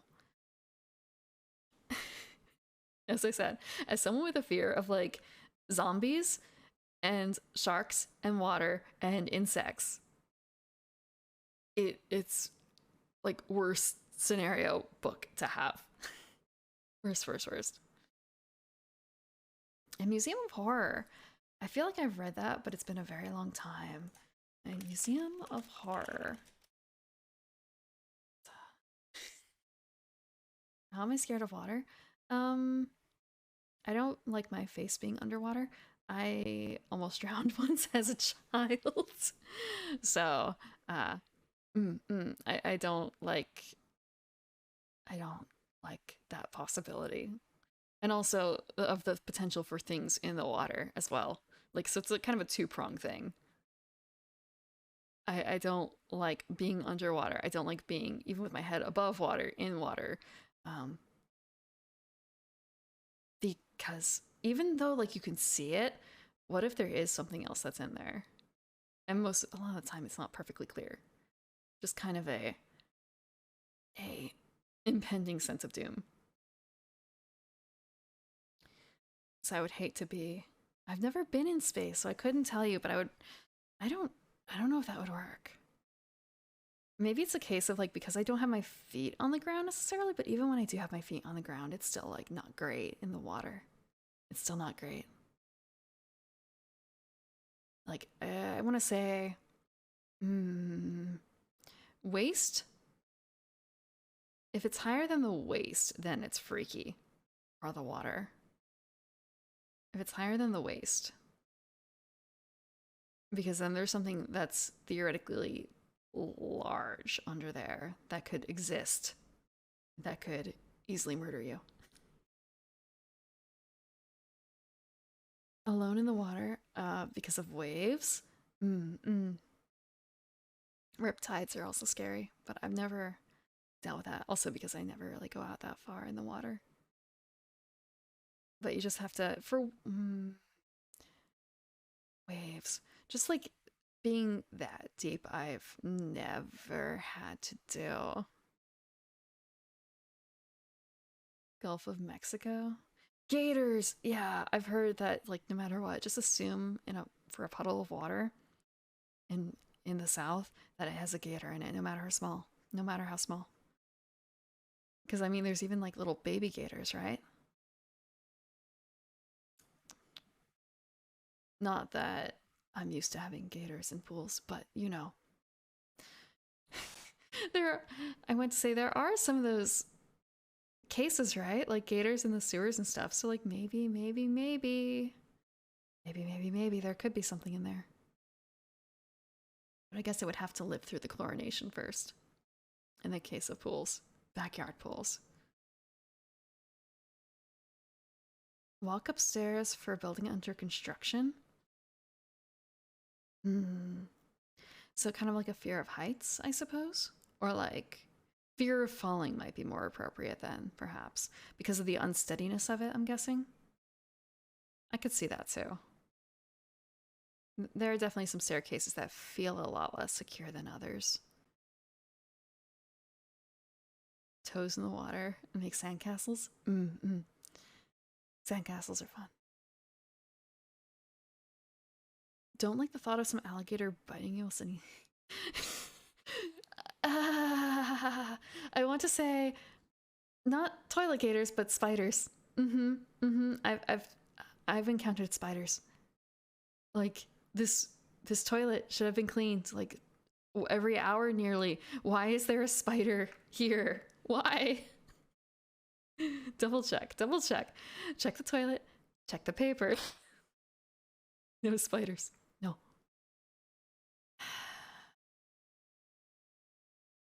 Did you try putting your head under the sand too? Oh my god, were they trying to kill you? Were they trying to kill you? I've. I think I've helped bury someone, but not nearly that deeply.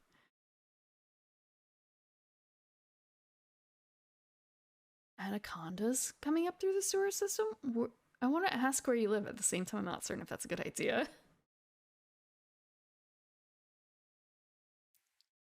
Anacondas. Just actually, I may have heard of something a little similar to that. I have a relative who likes to keep reptiles, and occasionally something would get out, so they would just have to go and wait around and see if they could find them again. I think there was a case where one of the snakes ended up in the toilet, and it was a bit of a surprise for someone, but it was not. I don't think it was nearly as big, and also I do not think that it. I think the snake was fine in the end. I do not think it was a poisonous snake at all. Like they wouldn't have kept that. They had ball pythons and chameleons and such. A shark octopus movie? Through the toilet? Sharktopus? Wait, is it really called Sharktopus? I mean, I shouldn't be surprised. You know, there's a movie out there with the name Octopussy, so that I want to say really doesn't have anything to do with octopi, as far as I know. I've watched Octopussy. I don't honestly remember a whole lot. It was not a very. I didn't feel like it was a very good Bond movie. It wasn't a very memorable Bond movie aside from, you know, the name of it. Octopussy is real. Yes. Octopussy is real. It's a real Bond film. Octopussy is the name of the, I believe, female lead for the movie. And I believe she was basically a blonde man-hater, and she had a whole bunch of underlings. Yes. No. Not a super eventful one. Like, I would even say, was it Her Majesty's, On Her Majesty's? Something or other. Shit. The one with Lazenby, I think, is more memorable, and that's mostly just because I remember the ending. I remember the ending pretty clearly. I only remember, like, one or two visuals from Octopussy. And then again, you have things like, Moonraker, where, I remember that one only a bit as well. Your only real fear is dinosaurs? I could see that too. But How do you feel about chickens then, or other raptorous birds? Because you know chickens are just like tiny modern dinosaurs, right? Yeah, Jurassic Park. Jurassic Park is also I've only seen a few of them, and uh I was too scared to see Jurassic Park. I was too scared to see Jurassic Park. I have seen it since then, um, but it took a bit of courage. A bit of courage. Yeah, ostriches and emus. Yeah, they can really mess you up if you're looking at them the wrong way. You're I'm not a dinosaur, okay? Dinosaurs are like what, thousands, hundreds of thousands, millions of years ago, right? It's only 300 years. Not dinosaur quality. It's still young for an elf. Only 300-ish years. Ah, yes, yes, the T-Rex in the outhouse. Yes, yes, that and the spitting one, the frilled dinosaur spitting acid in the one guy's face, and then like after that, and the raptors in the kitchen, just that stalking. And of course, the scene with the dropping the sheep, well, lowering the sheep or goat into the enclosure, and then like nothing really coming back out. Also, Jaws. I have seen Jaws, but again, that's another one that like generally too scary. Generally too scary. Not in my comfort zone, especially because of the fear of water, fear of sharks.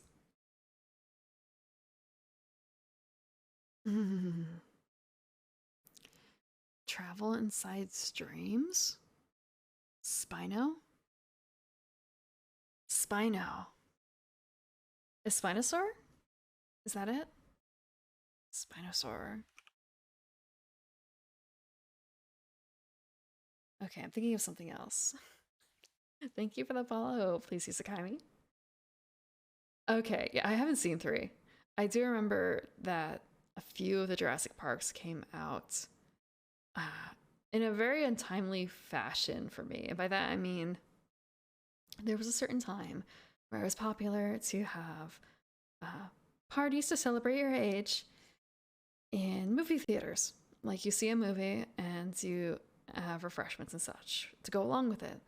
And I believe that the timing of the Jurassic Park series was incredibly unfortunate for me because that was one of like the big slots at the time, right around um, uh, birthday celebrations for me. So I really did not appreciate Jurassic Park's timeliness in that regard. Jurassic Park, when did? I'm not even gonna look up when it came out. I'm not. Spinosaurus was bad. Looking at it, and it's just sort of a.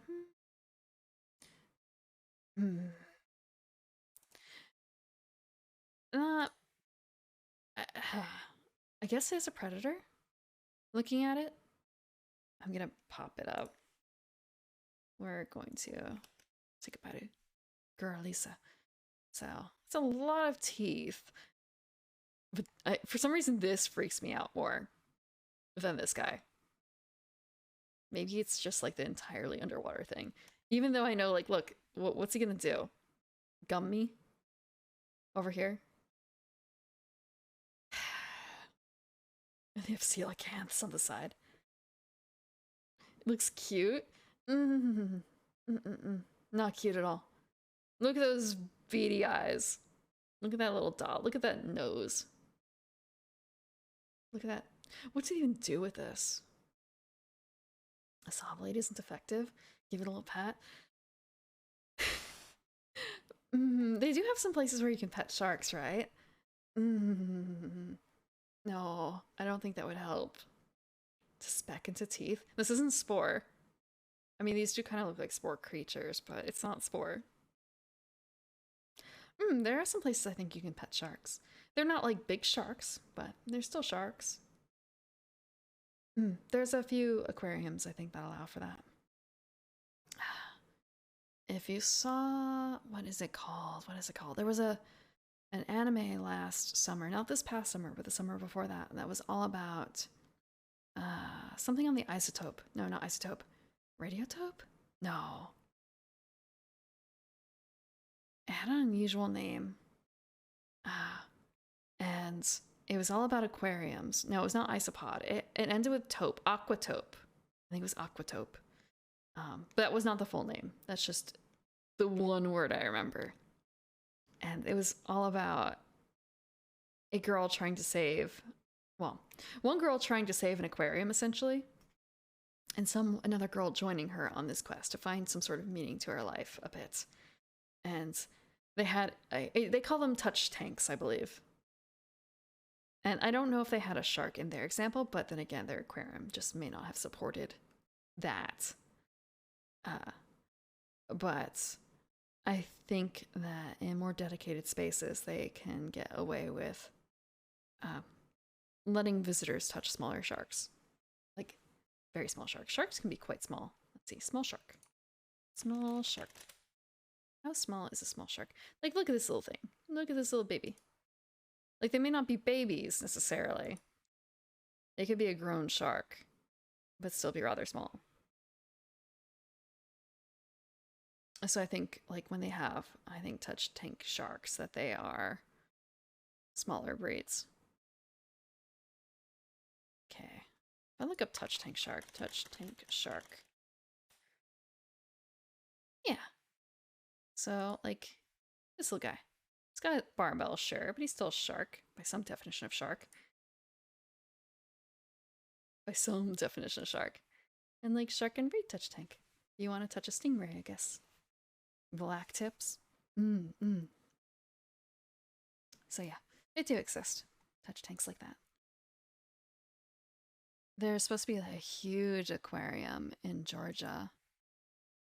That I wonder if that has a touch tank that you can go to like this. That'd be fun to visit someday.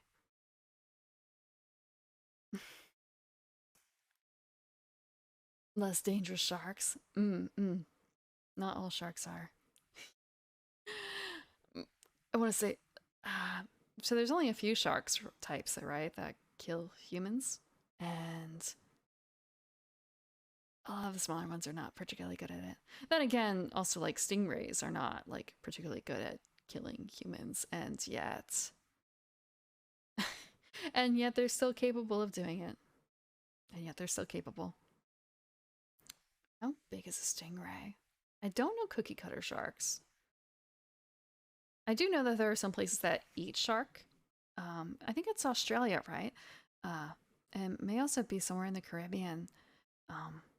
There are some more common meals that are shark based. I think for some of it, like if you ask for fish and chips in Australia, I think shark might be fish in that case. And I distinctly remember looking up another kind of fish dish and it coming up with shark. Cookie cutter. Okay, it would help if I could spell cookie. Cookie cutter shark.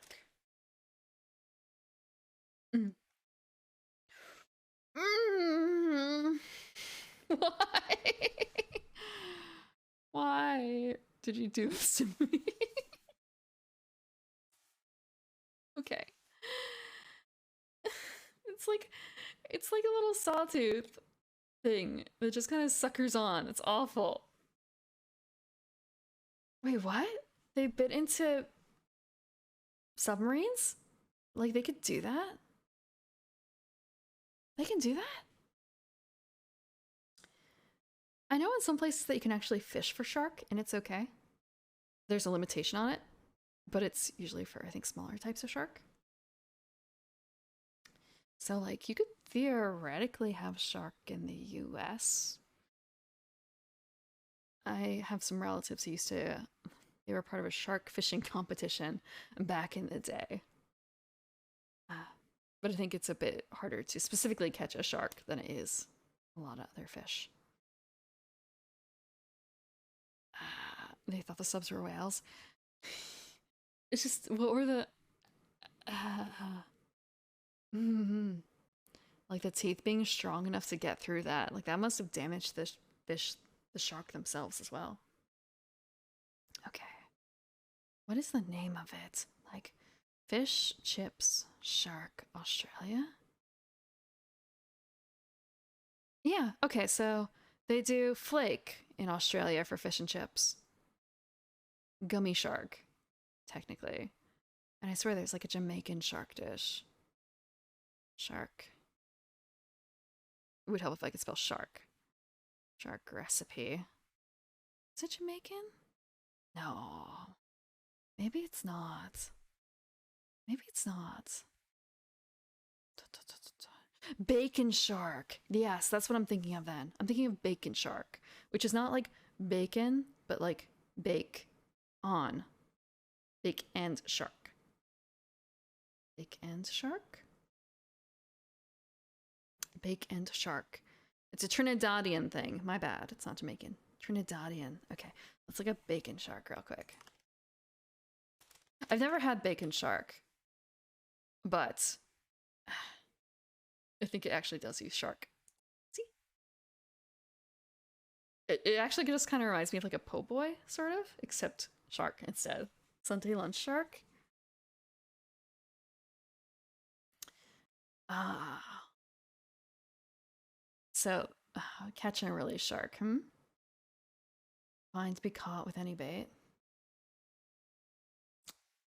Times have changed. Times have changed. I think when my relatives did it, it was different time period and everything. Different time period. There are a lot of things now that you, well, I want to say in a lot of the places I could fish if I wanted to go fishing, I think even though technically you're allowed to take them, I would probably want to release it as well. I don't know if I would want to eat it. So, cookie cutters? Okay.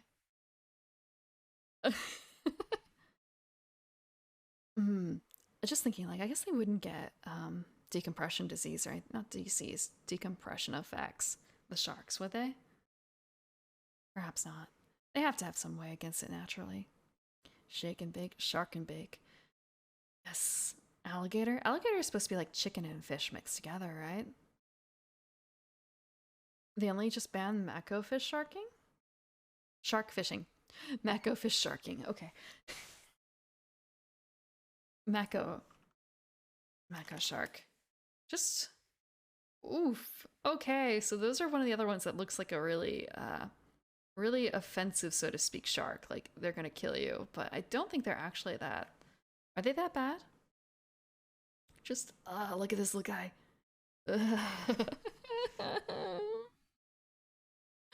Hello, Vinny.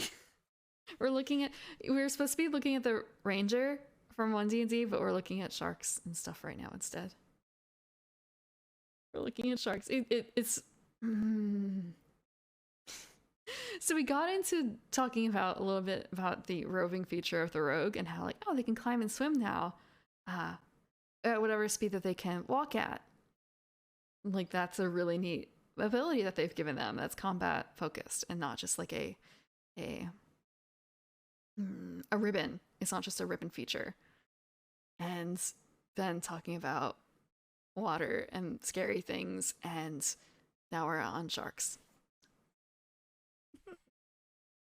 Yeah, they. Yeah, they look scary.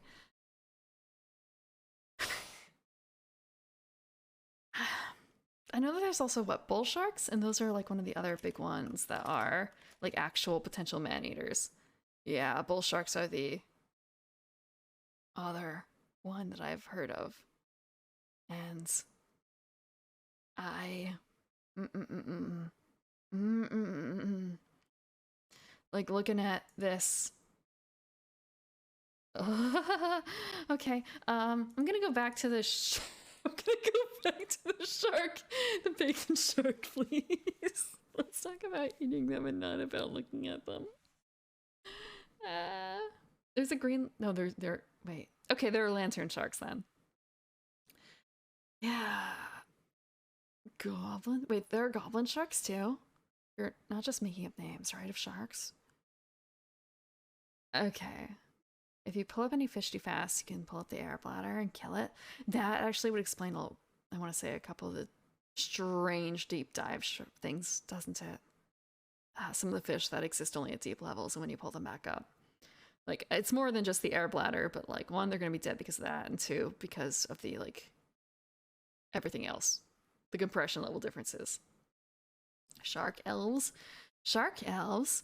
Let's see. There are sea elves, and they're mortal enemies of Sahagin. But like, that's the closest thing. Yeah, sea elves don't like sharks. They hate sharks. They like dolphins instead. Dolphins are a bit too friendly, kind of gross. Uh, but yeah, Sahagin like sharks. That's why there's that duality there. Nobody told me to search for shark. Look, we were talking about sharks, and like, oh, how bad can it be? And it's kind of a right. This is how bad it could be. This is why I shouldn't do this. Same thing with like, oh yeah, how bad can Little Nightmares be? How bad can Yomawari alone be? And then I'm going to end up like screaming and crying tomorrow. If not tomorrow, Saturday.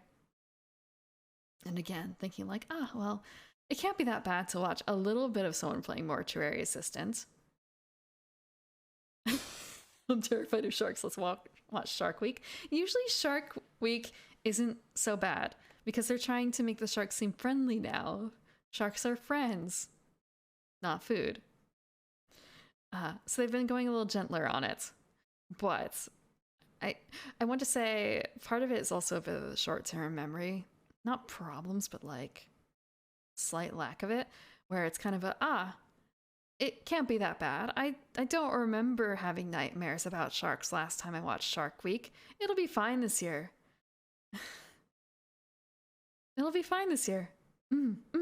This won't respur on any fears of water. Not at all. Or of dark spaces. Or of sharks coming crawling out of the ocean into your backyard, into your kitchen window. Not at all. Nothing like that. It was really bad. Yeah. A lot of the times it's been like, how bad can this scary thing be? I can sit through Dawn of the Dead. I sat through it. It left scars, mental scars. But I sat through it. Only sharks that aren't friends are bull and tiger sharks. And great whites, no? Great whites aren't friends, are they? I don't think they're friends. Loan sharks? Loan sharks. Yeah, actually, I bring you back to D&D. Loan sharks. I actually built a sea elf drunken monk, and her backstory was that she was a failed merchant. That is one of the official backstories that you can have, right? Failed merchant. So I actually wrote it specifically. I mentioned to the DM, like, hey, so the entire reason that she's, adventuring right now might be because of loan sharks. Hint, hint. That may or may not be literal shark people.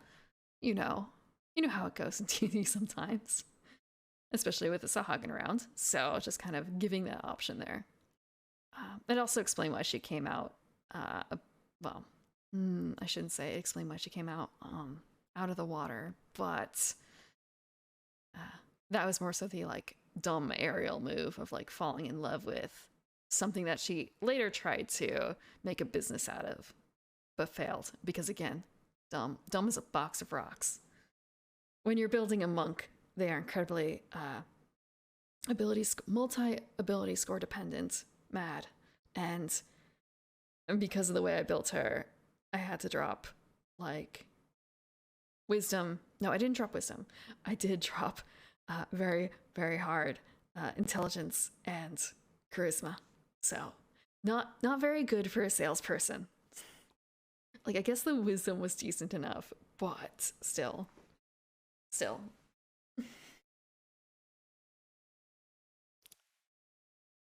Lone sharks on land.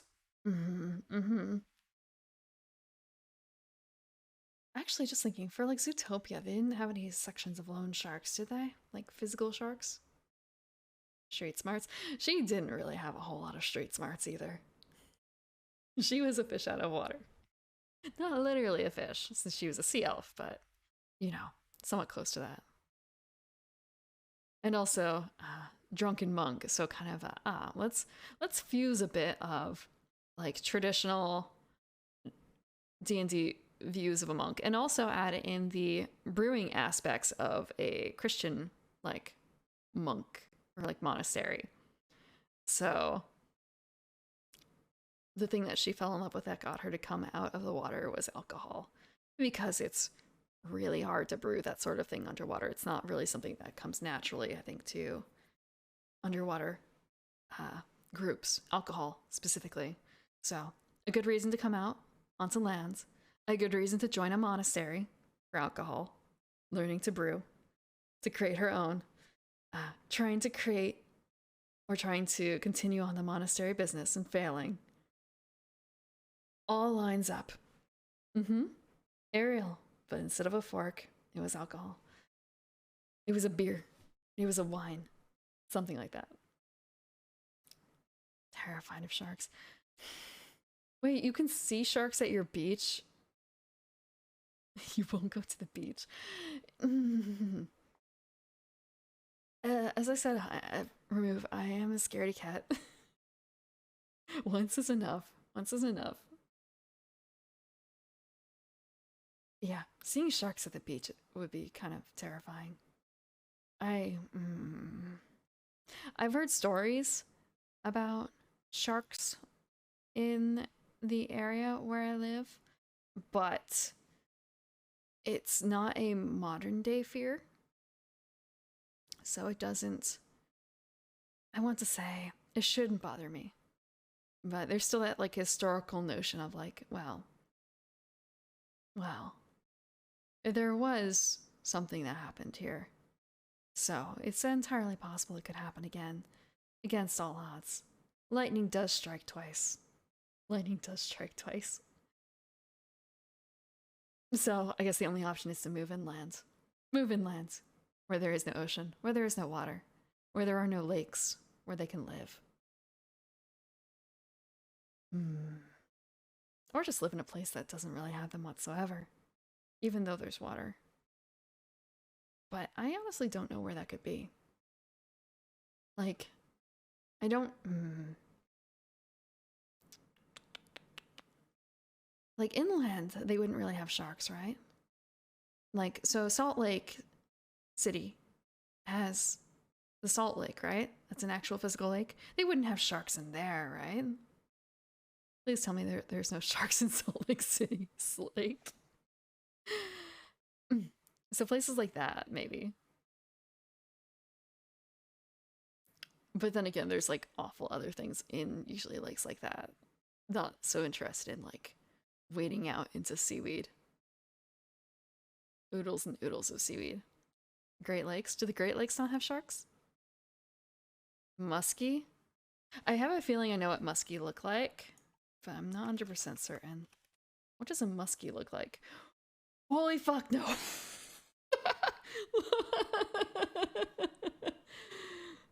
Look at this! What the frick? What is that? It's a monster. And that just lives in the lake? It's not a shark. Oh, holy hell.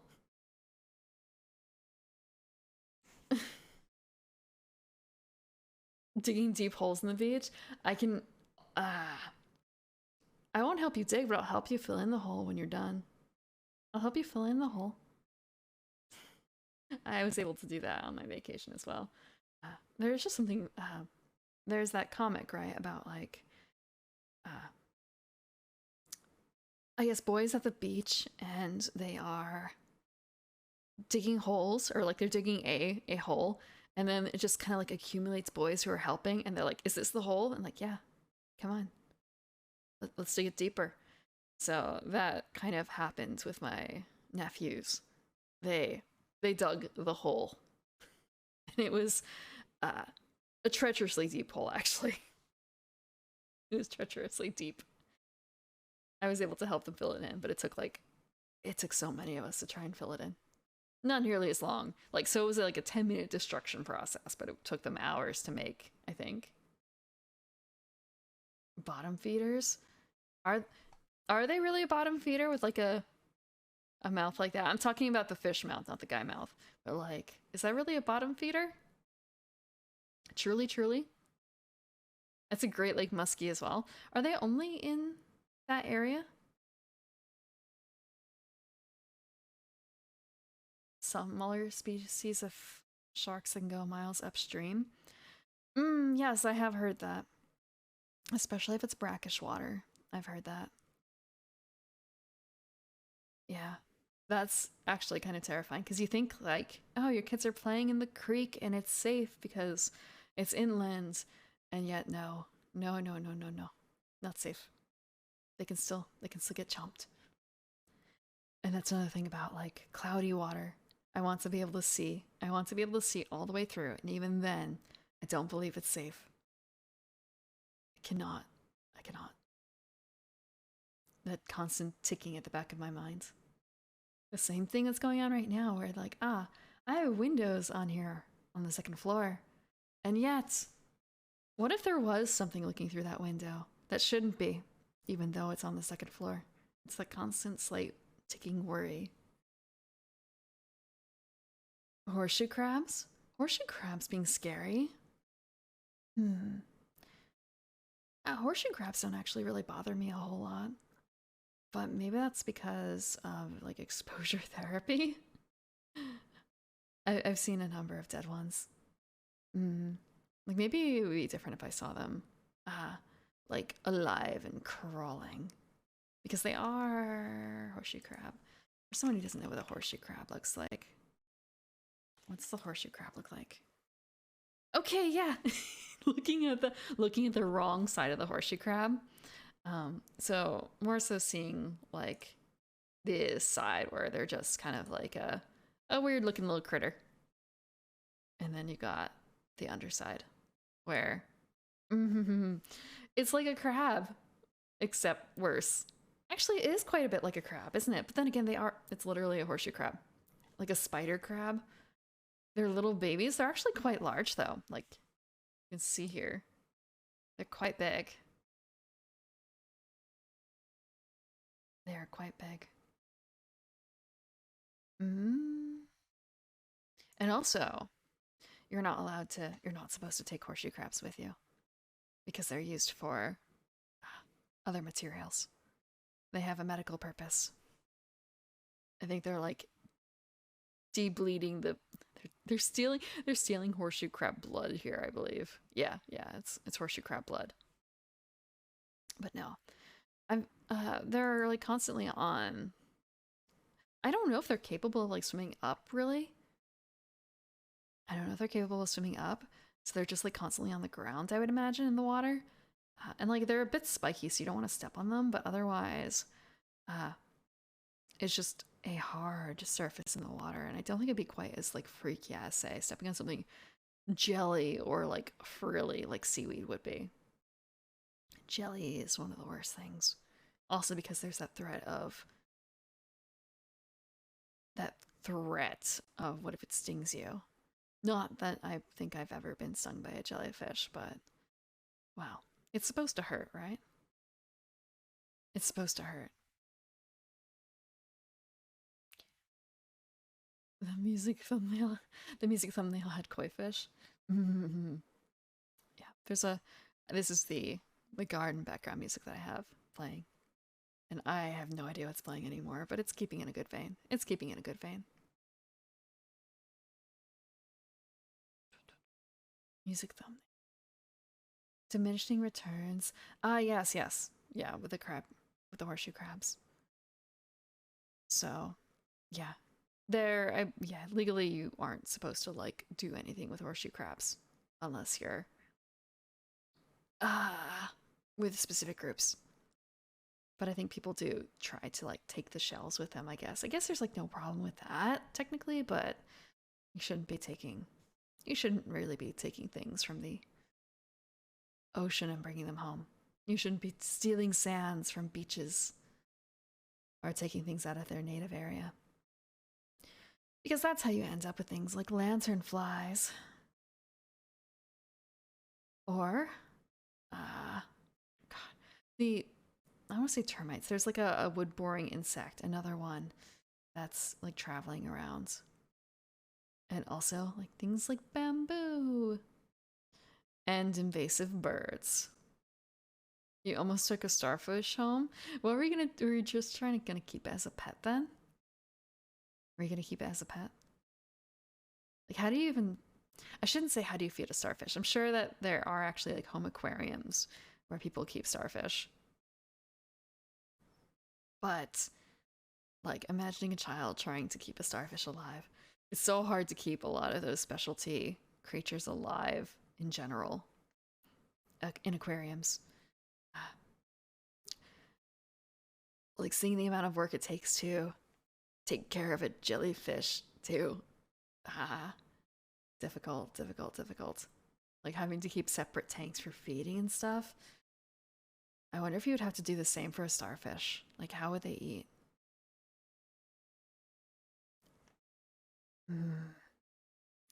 Maybe, actually, I think I've seen starfish in like coral aquariums. That's a thing, right?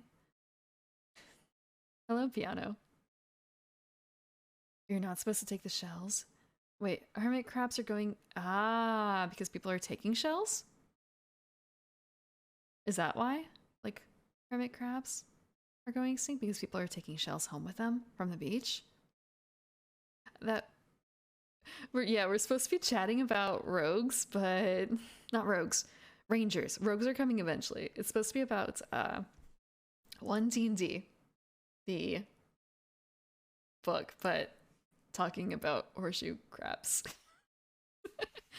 I was going to be finished like 2 hours ago. Yeah, 2 hours ago. Like, yes, I finished the bard, 1 out of 3. Let's head off. And then like, okay, a little bit longer. And now completely off topic. 2.5 hours later, and I haven't made it through.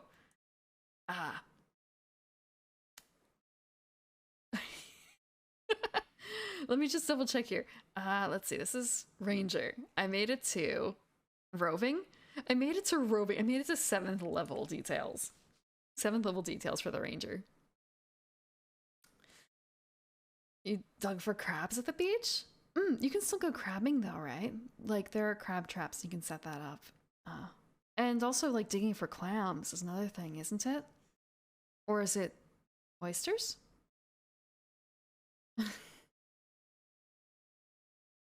Although maybe maybe things have changed over the past few decades. So maybe my memories of like people being able to do this is no longer quite allowed anymore.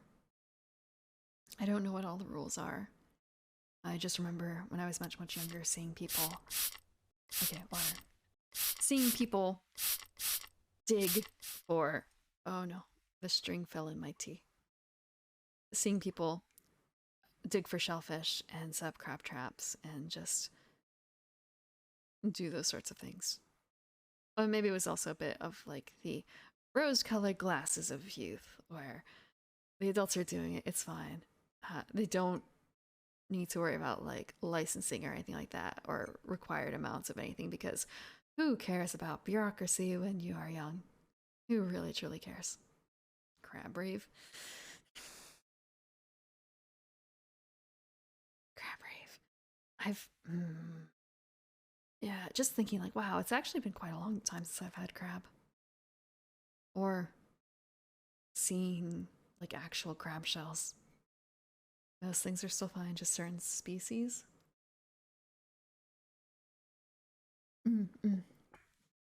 I've heard that the pricing of a lot of seafood has gone up, but I haven't particularly looked too much. And I suppose it also depends on where you live and also what kind of fish. I guess. I did a taste test a few weeks ago of salmon, and salmon had risen in price. But wild salmon versus like farm fresh salmon, and I want to say the farm salmon was kind of sad. It was sad. The wild one tasted better, but it was just sort of like, did it taste like this much better in price? I don't necessarily think so. I don't think so. Seafood is always expensive. It depends on where you are. It depends on where you are. And also what kind. If you've ever heard, there is like fast food seafood restaurants, right? Like there's a place called Long John Silver's, and they sell cheaper seafood a little bit. They used to have something called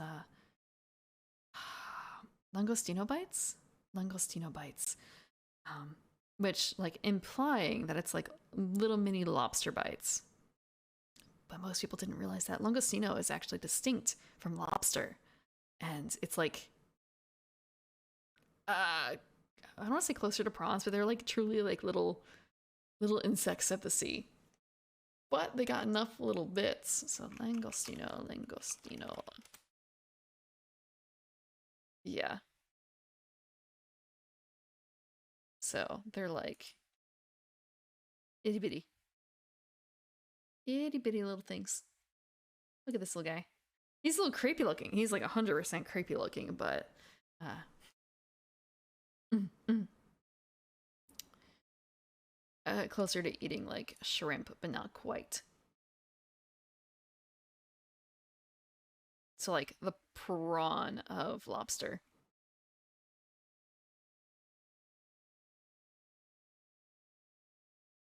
Versus like this big chunky boy. Which honestly, like, these look way creepier with the huge, thick antenna. Langoustine. Okay, is it langoustine? Are they even more distinct than... Okay, no. So it's just a different, maybe it's just a different interpretation of the same thing. Okay, bay prawns, langoustines. Okay, here we go. Yeah, like, they still look creepy. Don't get me wrong, but their antennae aren't, like, pencil thick. Pencil thick. Yeah, long arm boys. Grouper.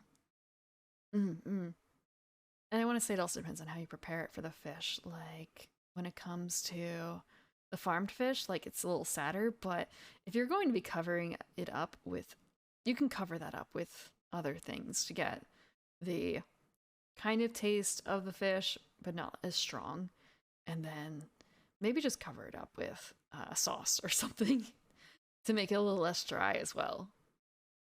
Maybe jazz it up. But if you have the cash to spare, like, wild is generally better tasting. But then again, there's also, I guess, the fear of like oh, you know what this was brought on by? Parasites. Parasites. I think that the wild caught is more likely to have parasites than the farm, hopefully. I don't know for certain, but antenna, yes, antenna is a fear factor. I don't like insects. I don't like the multiple sets of legs. I don't like the little feelers. I don't like insects. There are some insects that are fine. I still don't want them on me, but like, as a gardener, I appreciate ladybugs. I appreciate honeybees and bumblebees. I even appreciate parasitic wasps if they are targeting the correct enemy. I don't like ants. Ants can go to hell. I don't like hornworms. They can also go to hell. And there's a few other insects too that I've seen and I'd rather not deal with. Yeah, ants. Ants are no good. Aphids. Oh no aphids. Aphids don't like bother me in a visual respect, but they, wow. Aphids suck. They eat things. They're bad. I mean, they have their place in the ecosystem, blah blah blah. But I don't want them in my garden. They can go out in the wild. They can go in the woods. I'm not a wood elf. I am a garden elf. Get out of my garden. Army ants? I only have, thankfully, like, more basic ants to deal with. I have not had to deal with any, like, specialty ants, like fire ants or, like, carpenter ants? Those are a thing, right? Or is it carpenter wasps? So just, I think, like, ye old ants. Ye old sim ants, type ants. In the garden. And they They like tomatoes. They like my tomatoes. It's part of the reason why I think I have literally one of my plants has not given me a single good tomato. And it's been ants. Among other things, but I'm gonna blame the ants.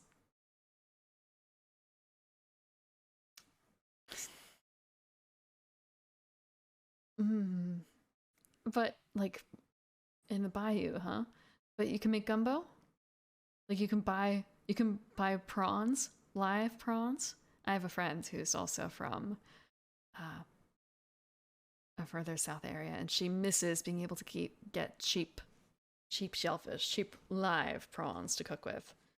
And also I think being able to buy some of the spices that she's used to. I had to be very careful, or rather, I had to look deeply to find a place where I could buy the supplies needed to make a gumbo, to buy the gumbo filet. And also, I think for like boils, getting the oil for that had to be specialty ordered. Actually, is it about that time of year? Or is it way too late for like uh prawn boils? Mm. Yeah, it's different. Every area has their specialty. Every area has their specialty. If I said the specialties in my area, it'd be very easy to tell. But I am not in the land of prawns and gumbo filet being sold commonly. Or alligator. Or alligator. Wild fish? Ugh. A black bug crawled up a man's arm when he put a finger inside a fish. I could absolutely see that being a real thing, too.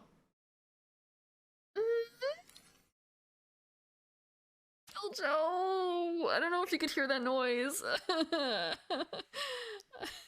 did you have to say that? Why? Okay, I'm going to actually I have to turn off one of my okay. I can do this, right? I can turn it off. I can turn it off. The okay. I can't do posture check. There is no more posture check because I can't put my feet on the ground. It's not happening. It's not happening. They're going up. The centipedes can't get me there.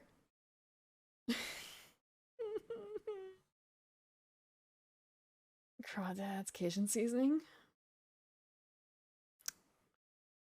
A place that was shipping alligator meat. There are some places that you can order it from online, right? Although the question will be like, what kind of state will it arrive in? It is a bit unfortunate, but you might have better luck doing it in the winter too, when it's colder. Save on shipping costs. Yeah. Yeah, I like to make some gumbo or something too. Or red beans and rice, right? That's the one with the pickled pork, right? The state of the meat. I'm at least glad that where I live, I can pick up some regional specialties. I've been able to pick up some really, I think, like distinct things from other places, but it's really a crapshoot as to what you can get sometimes. Just finding the right specialty stores. Just finding the right specialty stores.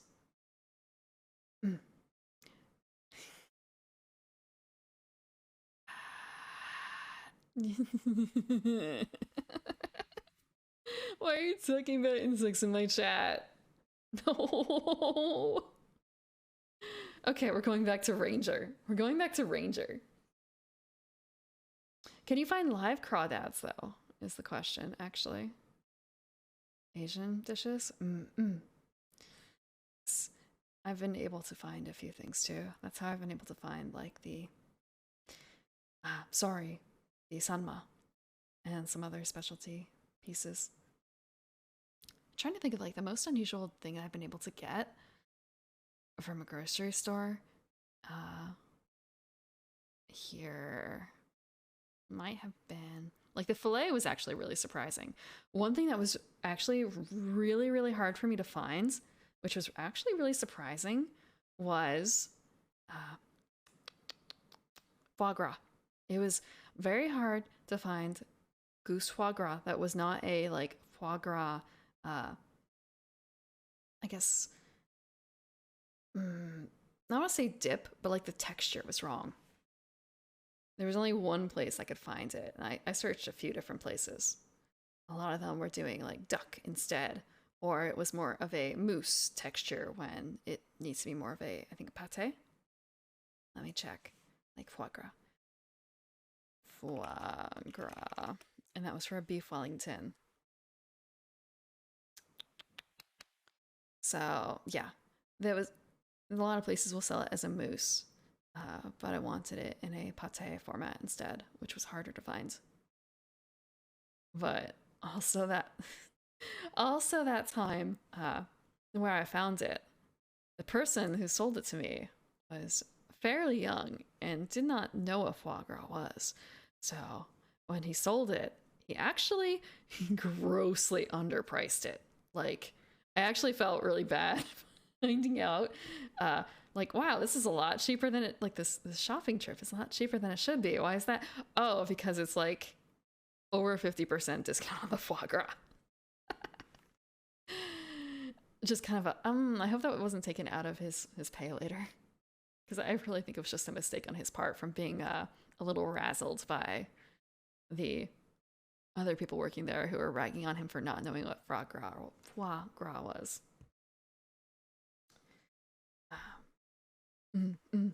I hope they were kind enough. It was an independent place, so it was an independent place.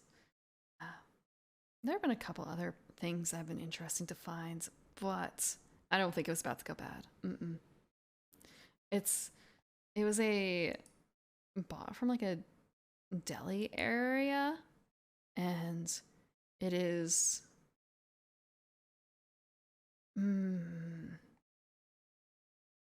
I think it keeps rather well. It keeps rather well.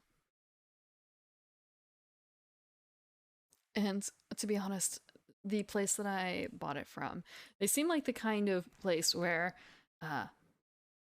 people are actually likely to eat foie gras. I don't think it was one of those things that would be sitting on the shelf for too long.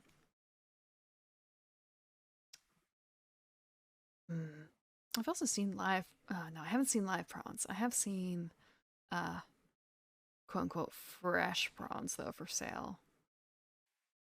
Fried insects. Okay, I have not seen those at my Asian markets. Not as far as I know. They usually keep to fish. Um, usually keep to fish.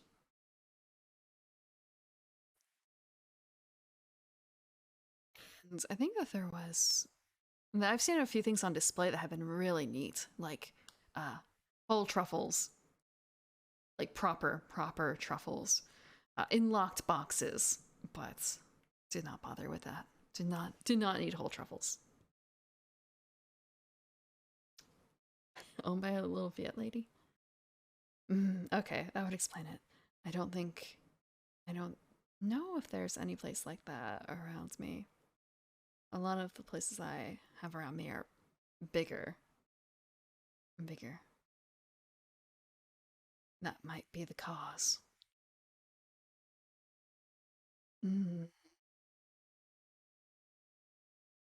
see. Okay, so Ranger. Ranger gets roving, which was climb speed, swim speed equal to your speed. Speed increases by 10 feet. And that was because it seems like a Ranger by default doesn't get a speed bump, do they? And they don't get a. I guess the only. Oh, it's an optional class feature, roving at 6th level. Your walking speed increases by 5. So that's where it came from. So that's probably something from Tasha's that they gave. Otherwise, the only other thing that comes from speed is like no difficult terrain doesn't bother you, I think, in your favored terrain. What are truffles? Truffles are mushrooms. Truffle. Truffle is a mushroom. The ones I saw were dried, and they were actually kept in a rice container. And by rice container, I mean a clear bin full of rice, and you could see like truffles peeking out in some areas. I guess to keep them dry, make sure everything works well.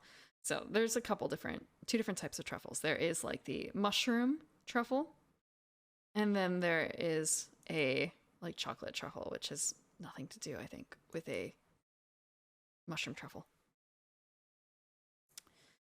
Very rare and very pungent. And they are expensive. So you want, let's see, Bloomingdale selling them for $300 here. Whole black truffles for $33. Italian truffles, fresh, $85. Etsy, selling food on Etsy sounds really weird. It was a very popular fad for a while to do like truffle fries, which was basically fries that were fries fried in truffle oil, or probably drizzled with truffle oil on top. And then there's a questionable quality as to whether or not like how much oil, truffle oil or whatever, needs to be in truffle oil. Like, is it like 99% vegetable oil and like 1% truffle oil for frying purposes? Is it literally 100% truffle oil? Because I've definitely heard of some other places where it's like, yes, this is a olive oil blend. It's kind of a, you whiffed an olive by this thing. It's mostly like canola or something, isn't it?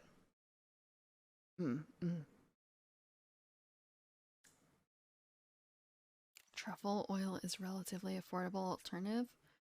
I wonder how they make it. If it's pressed out of it, or if it is a case of like infusion more so, because I would imagine, I guess in either case, maybe it's like the pressed out.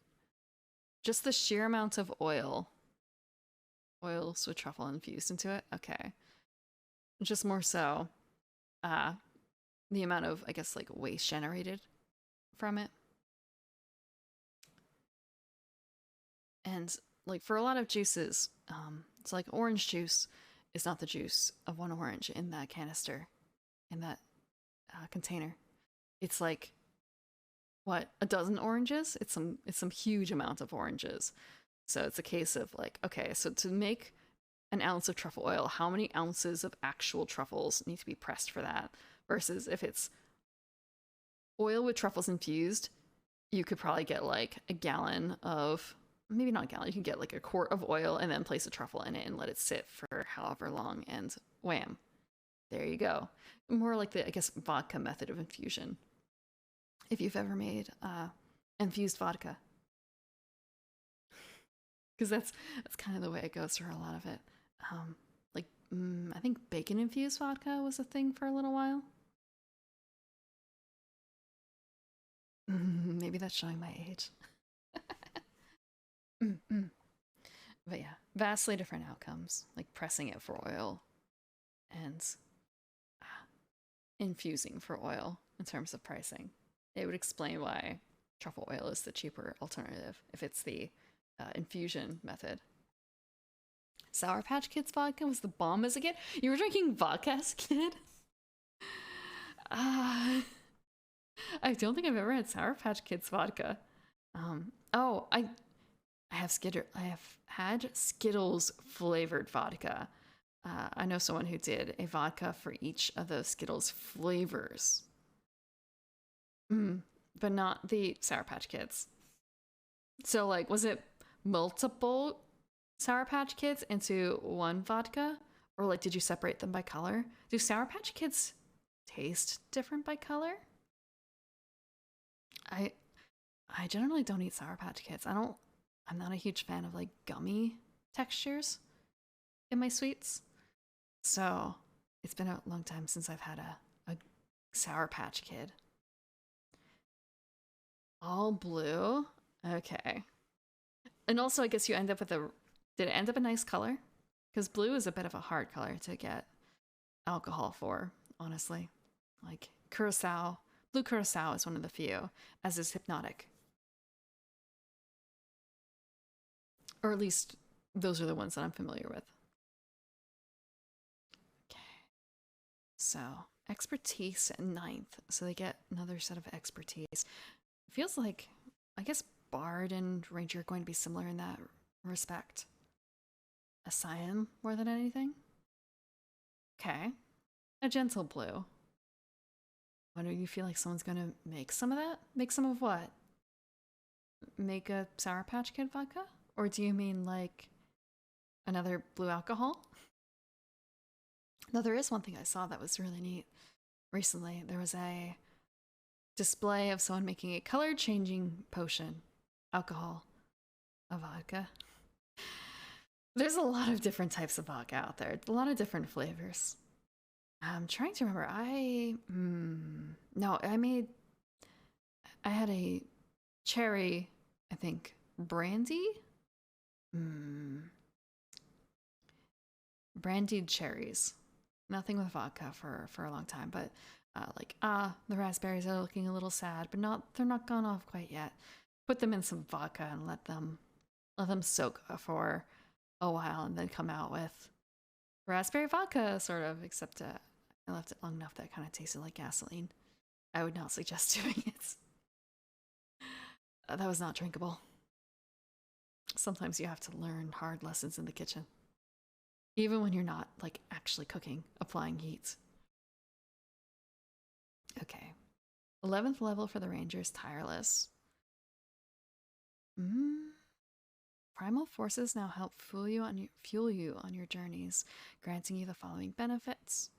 So, temporary hit points. 1d8 plus your prof bonus. Wait a second. This isn't limited. It's just every time you short rest. So giving a short rest benefit. So there's no reason for you to end a short rest and not have temp hit points. And decreasing exhaustion's kind of neat, even with a short rest, rather. That's a neat trick as well. So they have no of the ribbony abilities here. Just purely mechanical in battle type works. Interesting so far. Like, just looking through all this. ASI feat. Cherries in the Everclear. Oh, yeah. Like, I'm just thinking, like, what would you... I guess, like, maybe a quarter shot of Everclear mixed in with something else might be okay? I think I may have... I don't remember if I've ever sipped Everclear, but I definitely know I've never drank Everclear because, goddamn.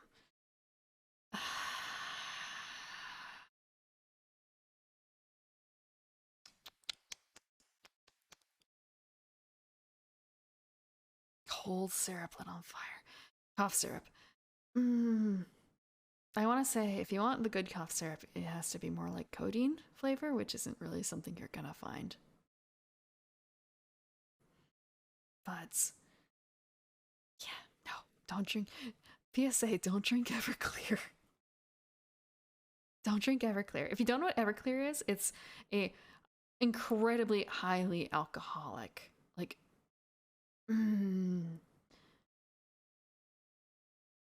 is it? It's not actually 200 proof, is it? But like, they do sell it in liquor stores, I think, but mostly I've seen it used as a cleaner, honestly. But like,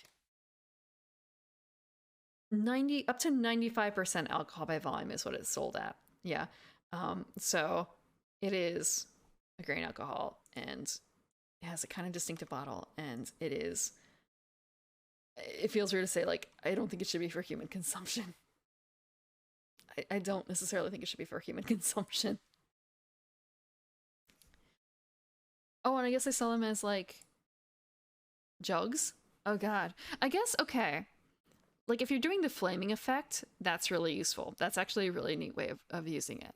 And that might be a good reason for it. But yeah, like, if you have something that otherwise isn't, like, super alcoholic, I guess, a fancy drink, and you can layer Everclear on top and burn it. like this image. Like, that's a neat effect. If you can overwhelm the alcohol taste, yeah, you just have to dump a shit ton of sugar in it. Shit ton of sugar. And that's how you end up with jungle juice. A lot of high proof alcohol and a ton of sugar to overwhelm it. And that's why things like Long Island iced teas are dangerous. Though I say that they're dangerous, but it's not like they're as dangerous as literally drinking like Everclear mixed with sugar or sugar water. That would be incredibly dangerous because you can't taste the alcohol. You just turned old enough to drink? mm.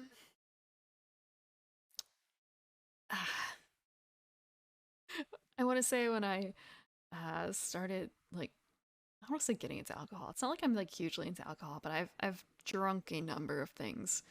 Uh, I want to say like alcohol by itself is not a pleasant taste necessarily, but it can accompany other tastes, and you do.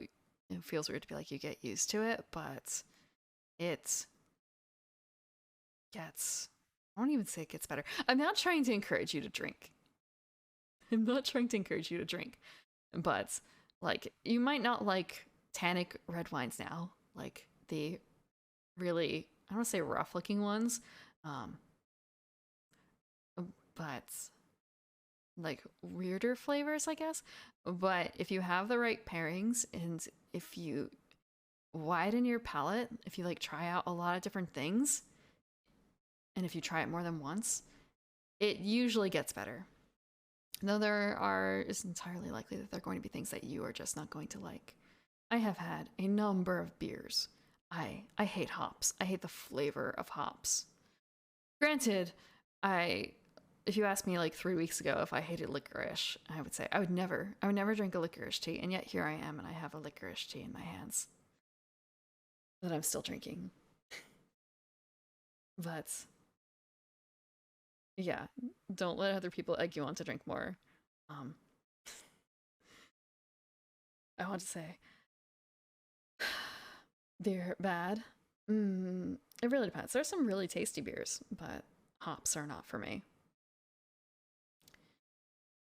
I like ciders, but I also want to say fruity does not equal sweet. Just because something is labeled sweet and you like sweet things does not mean you're going to like sweet wines. Uh, and yeah, something can be fruity and yet dry when it comes to ciders, because like not all ciders are sweet. I like drier ciders myself. Mm. You wish you had enough friends to make jungle juice? I want to say you don't need a huge amount of friends to make jungle juice, but I've only made jungle juice once, and it was not. I think it was weaker than a wine by the time we were finished with it. We did not make a very effective jungle juice, but I think it was fine in the end. It was fine in the end. Like, the purpose wasn't to get, like, horrifically smashed. It was just something to have a bit with beer pong. Except it wasn't beer. It wasn't beer. Jungle juice pong.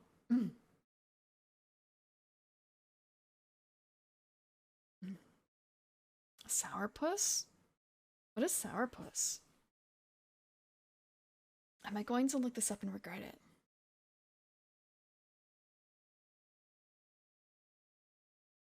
Oh, it's an alcohol. Is it a...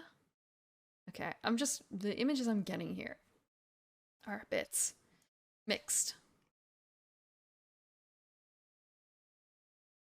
Okay. Is it a mixed alcohol? It's a liquor. Okay. So it's the kind of thing that you could theoretically drink on its own. Oh god, this is like I understand what they're going for here, but it's so hard to read with that blue or that yellow. Not yellow. Yes, yellow on blue. So it's part of a mixed drink. It's a liquor. 15%. Not very strong, but you're probably mostly doing it for like the branding and also the flavor. Raspberry. So sour raspberry flavor? Mm. So you didn't mix it? You just drank it? Blah. Drinking like straight liquors like that can be rough. Like maybe in I want to say shot format, but like shot size, it's fine. But if you're trying to like pour any more than that, probably not recommended. Probably not recommended. Mm. Unless like okay, like looking at this, I guess okay, that is a big bottle. Just thinking, this actually looks pretty refreshing though. So yeah, they're using a shot of that shot of vodka filled with ice and berries, and then top with sparkling water. Okay, yeah, like mixed with soda and liquor. Not a bad combo. Bootleggers looks like that. Bootleggers. One thing I was really disappointed. One alcohol I was rather disappointed in was trying Applejack. I was able to try Applejack, and I don't. I have like dreams of tea here.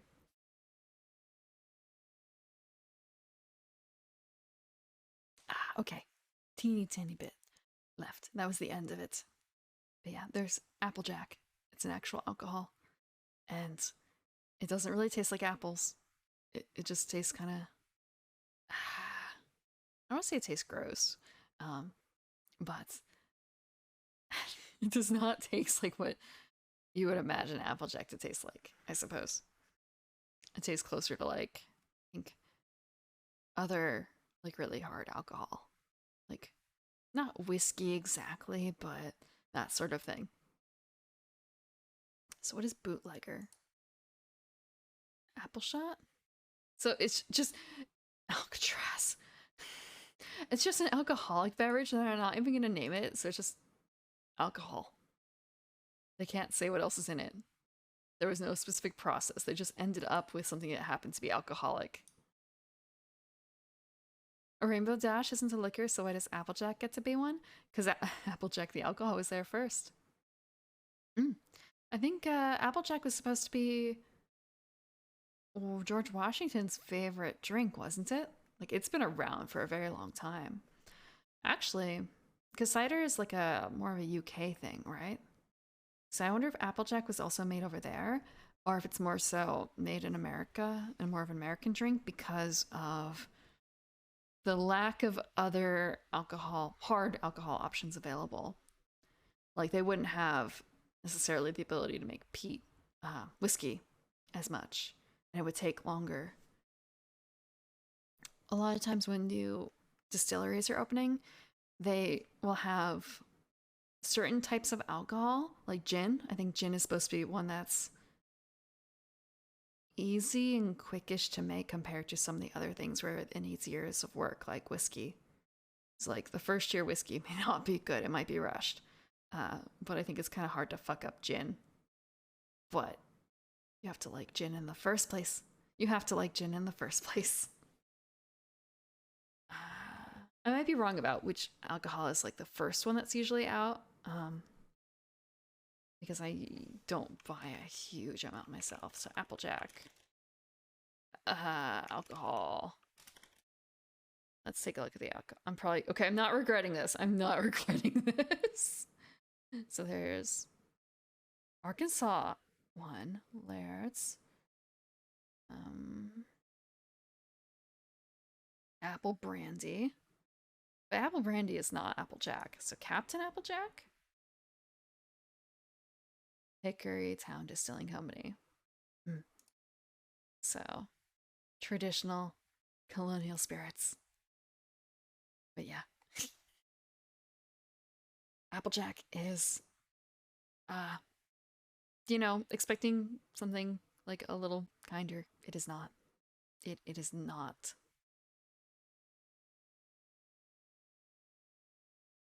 Gas station. Yeah, gin is do you like pine trees? Do you like pine trees? A lot of the I don't want to call it a floral note, but like floral notes and um some of those citrusy notes can be hard to get used to, I think, for people. Like, not as bad as, like, it feels weird to say this, like cat pee notes, because that is a thing. Not in hard alcohol, but in, like, beer and wine and stuff. Like, cat pee is a note. It's not a good note, obviously, but it does exist. Like, I think that would be the worst one to get used to. But yeah, floral. I think it might be a cultural thing. Not used to eating things with those sorts of flavors attached. For instance, if you have a meal and they include a what is it? It's hibiscus flower. Hibiscus flower. Is that what I'm thinking of? Nope, not hibiscus. Not hibiscus. I am thinking of orchid flower. I want to say, like, getting a drink with an orchid in it, or a meal with orchids in it. You think it's a garnish, but you can also usually eat them. Like, they're edible. They're not bad. Orchids are edible. And I want to say, if they put it on your food, it should be a food safe orchid. It should be a food safe orchid, I would hope. Otherwise, I want to say I'm not dead yet, so. But then again, like, I probably won't get killed. Yeah, so like orchid, slush. So yeah, like they might serve something like this with orchids on top. But yeah, you have a little snack there in the orchid.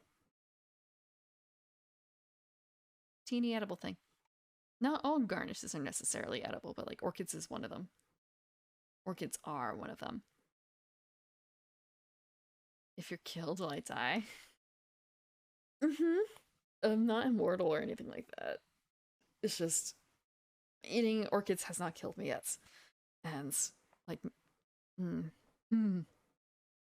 it might be safer for me than for you, but it should still be safe for humans. It should still be safe for humans. You need to make a rarity drinks. Someone I'm sure has made like actual drinks for all those ponies. I don't. I would imagine for like Applejack they could just do like Applejack and seltzer or something like that. If they wanted to be really cheap about it. Maybe cheap is not the right word. Quick about it in design. But you can certainly make like a layered rainbow dash, I imagine, for a drink. In fact, I feel like that's probably the way that they would go about it. Or they would do like, here's 5 shots lined up, and these are all rainbow dash.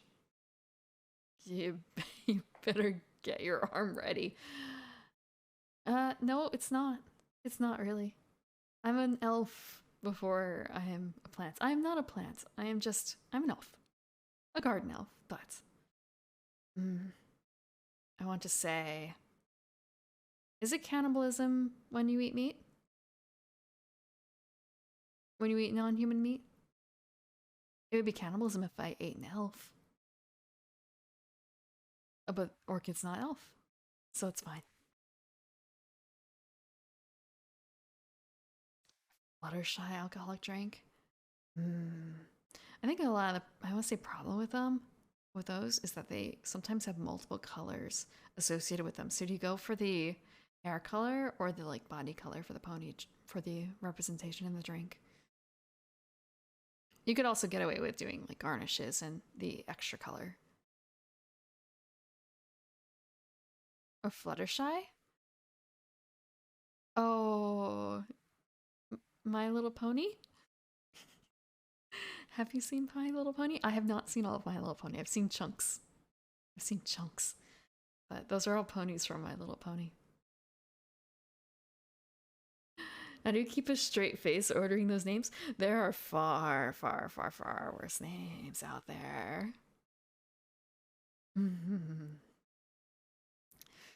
Just like mixed drink names can get really embarrassing. I'm trying to remember some of the worst ones. Like, I have a drink that I like, but I'm never going to order it out. I'm only going to make it myself. And it's called like a Dalmatian. That's not super embarrassing, but I guess maybe it's more so what's embarrassing is what's inside of it. Where's my... Oh, I don't have it anymore. I wonder if it's even still compatible. Yeah, yeah, the panty dropper, sex on the beach. Isn't there like a slippery nipple too? There's a bunch of God, Pan Galactic Gargle Blaster too. Ah, Um, Vesper's pretty classic. Hanky Panky is pretty bad. Well, not like pretty bad, but it's like still kind of something. Mm.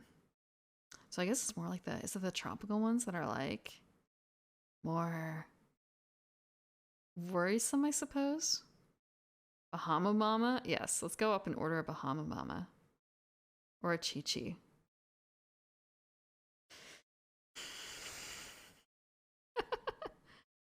uh, Buttery nipple. Okay, there's a buttery nipple. Dark fat? Wait, duck fart. Not duck fat. Duck fart. Like, seriously? I've never heard of that one before. A coffee shop? I've seen a coffee shop that had all their drinks named after famous songs. That was a little difficult to order off of because like it wouldn't be called an Americano. It would be like something else like uh, after a Beatles song or something like that. So what else is bad? What else is bad? Mm. Harvey Wallbanger. That feels like a very very dated drink. So same with the Moscow Mule. Um, how about a Freddy Fudd Pucker? That sounds like something someone is going to stumble over audibly and fuck up. But that might be part of the point of it. There's Fuzzy Navels, Alabama Slammers. That's also bad. Oh, they have Pim's Cup. No one knows what a Pim's Cup is, though. Dog's Nose. Dancing Leprechaun. Slow, Comfortable Screw. That's a drink name. Oh, I can't look at it because it's a premium recipe that I cannot make. This is a home cocktail app I'm looking at. Yeah, slow, comfortable, screw. Slow spelled like gin slow. So, like that.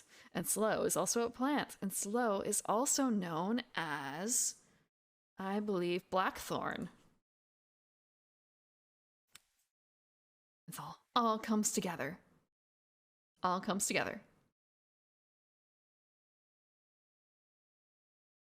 So, yes. So slow is used to make sloe gin.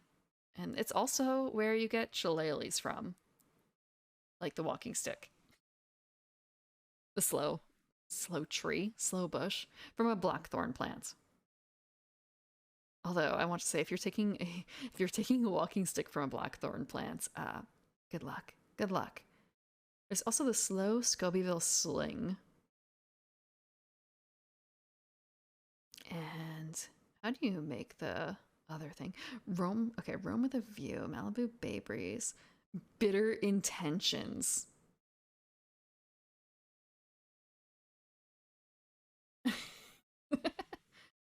Okay. Instant hangover or like just a whiff of alcohol? Wait, what the fuck? So I started looking up the recipe and it's just kind of a, huh. They added on additional parts to this drink name. Is this actually going to come up with drinks or is it going to come up with porn? I can't tell. I cannot tell.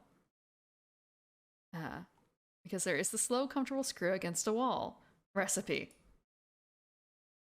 And this is Difford's Guide for Discerning Drinkers. Okay, I'm gonna pop this up. Maybe we'll see what it's all about real quick. I swear, this is a drink. This is a drink. So it's a Collins glass. Like it doesn't look fancy. So you have Kettle One vodka, Southern U.S. style liqueur, like Southern Comfort, orange juice, slow and blackcurrant gin, and Galliano. Okay. Actually, it's just kind of a Do I have SoCo downstairs? I don't have any orange juice. I have vodka, but not Kettle One. I think I have Galliano. I don't think I definitely don't have that exact slow gin. I might have slow gin. Like, how much of this is distinctly part of a slow comfortable screw, and how much of it is the against the wall portion? I don't know. Okay, Galliano is the wall. Oh, because it's a Harvey Wallbanger portion. Okay. Like, scrolling down here. Just gotta read a little further. Cement mixers. Mm-hmm. Yeah. I wouldn't order an Irish carpet. I would not. Mm-hmm. Yeah, well, I have Bailey's, but it's mostly for like, just a little nip in the coffee if I need it. Just a dash. So, so this is, so this is a brunch drink. This is a brunch drink. Grasshoppers? All I can think of with grasshoppers are, mm, I think it was a fairly early episode of Big Bang Theory. Uh, it was entirely focused around grasshoppers, I believe. I've never had a grasshopper, but all I can do is think about that joke. Spiced rum in tea. Mm. Well, like anything in a tea is good, really. I shouldn't say anything. Like, I don't know if Bailey's would be good in some teas. Uh, we have there is a winter cocktails book that I have that maybe I'll dip into in the winter. Um, and yeah, like toddies, toddies are a thing as well. Like just a little nip, just a a tip into it is good. But I actually don't. I haven't drunk black tea in quite some time. Quite some time. Most of it's been licorice right now, or other herbal teas. A lot of peppermint. A lot of peppermint as well. I've I've gotten. I want to say I have like a tea moratorium mostly, except I ignored it to buy this licorice tea. I've tried to place myself on a tea moratorium so I can drink through what I have before I buy new stuff. Like a limited amount of space to store tea, you must understand. And it's a not a small space to store tea.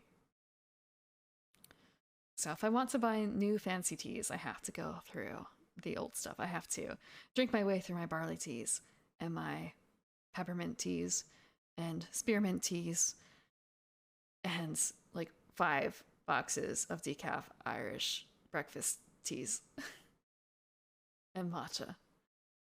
I don't think I have too much green tea, honestly. I definitely don't have any like matcha powder. It's a lot of teas. And it's not counting the specialty teas. I have like one that has banana pieces in it. I think it may also have pudding flavor, like vanilla pudding flavor. Uh, Another one that has like popcorn bits in it because it's supposed to be. These are all specialty teas that are supposed to represent concepts. So, like, themed around, let's say, let's say there's a tea themed around the concept of ranger. Like, what would be in that tea? What would be in a ranger tea? Like, it needs to be a kind of earthy tea, right? So maybe it could probably still have like black tea in it, but like, would lemongrass be good? Would lemongrass be good in this sort of tea? I don't know if you can put lemongrass in a tea. A tea walkthrough. Toothpicks in a toothpicks in a ranger tea. Like maybe cinnamon actually. Because cinnamon's a bark, but maybe not. Like that gives it kind of a warm feeling that I don't think ranger necessarily has. Cinnamon. I don't think ranger is a particularly warm class. Like if we had a halfling tea, hell yeah, cinnamon popcorn. Put it in there with the pudding and all the other like weird flavors in a black tea with a bit of milkiness to it. Herbal or mint, yeah, but like more than that, more than that. So like mint would work. Let me actually. I wonder if that group still makes teas. Check. Let me check.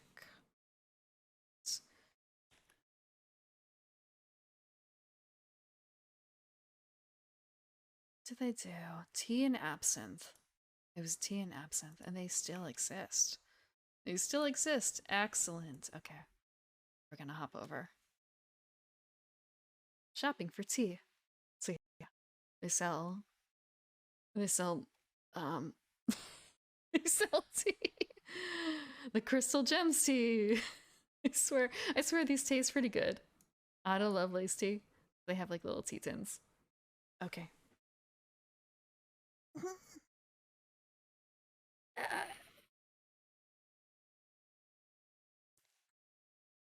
Okay. Stretched. Oh, it's 3:30. Okay. I actually I have to stop soon so I can make some time to practice for something. But before we go, there is teas. Geeky tea. Let's go. Check real quick. Check out. Um, Mall mixtape: green cucumber, apple, green tea, rose marzipan, Irish whiskey cream. I think I have Irish whiskey tea. So, uh, no alcohol, with cocoa pieces flavor and Assam tea. And I want to say there's no reason you couldn't theoretically make these blends yourself necessarily. Sakura strawberry rose. Like they're very pretty too. In one case, it's actually a little disturbing because Ohana, this might be the one. Let me check. No, I guess it doesn't. Like it has flowers in it, but I'm looking at the blue flowers because there's one that includes cornflowers, and that makes the tea a slightly strange blue. It makes it a slightly strange blue. But they do. Okay, yeah, I have. I think I have this tea. So yeah, it's got coconut bits and banana bits and cornflower blossoms is what adds the blue, I think, here. But yeah, banana, coconut, tea. I actually don't know if I have any more of that. Um, and they just have like Earl Grey too. But a lot of custom blends is still a good way of putting it. Custom blends. I don't know if they have. Hmm. I wonder if they got rid of some of them. It looks like they have truncated their list a little bit because a few of the they have an Applejack one.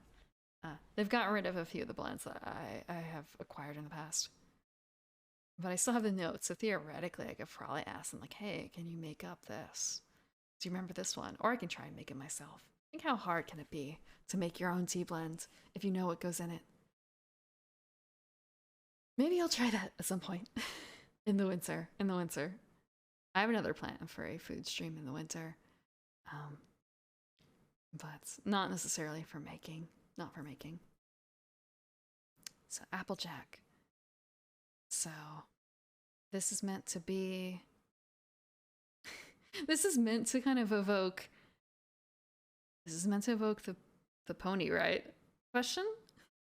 I know that the streamer Vesper, Hollow Tempest, Hollow Tempest. I don't know how that phrase goes, but he is drinking streams like tea drinking. I should check into that. It's also a question of, do I have something capable of doing that? Like, how does that work? I don't know if my heater is up for it. And I also don't know if I have a teapot with me. Maybe if I go pick up a teapot. Oh yeah, so here's some pictures of the teas, I guess. Like very unusual color teas there. Very unusual. Oh no, until I try. I'll have to take a look. Maybe after October. After October. Take a look. Okay. TTT. Think because it is 3:30, I am going to call it for the night. was not expecting this.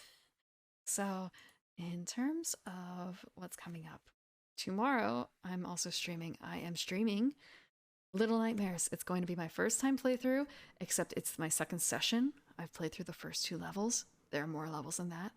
I am an absolute, you've heard, I am an absolute wimp when it comes to scary things. So, there's going to be shrieking. There's going to be shrieking. And Saturday, I'm also playing another scary game. It's Yomawari Night Alone, about a girl who is looking for her sister and her lost dog. And there's also probably going to be shrieking there too.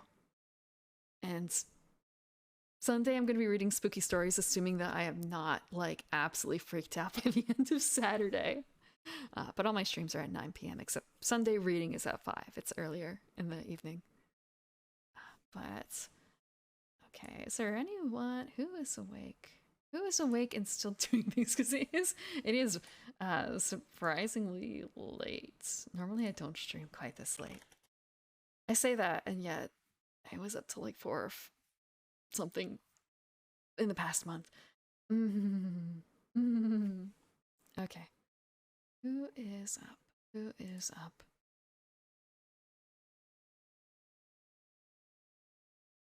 Who's up?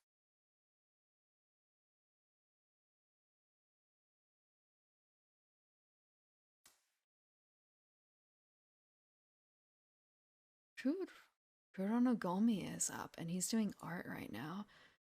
He's got really cool. He's his own like mother and father, I think. At least his own father. He's an artist, and he's currently working on art. And he's currently working on art right now. He's got some really cool art. He's got like an entire video. So should go have fun there. I'll leave you in his care. Oh, he's making Halloween VTuber assets. This will be fun to watch. So thank you very much again for joining me tonight. Sorry we digressed, and we never finished. We never got halfway through. We never got halfway through this, but we will finish it next Tuesday. Next Tuesday we will finish. We will get through all the Ranger, and we will get through the Rogue. We will finish the Expert class. We will definitely finish it at least before the next Unearthed Arcana arrives. We better finish it before then. I can't create a backlog. Okay, thank you again very much for joining me tonight, and have a good evening.